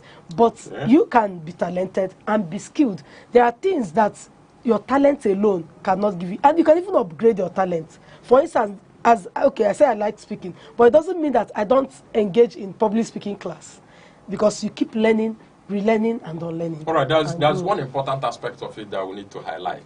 Chike, looking at talent, are there people or some you that are not talented? You said that talent is an inherent thing, what you come to exist with. Yes. It's like an instrument you come to work with. Yes. Are there some youth? Is it possible there are some youth that are not talented? Okay, I would say every youth is talented. In fact, not just every youth, every human being is talented. There must be something in you that is just different from every other person. And talent is someone's natural endowment. You just come and see it being that way. You just have to find how to make this thing sellable, how to make it, meet the needs of others. Like I grew up when I was growing up, I just noticed I have this retentive memory that once I look at something, I can say it elsewhere. In fact, it got to a time when I was much younger that people don't discuss secrets where I am. Because if you discuss it, I can play it somewhere else exactly the way it came. And when I grew up, I noticed that, okay, even going through school and everything, I had this retentive ability, this retentive memory. So I started putting it to use, finding ways to, teach classes, learn all those things. It is talent. But then, everybody has it. That's just my main point. But now, if you feel you don't have, it's not that you don't have literally, it's just that you've not discovered it. Good. You may be seeing it, okay, I know how to do this, I know how to do this, but if by the time you get to compare yourself with others, you know that, okay, I can do this thing, but this person cannot do it. It means there is more. So you harness it and bring it out. All right. Thank you so much. Barrister Nena, since we have concluded that everybody has a talent, the most important thing is to find a way to develop it. Yes. Now, what is the essence of mentorship in skills acquisition? Mentorship in skills acquisition. Yes, it's very important. Like I had earlier mentioned it. There are some people who are confused. They don't know how to go about acquiring skills. Some have acquired so many skills and they cannot even stand in one. Anywhere they say, we want skills, we are training people, they will come. They will learn and they will not utilize it. They won't maximize it. They are not making any money from it. So sometimes you see them getting frustrated. So this person needs to be mentored because that's your mentor has experience, that your mentor has gone through that route, has seen all the ups and downs, the risks involved and everything, and today he or she is standing. So that person can mentor you, groom you from that place of experience, groom you from, so that whatever challenge you are facing, you can say, truly I've been there. You can overcome it if I did. You know, so the place of mentorship in any field, not just skills acquisition, cannot be overemphasized. Because the person mentoring you is filled with experience, has been there before you, and he can guide you through that process so that you don't make the same mistake he made.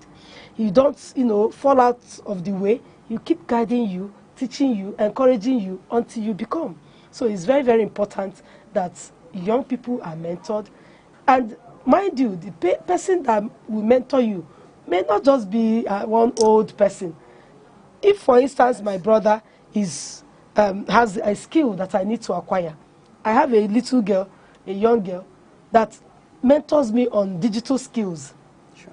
All right? When I learned during this lockdown, COVID-19 lockdown, I learned how to design some things, flyers. So when I want to do programs, you see me designing it myself. It's just that you need to sit down, have all the time, know how to put colors, but I can do it. And immediately I finished learning and I see that I have started practicing it. I said engaging people online. They were paying money for my data to teach them too. So, and I tell those young boys and girls that used to say, Mama, send us urgent together. Say, if me that you call your mother can learn some of these skills and I'm making money from it, what stops you?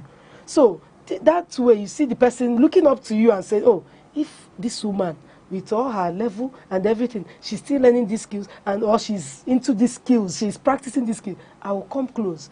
So when they come, you teach them, and they become better. So the place of mentorship cannot be overemphasized. It's very, very necessary. All right. Because there's experience, there's a room for guidance, there's room for everything good that will come out of it. All right. The place of mentorship is very, very necessary. Very vital, yes. In our skill acquisition. That's very interesting. But Chike, since the place of mentorship is very necessary in skill acquisition, what is the place of the youth in the local communities who may not have access to skill acquisition that we're talking about, not to talk of the mentorship that's attached to it, to get it groomed? What's their place and what do you have for them? Okay, fine. If you are in a locality where you can't find a mentor, and let's use it, a locality where there will be no mentor, definitely there will be no internet access, something like that.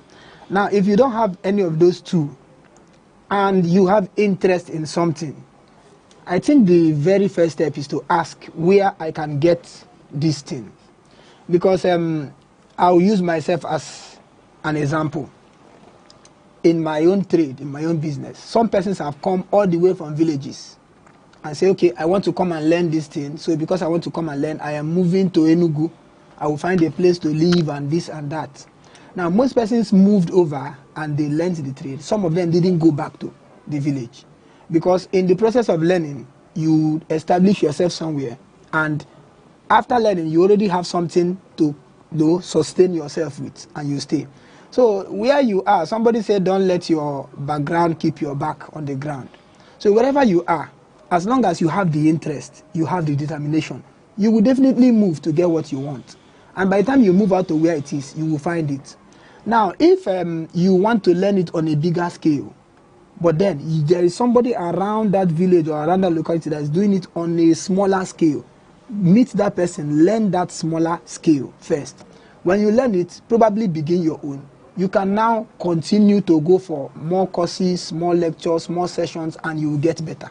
So it's better you start from that small that you have found and then move to the higher one.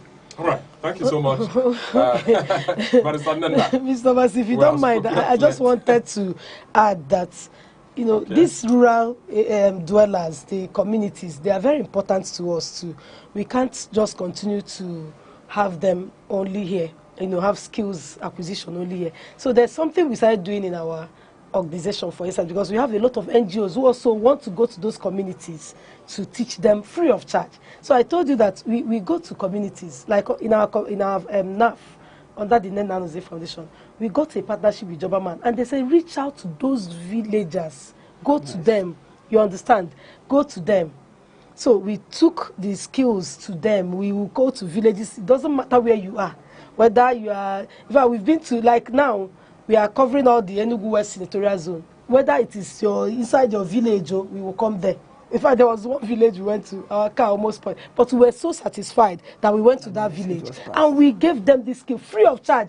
Some of them, because they don't even value, some of them don't value what you give them. Do you know, we go as far as even feeding them, refreshing them, just to get them acquire entrepreneurship skills, get them acquire soft skills, and teach them some vocational skills free of charge. So with the engagement of civil society organizations, NGOs, they can be reached. You don't need to come up to the town. And there's even something we did recently. We had a provision where we had free accommodation, free feeding for the number of months or weeks that you will learn certain skills. We had people who were training in plumbing, people who were training in barbing, and which other one. So we brought them from, some people applied because we advertised it. People from the, from the town. Those who are living within the urban areas, they applied. We rejected them. We wanted those who are, just because of what he said, we brought them from the rural areas so that they can live here, see some things that we are seeing here. So as I speak with you, they are with us in our learning environment, learning how to make hair, learning how to barb hair, learning laundry, free of charge, with free accommodation, free feeding. These are the things we are doing just to encourage rural, rural skills to acquire skills, so that you won't say it's because I'm not in the township, that's why I don't have skills. No. All right, thank you so much. We can see you are doing a whole lot of work to make sure that skills are acquired. Yes. Then, Philip, how do parents come in to encourage these young people to acquire skills? Because I think parents are viable machines that could be of very good help. That's true. How do they come in? Yes, that's a very, very important point. Parents have a role to play. Good thing we have passed that era where parents give birth to a child and say you must be an engineer, you must be a doctor, you must be a lawyer. Good thing we've passed that stage. We now have wiser parents that even if your son is doing medicine, we now have parents that will say, in that your medicine, go and learn how to barb. In that your engineering, go and learn how to make shoes. So parents actually can push their children into going into a skill.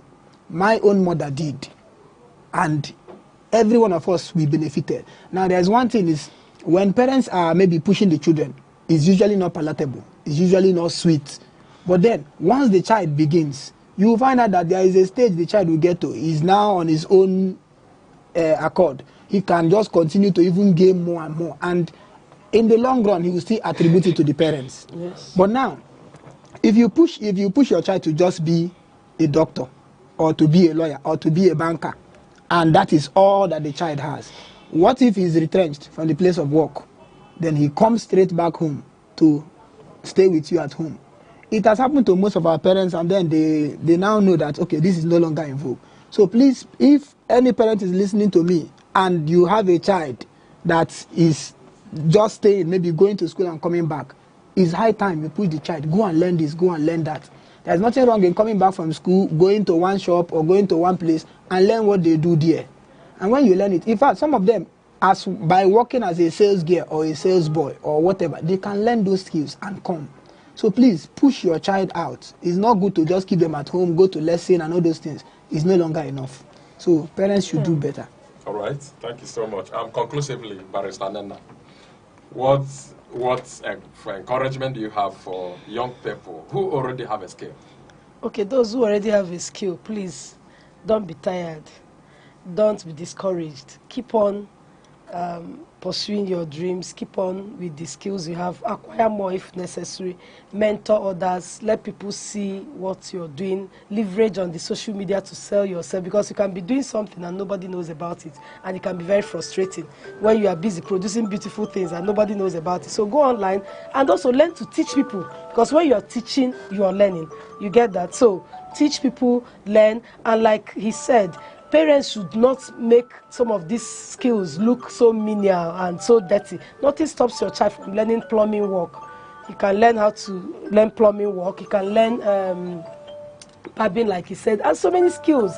Digital skills are there that you can use, you know. So I think just keep on learning and keep on teaching, keep on impacting, because skills acquisition is the in thing now. It's no longer gone at the era of certificates. What we now have is certificates. What do you know how to do? Are you doing it? Certificates. From certificate to certificates. Yeah. That's wonderful. That's wonderful. Philip, on a parting note, talk to those youths who have zero interest in acquiring any skill. Okay, talking to people that have zero interest in acquiring any skill, I would simply say you are jeopardizing your future. The present may be looking palatable, probably because you have a comfortable 9 to 5 that you are doing. You can feed yourself, buy a house and all those things. But then, look into the future. Definitely one day you'll be retrenched or you retire. And then you come back to nothing. And that's when you start seeing older men pushing wheelbarrow, or you see older women hawking biscuits or whatever. It's not because they chose that path, but because there was nothing they set before. Because if somebody is retrenched, I would just use this one as a party note. My own mother was retrenched from the bank, and she didn't fall back to nothing. She knows how to bake. She began to bake both meat pie, whatever, cake, flour, and that one grew to replace the job. So if you don't have a skill today and you are happy doing your 9 to 5, definitely something would happen. We are not praying for something bad, but we just know either by retrenchment or by retirement, you will leave the job and then you fall back to nothing. So please get yourself something doing. Thank you. Thank you so much, Barrister Nena Anozie. Thank you. Thank you so much, you. Philip Chikezie Osibwe. Thank you so sir. much. Avia will thank you also for being there. We have had a wonderful chat. The take home is, if you're a youth, go and acquire a skill today. It is on Aneke TV. My name is Chukwemeka Obasi. Thank you so much. We shall see you again. Then watch out for skills acquisition on Aneke TV Part 2. It shall definitely come your way. Thank you so much. This is Aneke TV. We move with the world. Life. According to a veteran lover of nature, Mr. Odochukwu Gerald, he views life as a progressive stage. The joy of life often invokes the intrinsic beauty of our true existence. Life is not a straight road. It bends, it breaks, it blossoms again. We stumble, we soar. And sometimes, just breathing is proof that we are still becoming. It's not always loud. Some of the best parts of life comes in whispers, in morning lights, in long walks, in holding someone's hand through the silence. Life is not measured by years, but by moments. And in every moment, even the ordinary ones, is a sacred chance to begin again. Beauty is not a mirror's gift. It lives deeper in how we listen, how we love, how we live. It's the kindness that lingers and the courage that doesn't quit. The world may sell perfection, but real beauty is flawed, fierce, and free. It's in stretch marks and smile lines, in stories and scars. When you see someone who glows, it's not their skin, it's their soul breaking through. That's beauty, raw, radiant, and real.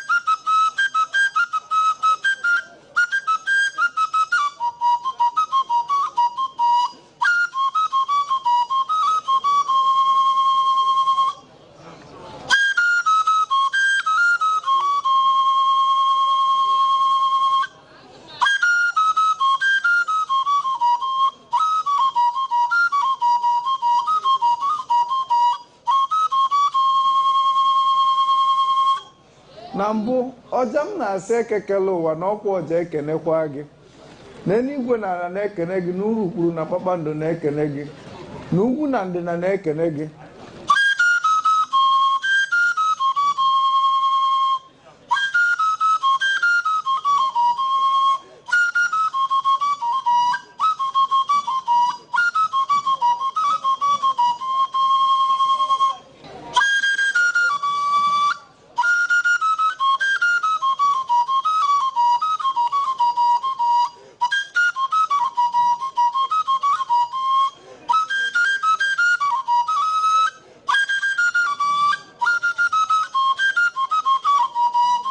maka ka onye si eme ka ekwe si akpụ ya, ka onye si eme ka ọja si akpụ ya.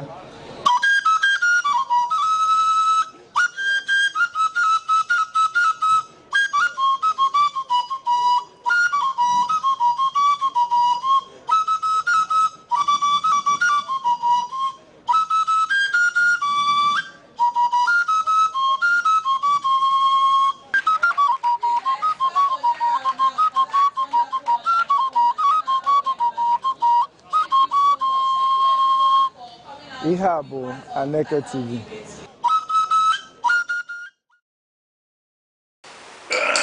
Ibe anyị ekele m unu. Ọ jụrụ kwana ihe eji agọ ndụ. Ndụ a na-atọka onye anabara nke ya na ụlọ agwọ ibe anyị adịnọ ogologo ndụ, arụ ike na ọdụmma ihe eji ene ndụ anya, na onye nwere ihe eji ene ndụ anya na ịrụfụta nwere ya, ị mara na nsogbu rere ya. Olise bụ anyị na-ekene gị Chukwu okike onye ogologo ndụ na ogologo anya na-ahụ udo na ọchịchị.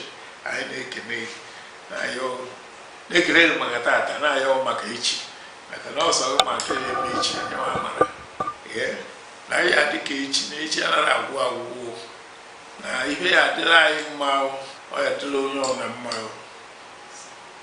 Ịdịkwazị ọgbaghị nọ ya abịa na anọdụ na n'Igbo eke oyi nkwọ awụ na ọdọmma. Ndị be anya onwekwana ihe ọzọ na anyị enye ndị ichie dipụtara anyị na-ere nke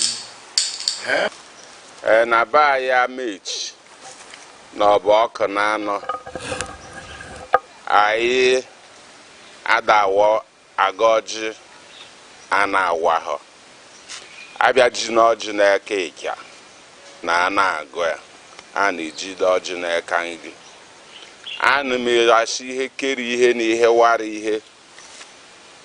Chineke nna kere enu ke anụ m akpọkụ ndị ezigbo mmadụ niile nọchawọrọ ndụ na amechi ọkụ na anọ na anụ ọkụ na anọ na anụ Nkanụ na anụ nta egbe na-ese na anụ Enugu steeti, na-asị biko na ọ bụ ha metere ihe ọma ka anyị na-asị ha gbadata, ha bịa tara ọjị. Anyị na-asị eke ka eke ketere anyị ihe ọma, anyị na-asị ahwọ ka ahwọ ghọtara anyị ihe ọma, anyị na-asị nkwọ ka nkwọ kwọtara anyị ihe ọma, anyị na-asị orie ka orie rutere anyị ihe ọma. Ihe ndị a niile ka anyị na-arịọ nna sị ka ị bịa mere anyị, wetere anyị udo n'ala Igbo, wetere anyị udo n'ala Naịjirịa, wetere anyị ịhụnanya, wetere anyị ọganihu, wetere anyị ihe niile bụ ihe na-eme obodo adị mma. Nna biko ihe ndị a ka anyị na-arịọ gị, kwetewo na imewere anyị karịa ka anyị rịọrọ n'ịhwa Chineke nna kere enu ka ana bụ Chukwu okike abịama.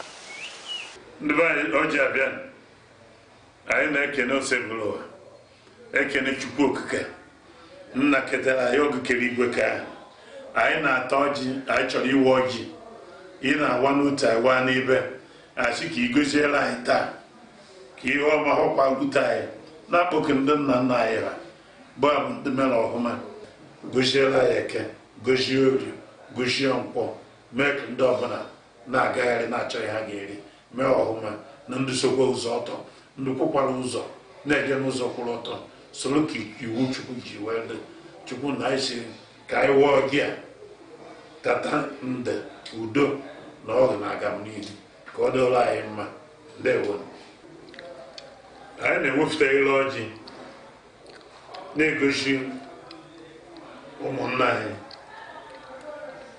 okenye na-awa ọjị ndị ọzọ na-awa ọjị na-ele enye ile ọjị nsọfụrụ maka na ebe a ọ na ile ọjị a ka eji ama eziokwu iweta ọjị onye ọzọ na-asa ile ọ ga-eji na-ekwu eziokwu onye sara ile weta ile ọjị were na-ekpe ekpere were na-agọ ọhọ ọ ga-ekwuneta eziokwu ọjị a anyị na-enye nsọfụrụ ọjị lụọ ịnọ otu a ata ya o ruo ise atakwa ya mana o bido ruo na asaa ịma na ị ga-egbu anụ ị ga-egbu ọkụkọ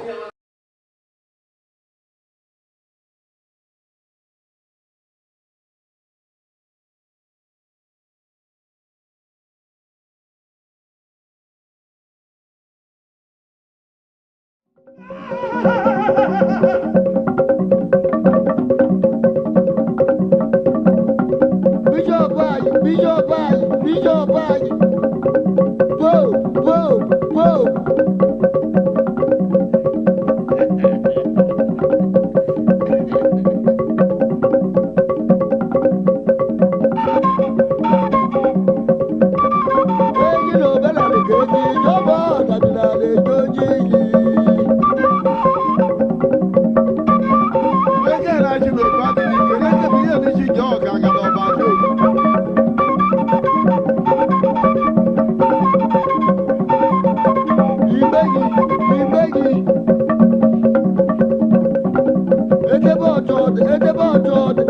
po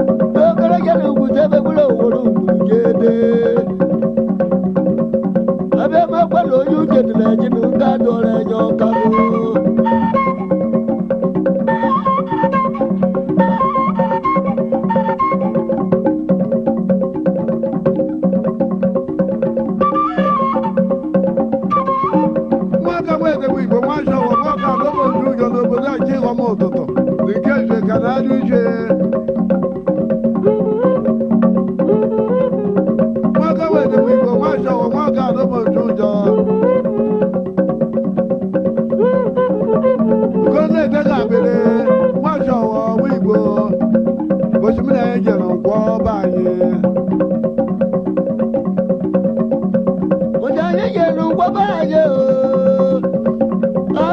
There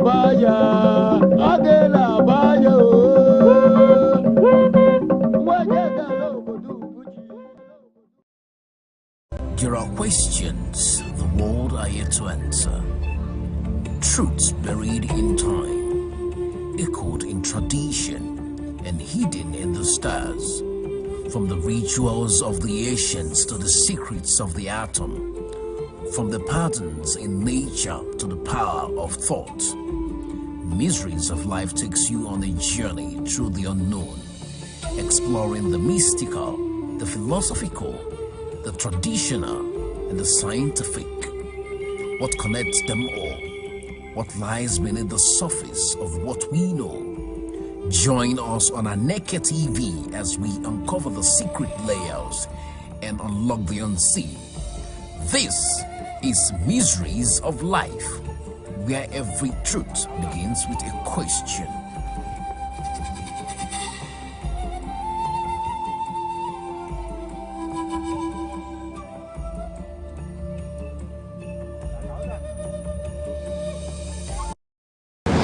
Welcome, viewer, to our darling program, Mysteries of Life. And welcome to the part 2 of our discussion on one of the issues that concern us every now and then, the issue of Agwo. So it is Agwo part 2. And with me in the studio to complete this particular discussion, we have from my left a reverend and a pastor, senior pastor of Assemblies of God Church. He is Reverend Gabe Gospel Isife. Reverend Isife, you're welcome to the program. Thank you, sir. Viewers, you're welcome. Yes, and then in white, resplendent white, I think I just heard from someone that is celebrating 100 years of his church, 100 years of Cherubim and Seraphim Church. Maybe he's going to help us today to understand how, Cherubim and Seraphim try to deal with the issue of Agwo. So, and he is a person that is involved in peace and conflict resolution. He is Mazi Nemeka Gabriel Adechukwu Jr. Viewers, come closer and learn appropriately. Okay. So, Reverend, last time we talked about Agwo and various forms and so on and so forth. And we talked about the issue of the positive, aspects of Agwo and then the negatives of Agwo. We even mentioned about what happened in the Acts of the Apostle when St. Paul had to cast out a particular element from a young woman, and then there was trouble in that community in the Acts of the Apostles, and so on and so on. And sometimes, like today, we know that there are issues. There's a young woman from Akwa Ibom or maybe Cross River State that just invented a new phone that is even better than iPhone. It's trending online. And then if she says, I want to talk to Reverend Isife, you will just come out and you will be talking. Very simple.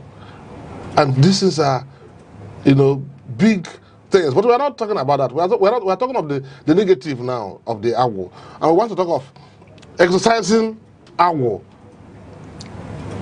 Maybe I think I want to start with Aneke because of his 100 years of of his church. Aneke, how do you people exercise? I know that in the Catholic Church we have exorcists, but I want to come to you.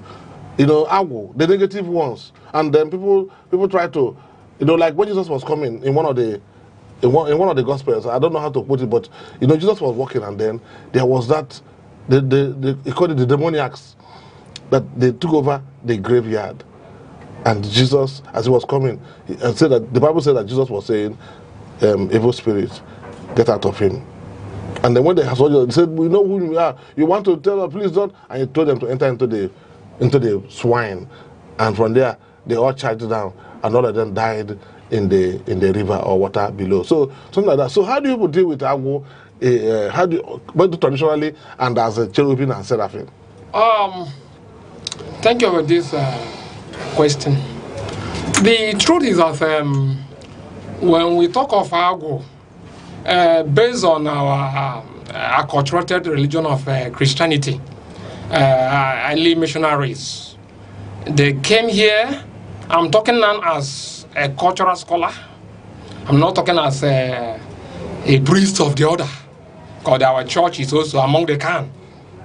And there are certain things I will say, it might mean that I'm talking heresy, but I'm talking based on research. So, and you are giving me authority to talk on Christian side and traditional side of Ago. As I... Of exorcism. Exorcism. The truth is that when Ago is, as we discussed in our part 1, is in Igbo cosmology, is the deity or God in charge of divination, healing, wisdom, the ability to do strange and extraordinary things in life. It comes from Ago. So, when this negative coloration of Ago was painted, promoted, and established, so-called established by the Christian missionaries, because they painted whatever we have here as dark, demonic demons. Yeah. The point of correction, let me use a word. You know there's a word called bureaucracy. Yeah. There's a word called bureaucracy. Yes. And people will use bureaucracy for good and bad, depending on connotation. Is it positive connotation or negative connotation? But we are now taking the negative side of Ago. We know that there are positives. Okay, negative side of Ago. And we want to talk of exorcism. Okay. We want to focus on it. Ago, how do you people exercise it? Even in exercising, Ago can never be exercised. Yeah. Yes. Okay, in your own... It's not... you can exercise Arago, deific insanity. Deific insanity. Insanity caused by the gods. When you resist the call of the God on you. So we need to take it more objectively. Okay, for your own part. Arago, deific insanity, is insanity caused by Ago. I want to take you to the Bible again because you're a Christian. You know, I think it was in John 8 that Jesus was talking with the Jews. And then Jesus, after having in John 6 talked about taking his flesh and blood. Then in John 8, there was something that he said. They now told him, I will not right, therefore, to say one, you're a Samaritan, and that you have a devil. So, do you know why I'm trying to do it? You are trying to get only one aspect. And I want us, we are not making a debate here. Let me hit it. Because we don't have all the Exactly. time. So what I'm saying is that that negative side of Ago, you have negative effects of Ago.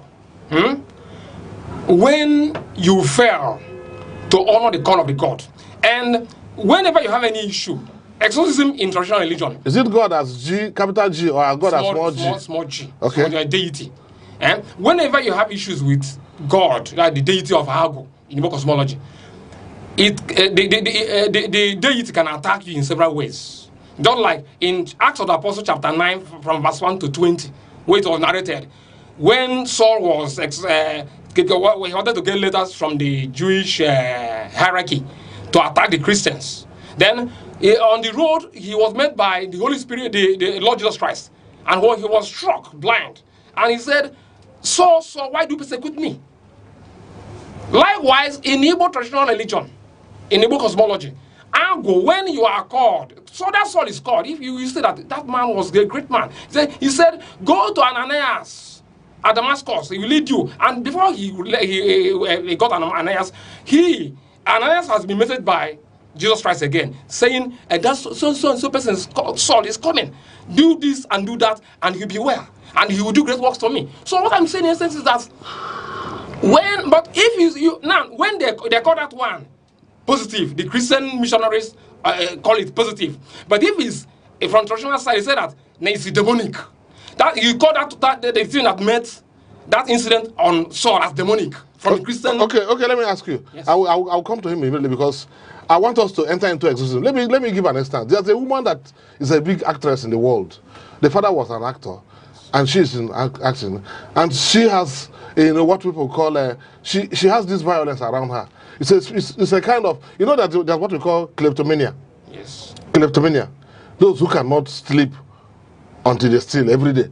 Every day they must steal. Yes. If they do not steal, if they do not steal, they cannot sleep. Even the Bible in the book of Psalms talks about that. These people who cannot sleep unless they commit one thing or the other.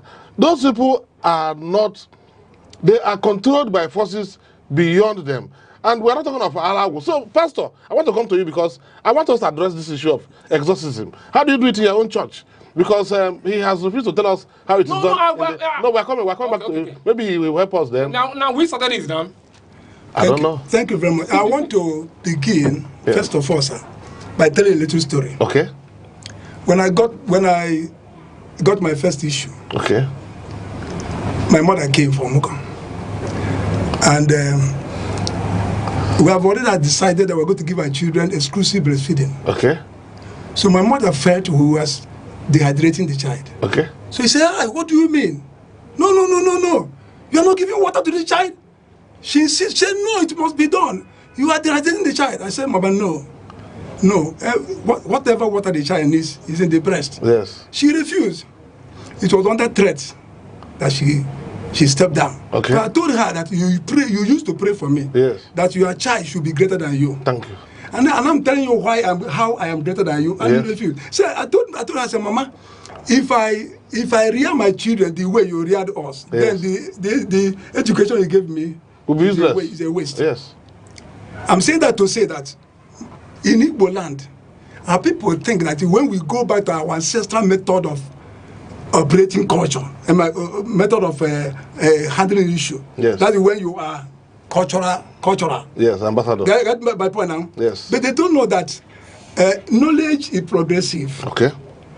I get the point now. So culture is also dynamic. Culture is dynamic. So if we stop changing, we begin to stagnate.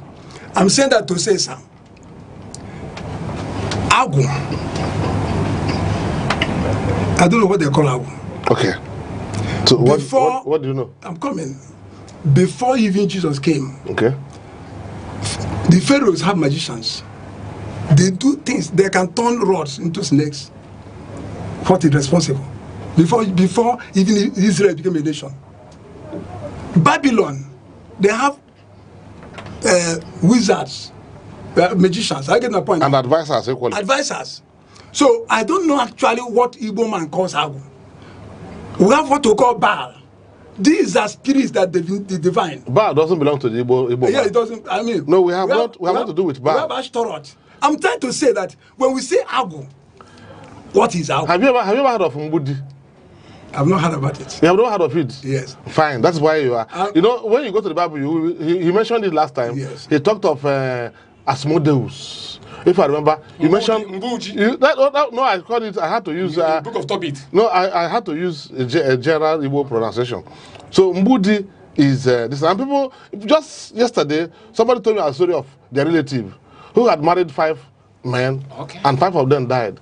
And at the last one, let me tell you, and at the last one, when the last one came, when the one that he remembers, because the woman is abroad, and when the last one came, I'm trying to address something. When the last one, when the 5th one came,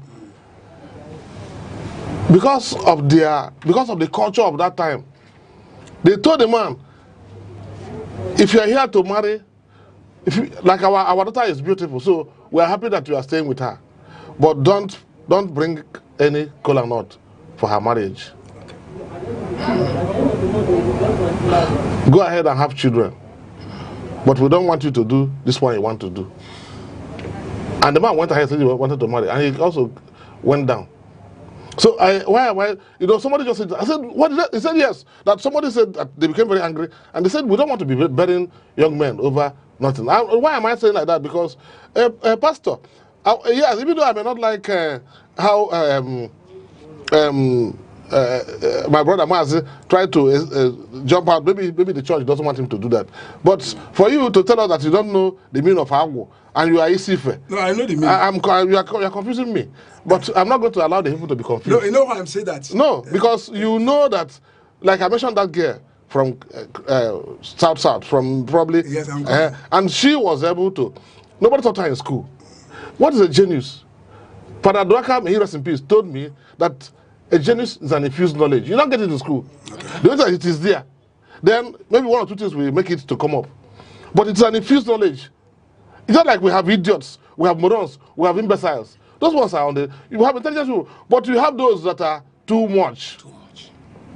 And those things are not given just like that. You know, it is wisdom that comes from the depth of knowledge itself. So, now when somebody has been given... You know, listen, I just mentioned one case, and I don't want to mention the town because I know I don't want to go. It's not about the book of Tobit. This one is real because I was told in a meeting.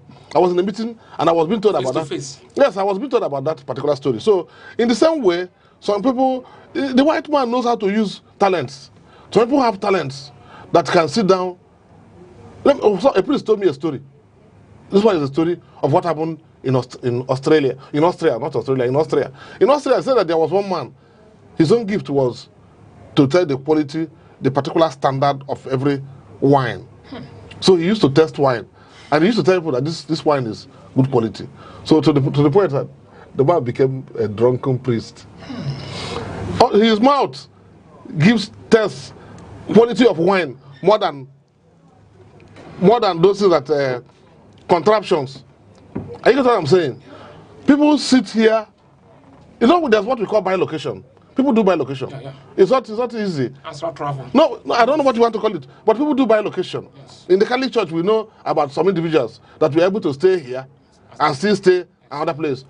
Like Jesus was able to do that. Exactly. We don't want to talk about, you know, the stories of Jesus, that he was immediately seen. Let me tell you the story. No, don't answer it because you are trying to... You are trying to now go to what he was doing. No, I'm coming now. I want to give you another example. Elijah, when Elijah talked with the king, he told him after the 3 years that there was no rain, he now prayed and said, God, please send rain. So that he bent so much that his forehead touched his knees. Then he now told the man, please enter your chariot and run. And that in the spirit, Elijah, this one is not by location, the spirit, Elijah was able to even reach the threshold of the community, even before the king that was using chariots. Okay. So why am I talking like that?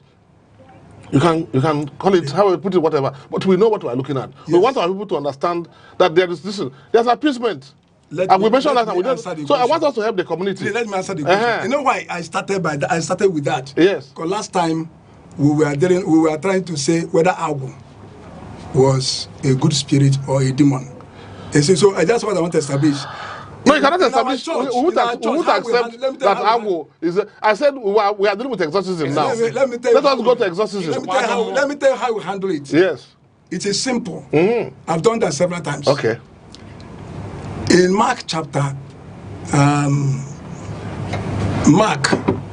16, verse 17, the Bible, Jesus said, these signs will follow those who believe in me. Okay. In my name, they shall cast out devil. Yes. Do you get my point now? I've done that.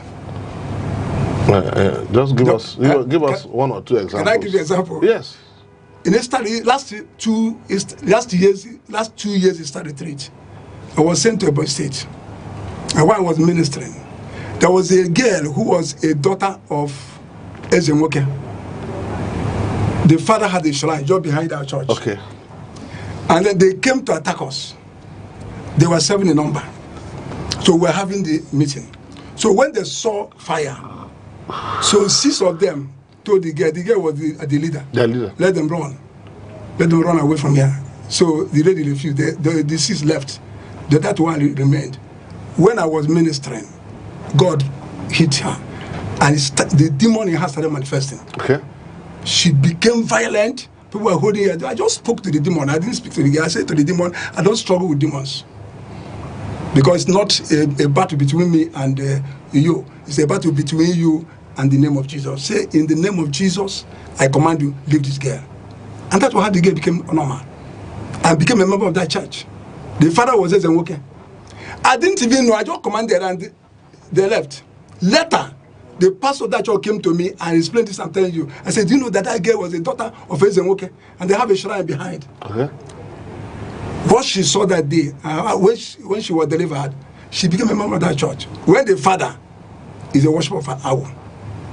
I can also give you another one. Okay, go ahead. There are plenty. No, you have given one. So No, let us take this one. In our church, we cast out devil in the name of Jesus Christ. And then I told you that Bible said in the name of the Father, Son, and Holy Spirit is one name. When you say in the name of Jesus Christ, the three personality, Trinity, and God will come to Obia. The Holy Spirit is there, the Father is there, Jesus is there. So once you mention the name of Jesus, if you come to a shrine, I'm telling you gospel truth, and shout Jesus, it will spoil things there. That name, Bible says God gave Jesus a name above all names. Okay. At the name of Jesus, every knee must bow. And every tongue will confess that Jesus is Lord. You know that what you just said now is a case of a non-deliberate exorcism. I'm talking of deliberate exorcism. What you have said is correct. Can I give you an No.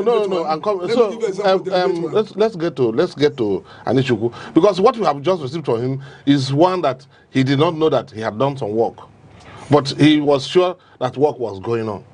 But I'm talking of a deliberate act through which the Igbo people exorcise demons, because we are not talking of Agwo as demons. Good. We are talking of Agwas, eh? Demons now. The demons. Demoniacs. When you get a demoniac, not like Arago. I understand that one you are thinking of Arago. Prof. Yes. With all respect. Yes. It will be a disservice. Okay. To Igbo cosmology. Okay. If I designate Agwo as a negative force. Okay. As evil, as a malevolent force. I say with great respect to your... I'm listening to you. We should concentrate exorcism from the traditional perspective and from the Christian perspective. So, Agwo is a benevolent deity in Igbo cosmology given to the Igbo, just like Holy Spirit is given to the Christians to tackle their issues in life. I have told you even as last time that you don't use Holy Spirit and mix it with Agwo. Okay. I'm doing a comparative religious. You don't compare Holy Spirit. It's like comparing you and your little child. No. That is the problem we have. And I object it. No, let me. A Christ as a pastor now. A pastor. He is a pastor. He exercises any demonic attack through the Holy Spirit. And a native, an Igbo dibia, exercises demons through Agwo. Because Agwo is the God or the spirit of revelation, healing, divine powers. So, when you say exorcism is all about detoxifying somebody of evil powers that is against him or her. How to deliver? Call it deliverance. Exorcism is deliverance. Isn't it deliverance in churches? Deliverance. Deliverance means to get you out of your problem, to give you a solution that separates you from darkness. I think I like this tendency, but we are having this issue because that I cannot agree that Agwo is evil. No. The word cannot. No.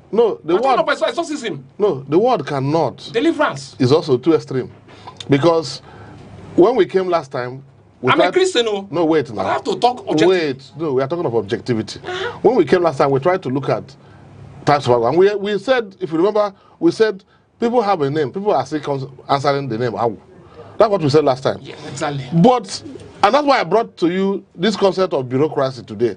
And I told you that somebody says that the man is a bureaucrat, but chunk it, or that bureaucratic bottlenecks. You are not. It depends on the context. If you don't contextualize your discussion and you begin to push the way you are pushing, what you are going to end up, because when you use the word cannot, it means you are not ready to be flexible.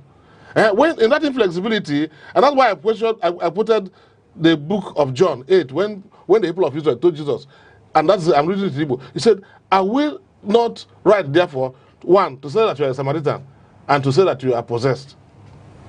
That possession is what I want us to deal with, because when somebody comes and says, Nagunemonia, that's the general Igbo concept. And I'm not speaking English.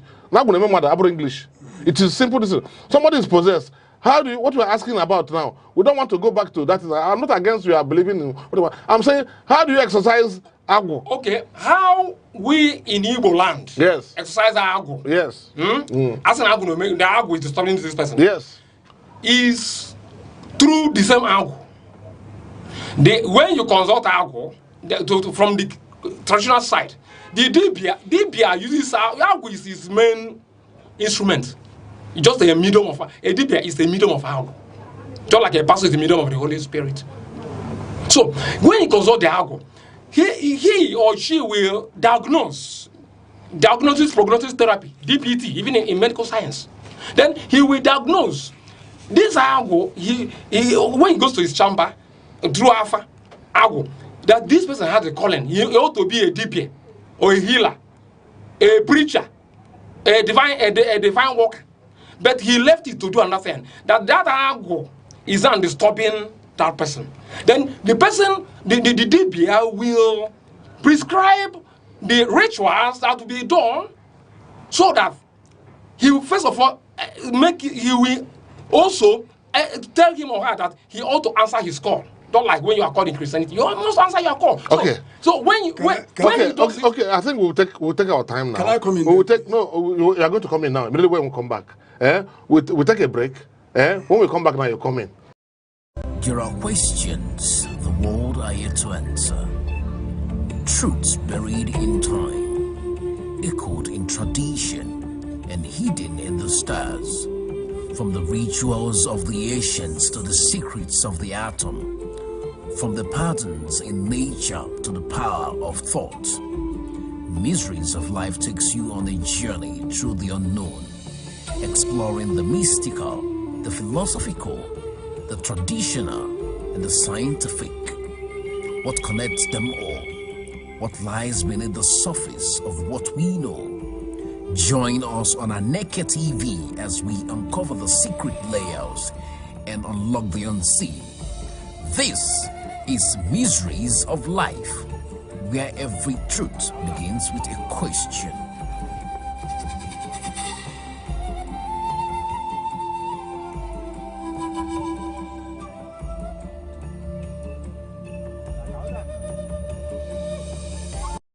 Yeah, so we want to now go to how do we in your own church, because I know you mentioned one that was not deliberate. You know, we have deliberate action. Yes. You know, we have unwitting exorcism, which could happen. Like unwitting healing. Somebody is passing, like St. Paul in those days. St. Paul got to the point where his shadow was healing people. And St. Paul didn't know. He was just going. If he's going, people will bring their sick and he'll be healing them. St. Paul got to that level of spirituality. So, but we are now talking of how do we deal with such things in your own church? I'm coming. Yes. And the example I gave you was not. You have given me one. You have given me one. Give me another one. I actually spoke to the devil. I know said, you see that. Get out. Yes. So if I didn't say that, and the devil got out. If I didn't say that, it will continue. The lady wouldn't have been free. No, some people are so spiritually high. It is when I spoke to the demon in the name of Jesus, say, leave that girl now. The devil left. Let me give you an example. At Alpha, I'll give you practical examples. Okay. There was this family. I don't know whether it is how would I claim them, but they were dying. They were dying consecutively. Yes. This person will die. That person will die. Eventually, one of them, out of fear of being dying, joining the went to a dibia, got ogu, and with that ogu to protect himself, he went to the north. The same thing that he used to kill them, he went to the north and killed them. He remained one, so they called us. So the person ran to our pastor at Alpha. Do you know what they call that thing that happened to the man that died in the north? I don't know. No, what they call it is appeasement. You know, the appeasement. Yes. Now, like you know, there's something that he said. That's what he was saying. No, there's something that he said. There's something that he said. It's called the appeasement of placation. Now, there's something that he said. He said, when you have this thing, but he didn't want to call it because he said he was getting angry. I don't want to annoy him with this. So he said, if you have this demon, they will also go to another demon and get this. And that's why Jesus was angry. Yes. That's why Jesus was offended. Jesus said, because they accused him of using the prince of demons, Beelzebub, to cast out demons. He said that every sin against the Son of Man may be forgiven. Yes. But that's why I've been trying to say, let us not mix up the Holy Spirit and this. But that's by the way. That's by the way. Allow me to so I want to get that in. Thank you. Allow me to. Yes. So when they called us, we went to their family. Yes. Just in the night. What do? we preached the word of God, salvation, and told them, if God will deliver you people, you have to belong to God. So they gave their life to Jesus, and then we prayed. After prayers, we brought those artifacts belonging to the devil, whatever their material belonging to the devil, we burnt it that night. I want to tell you, as I'm talking to you now, that family is still alive. The family started attending our church at here. The man became a deacon in the Assemblies of God. That the death sentence placed on them died. Okay, so they were delivered. That family was delivered. Can I give an example? At all, no, yeah, okay. After this one, we'll go back to yes. At all, here, a girl called me, said the father would be drunk every day. An old man, oh, it is either in the gutter, the people will carry him from. Or sometimes people will look for him and they will not find. Maybe after 2 days or 3 days they'll find him. Okay. So when we came that day, by God's grace, he was drunk, but where he fell down was close to the house. Okay. So they found him quickly and brought him down. While we were praying, I was moved by the Holy Spirit to hug him and pray. Okay. So I hugged the man on that drunken state and was praying and speaking in tongues. Okay. In the name of Jesus Christ. After prayers, we came and sat down. The daughter said that while I hugged the father praying, her eyes opened. She saw her father. She saw the body of her father pulled out like somebody pulling his clothes out. Yes. And a new person was there. That's what she saw. I want to tell you that from that night, the following day, the father became delivered from drinking and started attending to church. He was baptized in water. Became automatically delivered from that whatever is holding him, making him get drunk every day. So part of he got delivered instantaneously. Apart from the mentioning the name of Jesus, so sometimes so the baptism in water, what? No, I said he got saved. I know. And then he started going to church. Okay. He was baptized. It's not the baptism in water that he delivered. Okay. He was delivered first. Okay. Before he started going to church. Okay. He was no longer drinking. Okay. I can give you another. No, you have. I like what you have just said. I can give you many families that are under the torture of Agu that we delivered. You know, last time. This time around, they came to Enugu looking for us. No, wait, Pastor.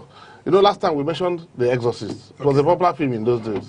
Yeah. Because, people like Father Mbaka is an exorcist. Yeah. There are a few exorcists. Of course, everybody is giving power to cast out demons if you're a Christian. But you have to be ready.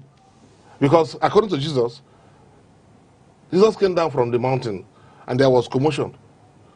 And he tried to find out what was happening. And then the man rushed him and said, I brought my child to you, apostles.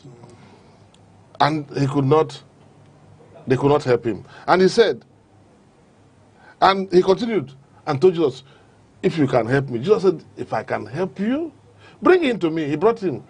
And then, and so on and so. You know the rest of the story. Yes. And then they came and asked Jesus, why were we not able to cast out this demon? He said, because this particular one cannot go out except by fasting and prayer. So that is one angle. And I've mentioned that if you go to the white man's land, because the white man is so scientific about everything. Mm-hmm. Now, if you have a masochist, for example, like I've just forgot that I didn't know I would need the name, but the girl's face is in my son, and the parents, and she's always she was put into into acting, and she acts very violent films. That keeps her going. That's a masochist. Of course, that's a level of possession. Possession is possession. Then if you're a narcissist, that's you just in love with yourself. You don't care about the rest of us or the rest of the community. It's also another sickness of history. Just like you said that a cloak left that man. Mm-hmm. That's what the girl saw. And then the man became normal. In Igbo land, it is how people cast a spell on people. People can cast a spell on people. Are you aware? People cast spells on people. Sure. When they cast a spell, you may turn into being a drunk. They can cast a spell and you'll be sleeping throughout your office and you'll be sacked. They may cast a spell and so God is always there. Mm-hmm. And the devil is always there too. But it is left for you to choose.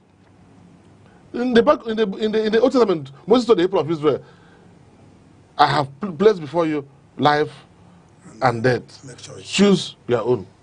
So that is but I'm still looking at, because my brother Mazi has this orientation of culture. I want us to now see whether, all of us know that we have Dibias.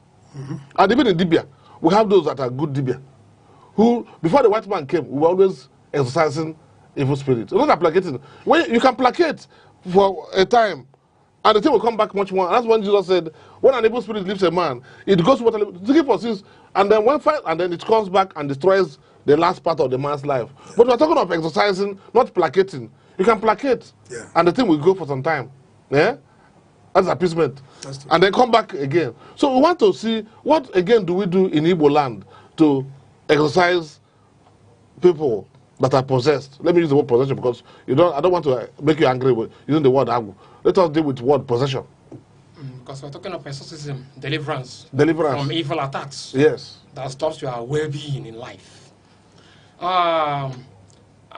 This is not a Christian program. This is a pure philosophical program. Yes. Mysteries of life. Yes. Whereby even if you are a bishop, you drop your bishopry, and they say things as they are. So the trouble we have in contemporary society of Igbo land, Africa, is that I call it cultural dilemma. Neither Christian, neither traditionalist. As you said before, we are syncretic. Exactly. We are syncretic. Let us go with syncretism. So as you said it, John minutes ago, before the white man came with the gospel, they said they brought to us. We had the gospel. Before the white man came, we knew God before them. We knew God before them. I don't want to go there because it is true. So, but I don't want us to waste our time with that. Power they said they have brought us to deliver us from our issues. We had it in us. You see, it's within us. The Torah, the word of God, the scripture is in us. Through Igbo man, the scripture is written in. That's why the Igbo man, their moral code is conscience. Yeah, but how do we exercise? So why we exercise, do deliverance of those who are suffering from evil spirits, call it demons, in Igbo cosmology? Yes. Is when you meet a true Dibia, not somebody who called himself a Dibia, a true Dibia called by the gods and ancestors. Just like pastors, some call themselves. That's why when they pray, some of them, it don't work. They say they're healing the sick, casting the devil, so the blind will see, the lame will walk. But if I bring my own lame man, my own blind man, cannot cast it. I don't want to talk on that. We're not talking about that. So what I'm saying, in Igbo culture, in Igbo traditional process of healing or delivering somebody, when you bring the person to a true Dibia, he will consult his ago. His oracle. His oracle. When he consults the oracle will tell him the genesis, the roots, the carry account of DPT, the diagnosis prognosis therapy of the problem he is having. Then when he gives him the rituals, not ogo, the difference from ogo and omenana, sacrifices. There are rituals the oracle will prescribe. When the person does it, that person will see that man now will get healed immediately. That person who is suffering from Asimodos, marrying and the husband with that, it will stop automatically. It will stop. Whatever trouble the person is passing through, that thing will stop. Total exorcism, total deliverance. After doing that sacrifices, going to this, going to that, doing the sacrifices, the person will get him or herself. Okay, normal. I'm telling you. Okay, fine. I have it. I have empirical evidences of himself. No, you don't need to. You don't need to tell us. You cannot tell me that before Jesus Christ God came with the gospel, there will not be healing. There will not be healing demons. There are not casting demons here. No, there are something that you are. We have been delivering from demons before Christianity. You are just getting excited for nothing. The fact of the matter is this: we are talking of how do we deal with this matter, and you have given us your own how it is dealt with in our. No, I'm coming. Okay. How it is dealt with. And I have mentioned the fact that if you go to the white man's land, those who love blood sports, they have blood sports in the white man's land. People get into all manner of sports, bike, motor, every kind of stunt activity. Because that is their own creature. That's their own creation. That's what they have, But we're talking of possession when it becomes negative. And then, you have mentioned the fact, I don't want to go into because I know that Christianity, even the Acts of the Apostle, people from Africa were there on the day of Pentecost. Okay. So I don't want to go to that one. There's something I don't want to go to to that one. What I want us to do now is, now that we have seen that this thing is true possession, we are possessed by two spirits, positive spirit or negative spirit, whether we like it or not. Exactly. There's no disagreement Pure truth. about possession. We are either possessed by good spirit or evil spirit. Now, Pastor, how do people get into being possessed by evil spirit? So that people will learn about some of those things here, because we have at least a few seconds to go. How do people get into the circle of evil? Thank you very much. Anybody who is not living in the will of God can be possessed. Okay. Must be possessed or can be possessed? Can be possessed. Can only. God protects even those who are unbelievers. Yes. That's less extent. But just as Patoba said, good. There was a lady I prayed for. I like this last one. Because it's important to move from that Patoba's angle. How was the lady possessed? Okay. They did what we call blood covenant. Okay. He wanted to marry a young man, and they licked their the blood covenant. Blood covenant. That if anybody. So you are telling our children now to avoid blood covenant. You know, don't get too excited about it. I've seen two cases where it happened. Okay. The moment the other person violated it, it became insane. The person became insane. Okay. In fact, where I'm living at Akebugu, there's a lady there who was not married. Is insane as I'm talking to you now. And the brother told me that the other side, the man that promised to marry her, was also insane. Okay. Because the man broke the covenant. Yes. So that is one. One is blood covenant. Another one. Another way of being possessed is if you go to. But negative possession now. You go to witch doctors. Okay. Which? And let me say, positive position is when you are possessed with the Holy Spirit. We are saying the same thing now. You don't need to repeat that one. So maybe I go to Aneke because if you go to a witch doctor, okay, if you go to witch, okay, to make money, you have to be the devil will possess you before I can give you money. I told you that Satan said to Jesus, "I can give you anything as long as you do what you're bound to me." Yes. Once somebody goes to a witch doctor to get power, either for achievement in life. Is there any free meal? You must be possessed. Is there any free meal? Free meal? Is there any free meal anywhere? There's no free meal anywhere. Yeah. How do we? Sacrifice. Yes. You have mentioned. You have mentioned blood covenant. You have mentioned wisdom. Then you have mentioned now sacrifice. So Aneke. So Aneke, how do people get into this circle of being possessed by evil? Quickly, one is possessed by evil. When you're associated with evils. Okay. Association. According to the laws of homogeneous species. Okay. Laws of attraction, laws of homogeneous species. Like attracts like. Okay. Whenever you do evil against your fellow human being, expect evil back. Okay. That is karma. Karmic consequences of one's malevolent actions, thoughts, and species. Okay. Can result in evil possession. What the person is reaping what he or she has sown. So actions have consequences. Yeah, exactly. Karmic consequences, immutable karmic consequences of one's actions, speeches, and thoughts. That's what one woman called reciprocity. Yes. The woman said that the whole creation is built on reciprocity. Exactly. And that people are planning against you, that you should not worry yourself, because that God is the ultimate planner. St. Paul, one of the epistles, says, "You who is telling me not to steal, did you steal? Do you steal? And you are a Bible scholar." Now, I want to make it very clear. This is called mercy and grace. If God will forgive anyone who has done evil without justice, it means God is a God of injustice. Okay, so there must be justice. The karmic consequences of our actions bring these things we call spiritual position. You and somebody made agreement. You are a lady. The person is training you in university. After he has spent all his money in university, and you agree that he will marry you, and you refuse to marry him. Either deliberately or by action. You want to give him impression that he was going to marry. It was a pact reached, and after you jettison that man, say he's so local. Not just local. It's not like Kusana. Substandard. Not Kusana Benjamin. We are not that kind of. So whenever you do it, no grace of God, No mercy, no deliverance can save you, except get that person and make propitiation. Propitiation. Yes. I mean, you have to do it. God is not God. Galatians chapter 6 verse 7 says, God is not mocked. Whatever man sows, he shall reap. Good. So avoid evil, and know you're going to be possessed by evil spirits or evil or whatever will work against your well-being in life. It's what you sow, you reap. Okay. So people should desist from committing evil against a fellow human being. So what do you think about those who commit evil against people and try to run to the church? When you commit evil and run to the church, a true pastor will tell you, go and restitute.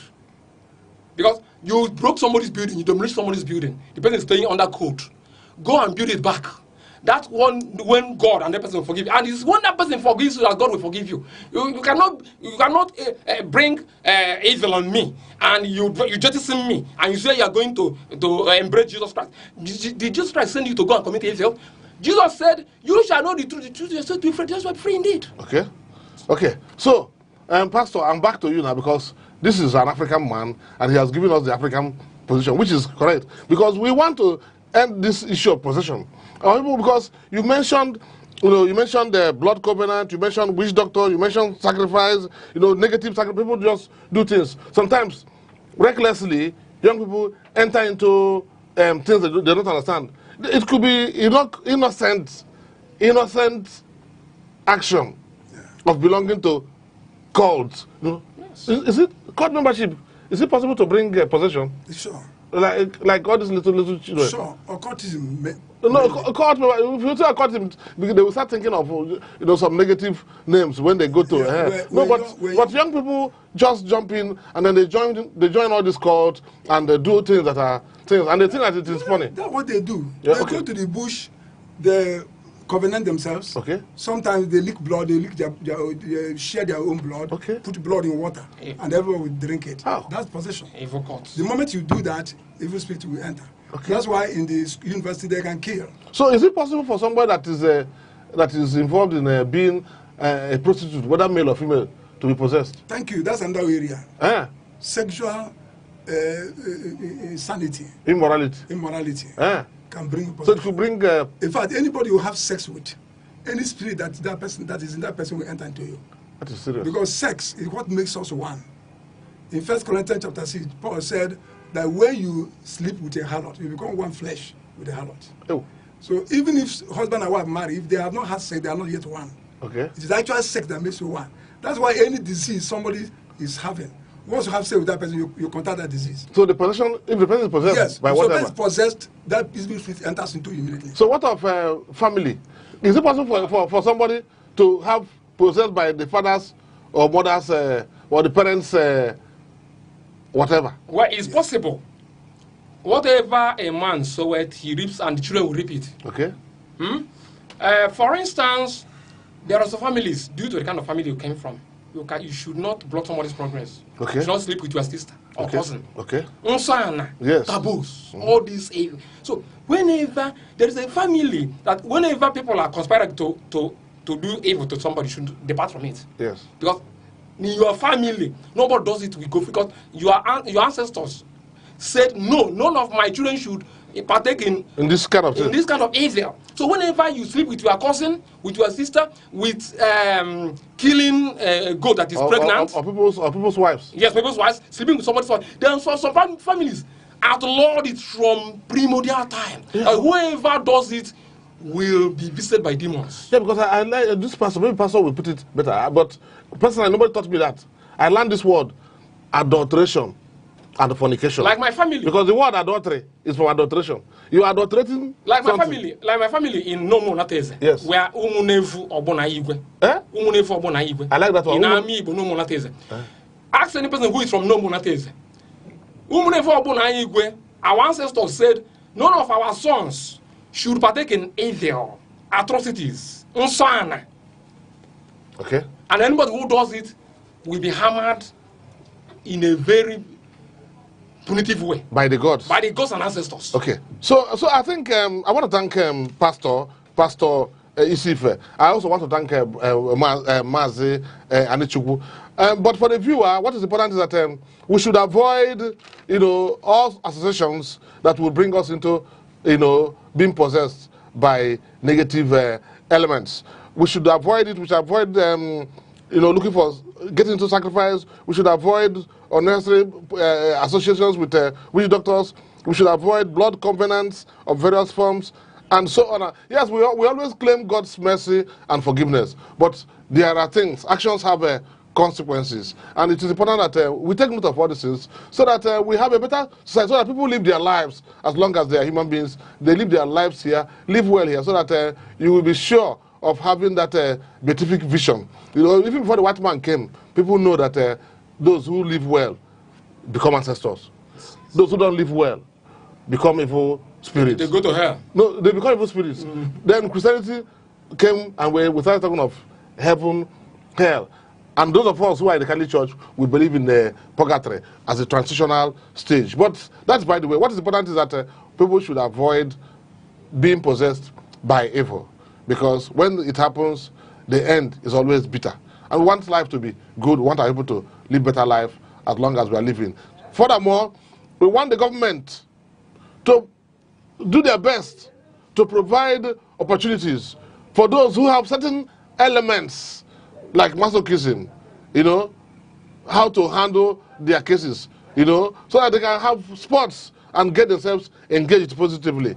Then we are begging sadists and kleptomaniacs to look for solution to their problems, because it is possible. The positive spirit is always there, and God is always waiting for us to come. He says, as I stand at the door and knock, whoever opens, I will come and eat and dine with the person. So with that, we say thank you. If they come to Jesus, they can be delivered. Yeah. We When say they thank keep their you. hands clean, they cannot touch evil. Do your best to be clean and live life that is free and joyful. Thank you. The Federal Capital Territory, FCT, is a monumental city of edifice strategically designed to showcase the aesthetic beauty of a natural ambience, a land of opportunities often referred to as the center of unity. Abuja is the political hub of the nation, lying strategically at the center of Nigeria.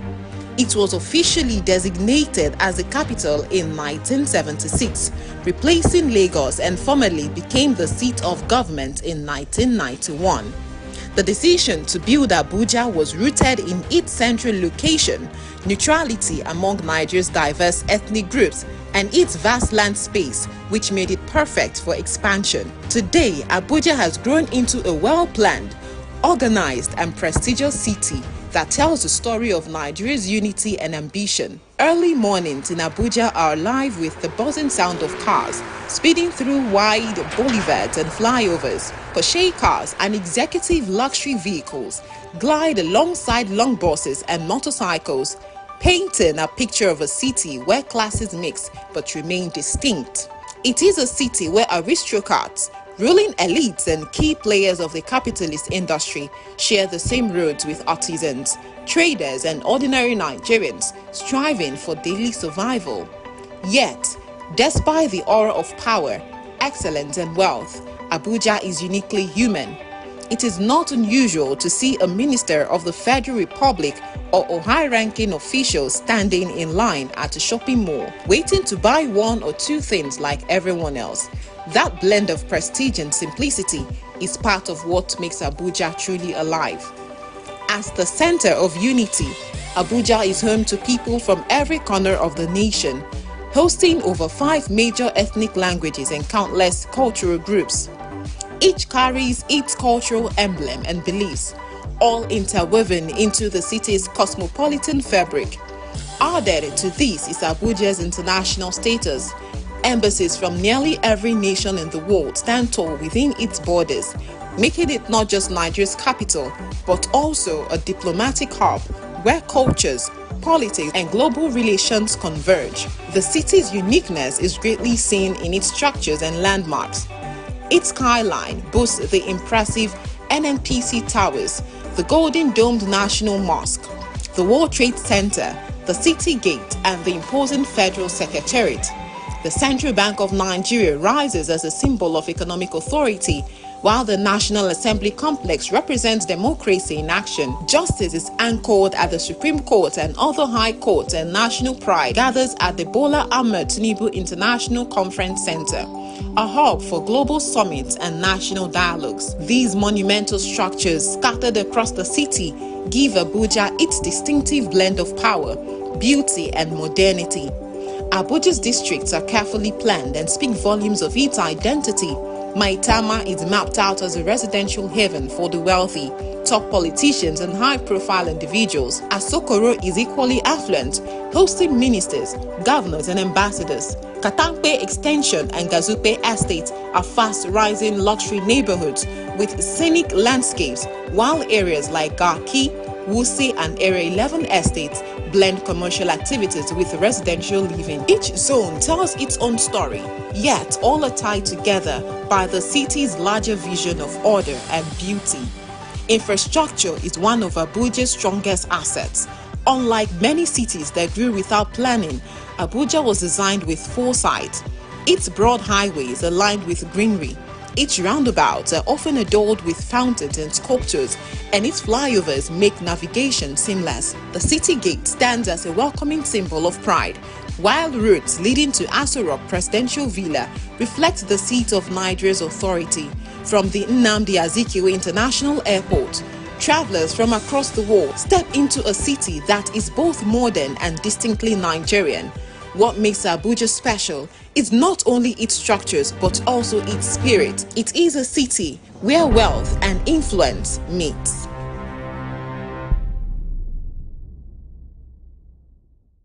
Once again, thank you so much for joining Youth Focus on Aneke TV. It is a program that shapes the lives of the young people by setting their destinies on the right track for more success in life. We achieve this by word of making opinions. We give commendations, motivations, criticisms, and of course, we'll respect your opinions. For those of you who have given opinions one way or the other to the success of this program, thank you so much. It is good to know you are there. My name is Chukwamaka Obasi.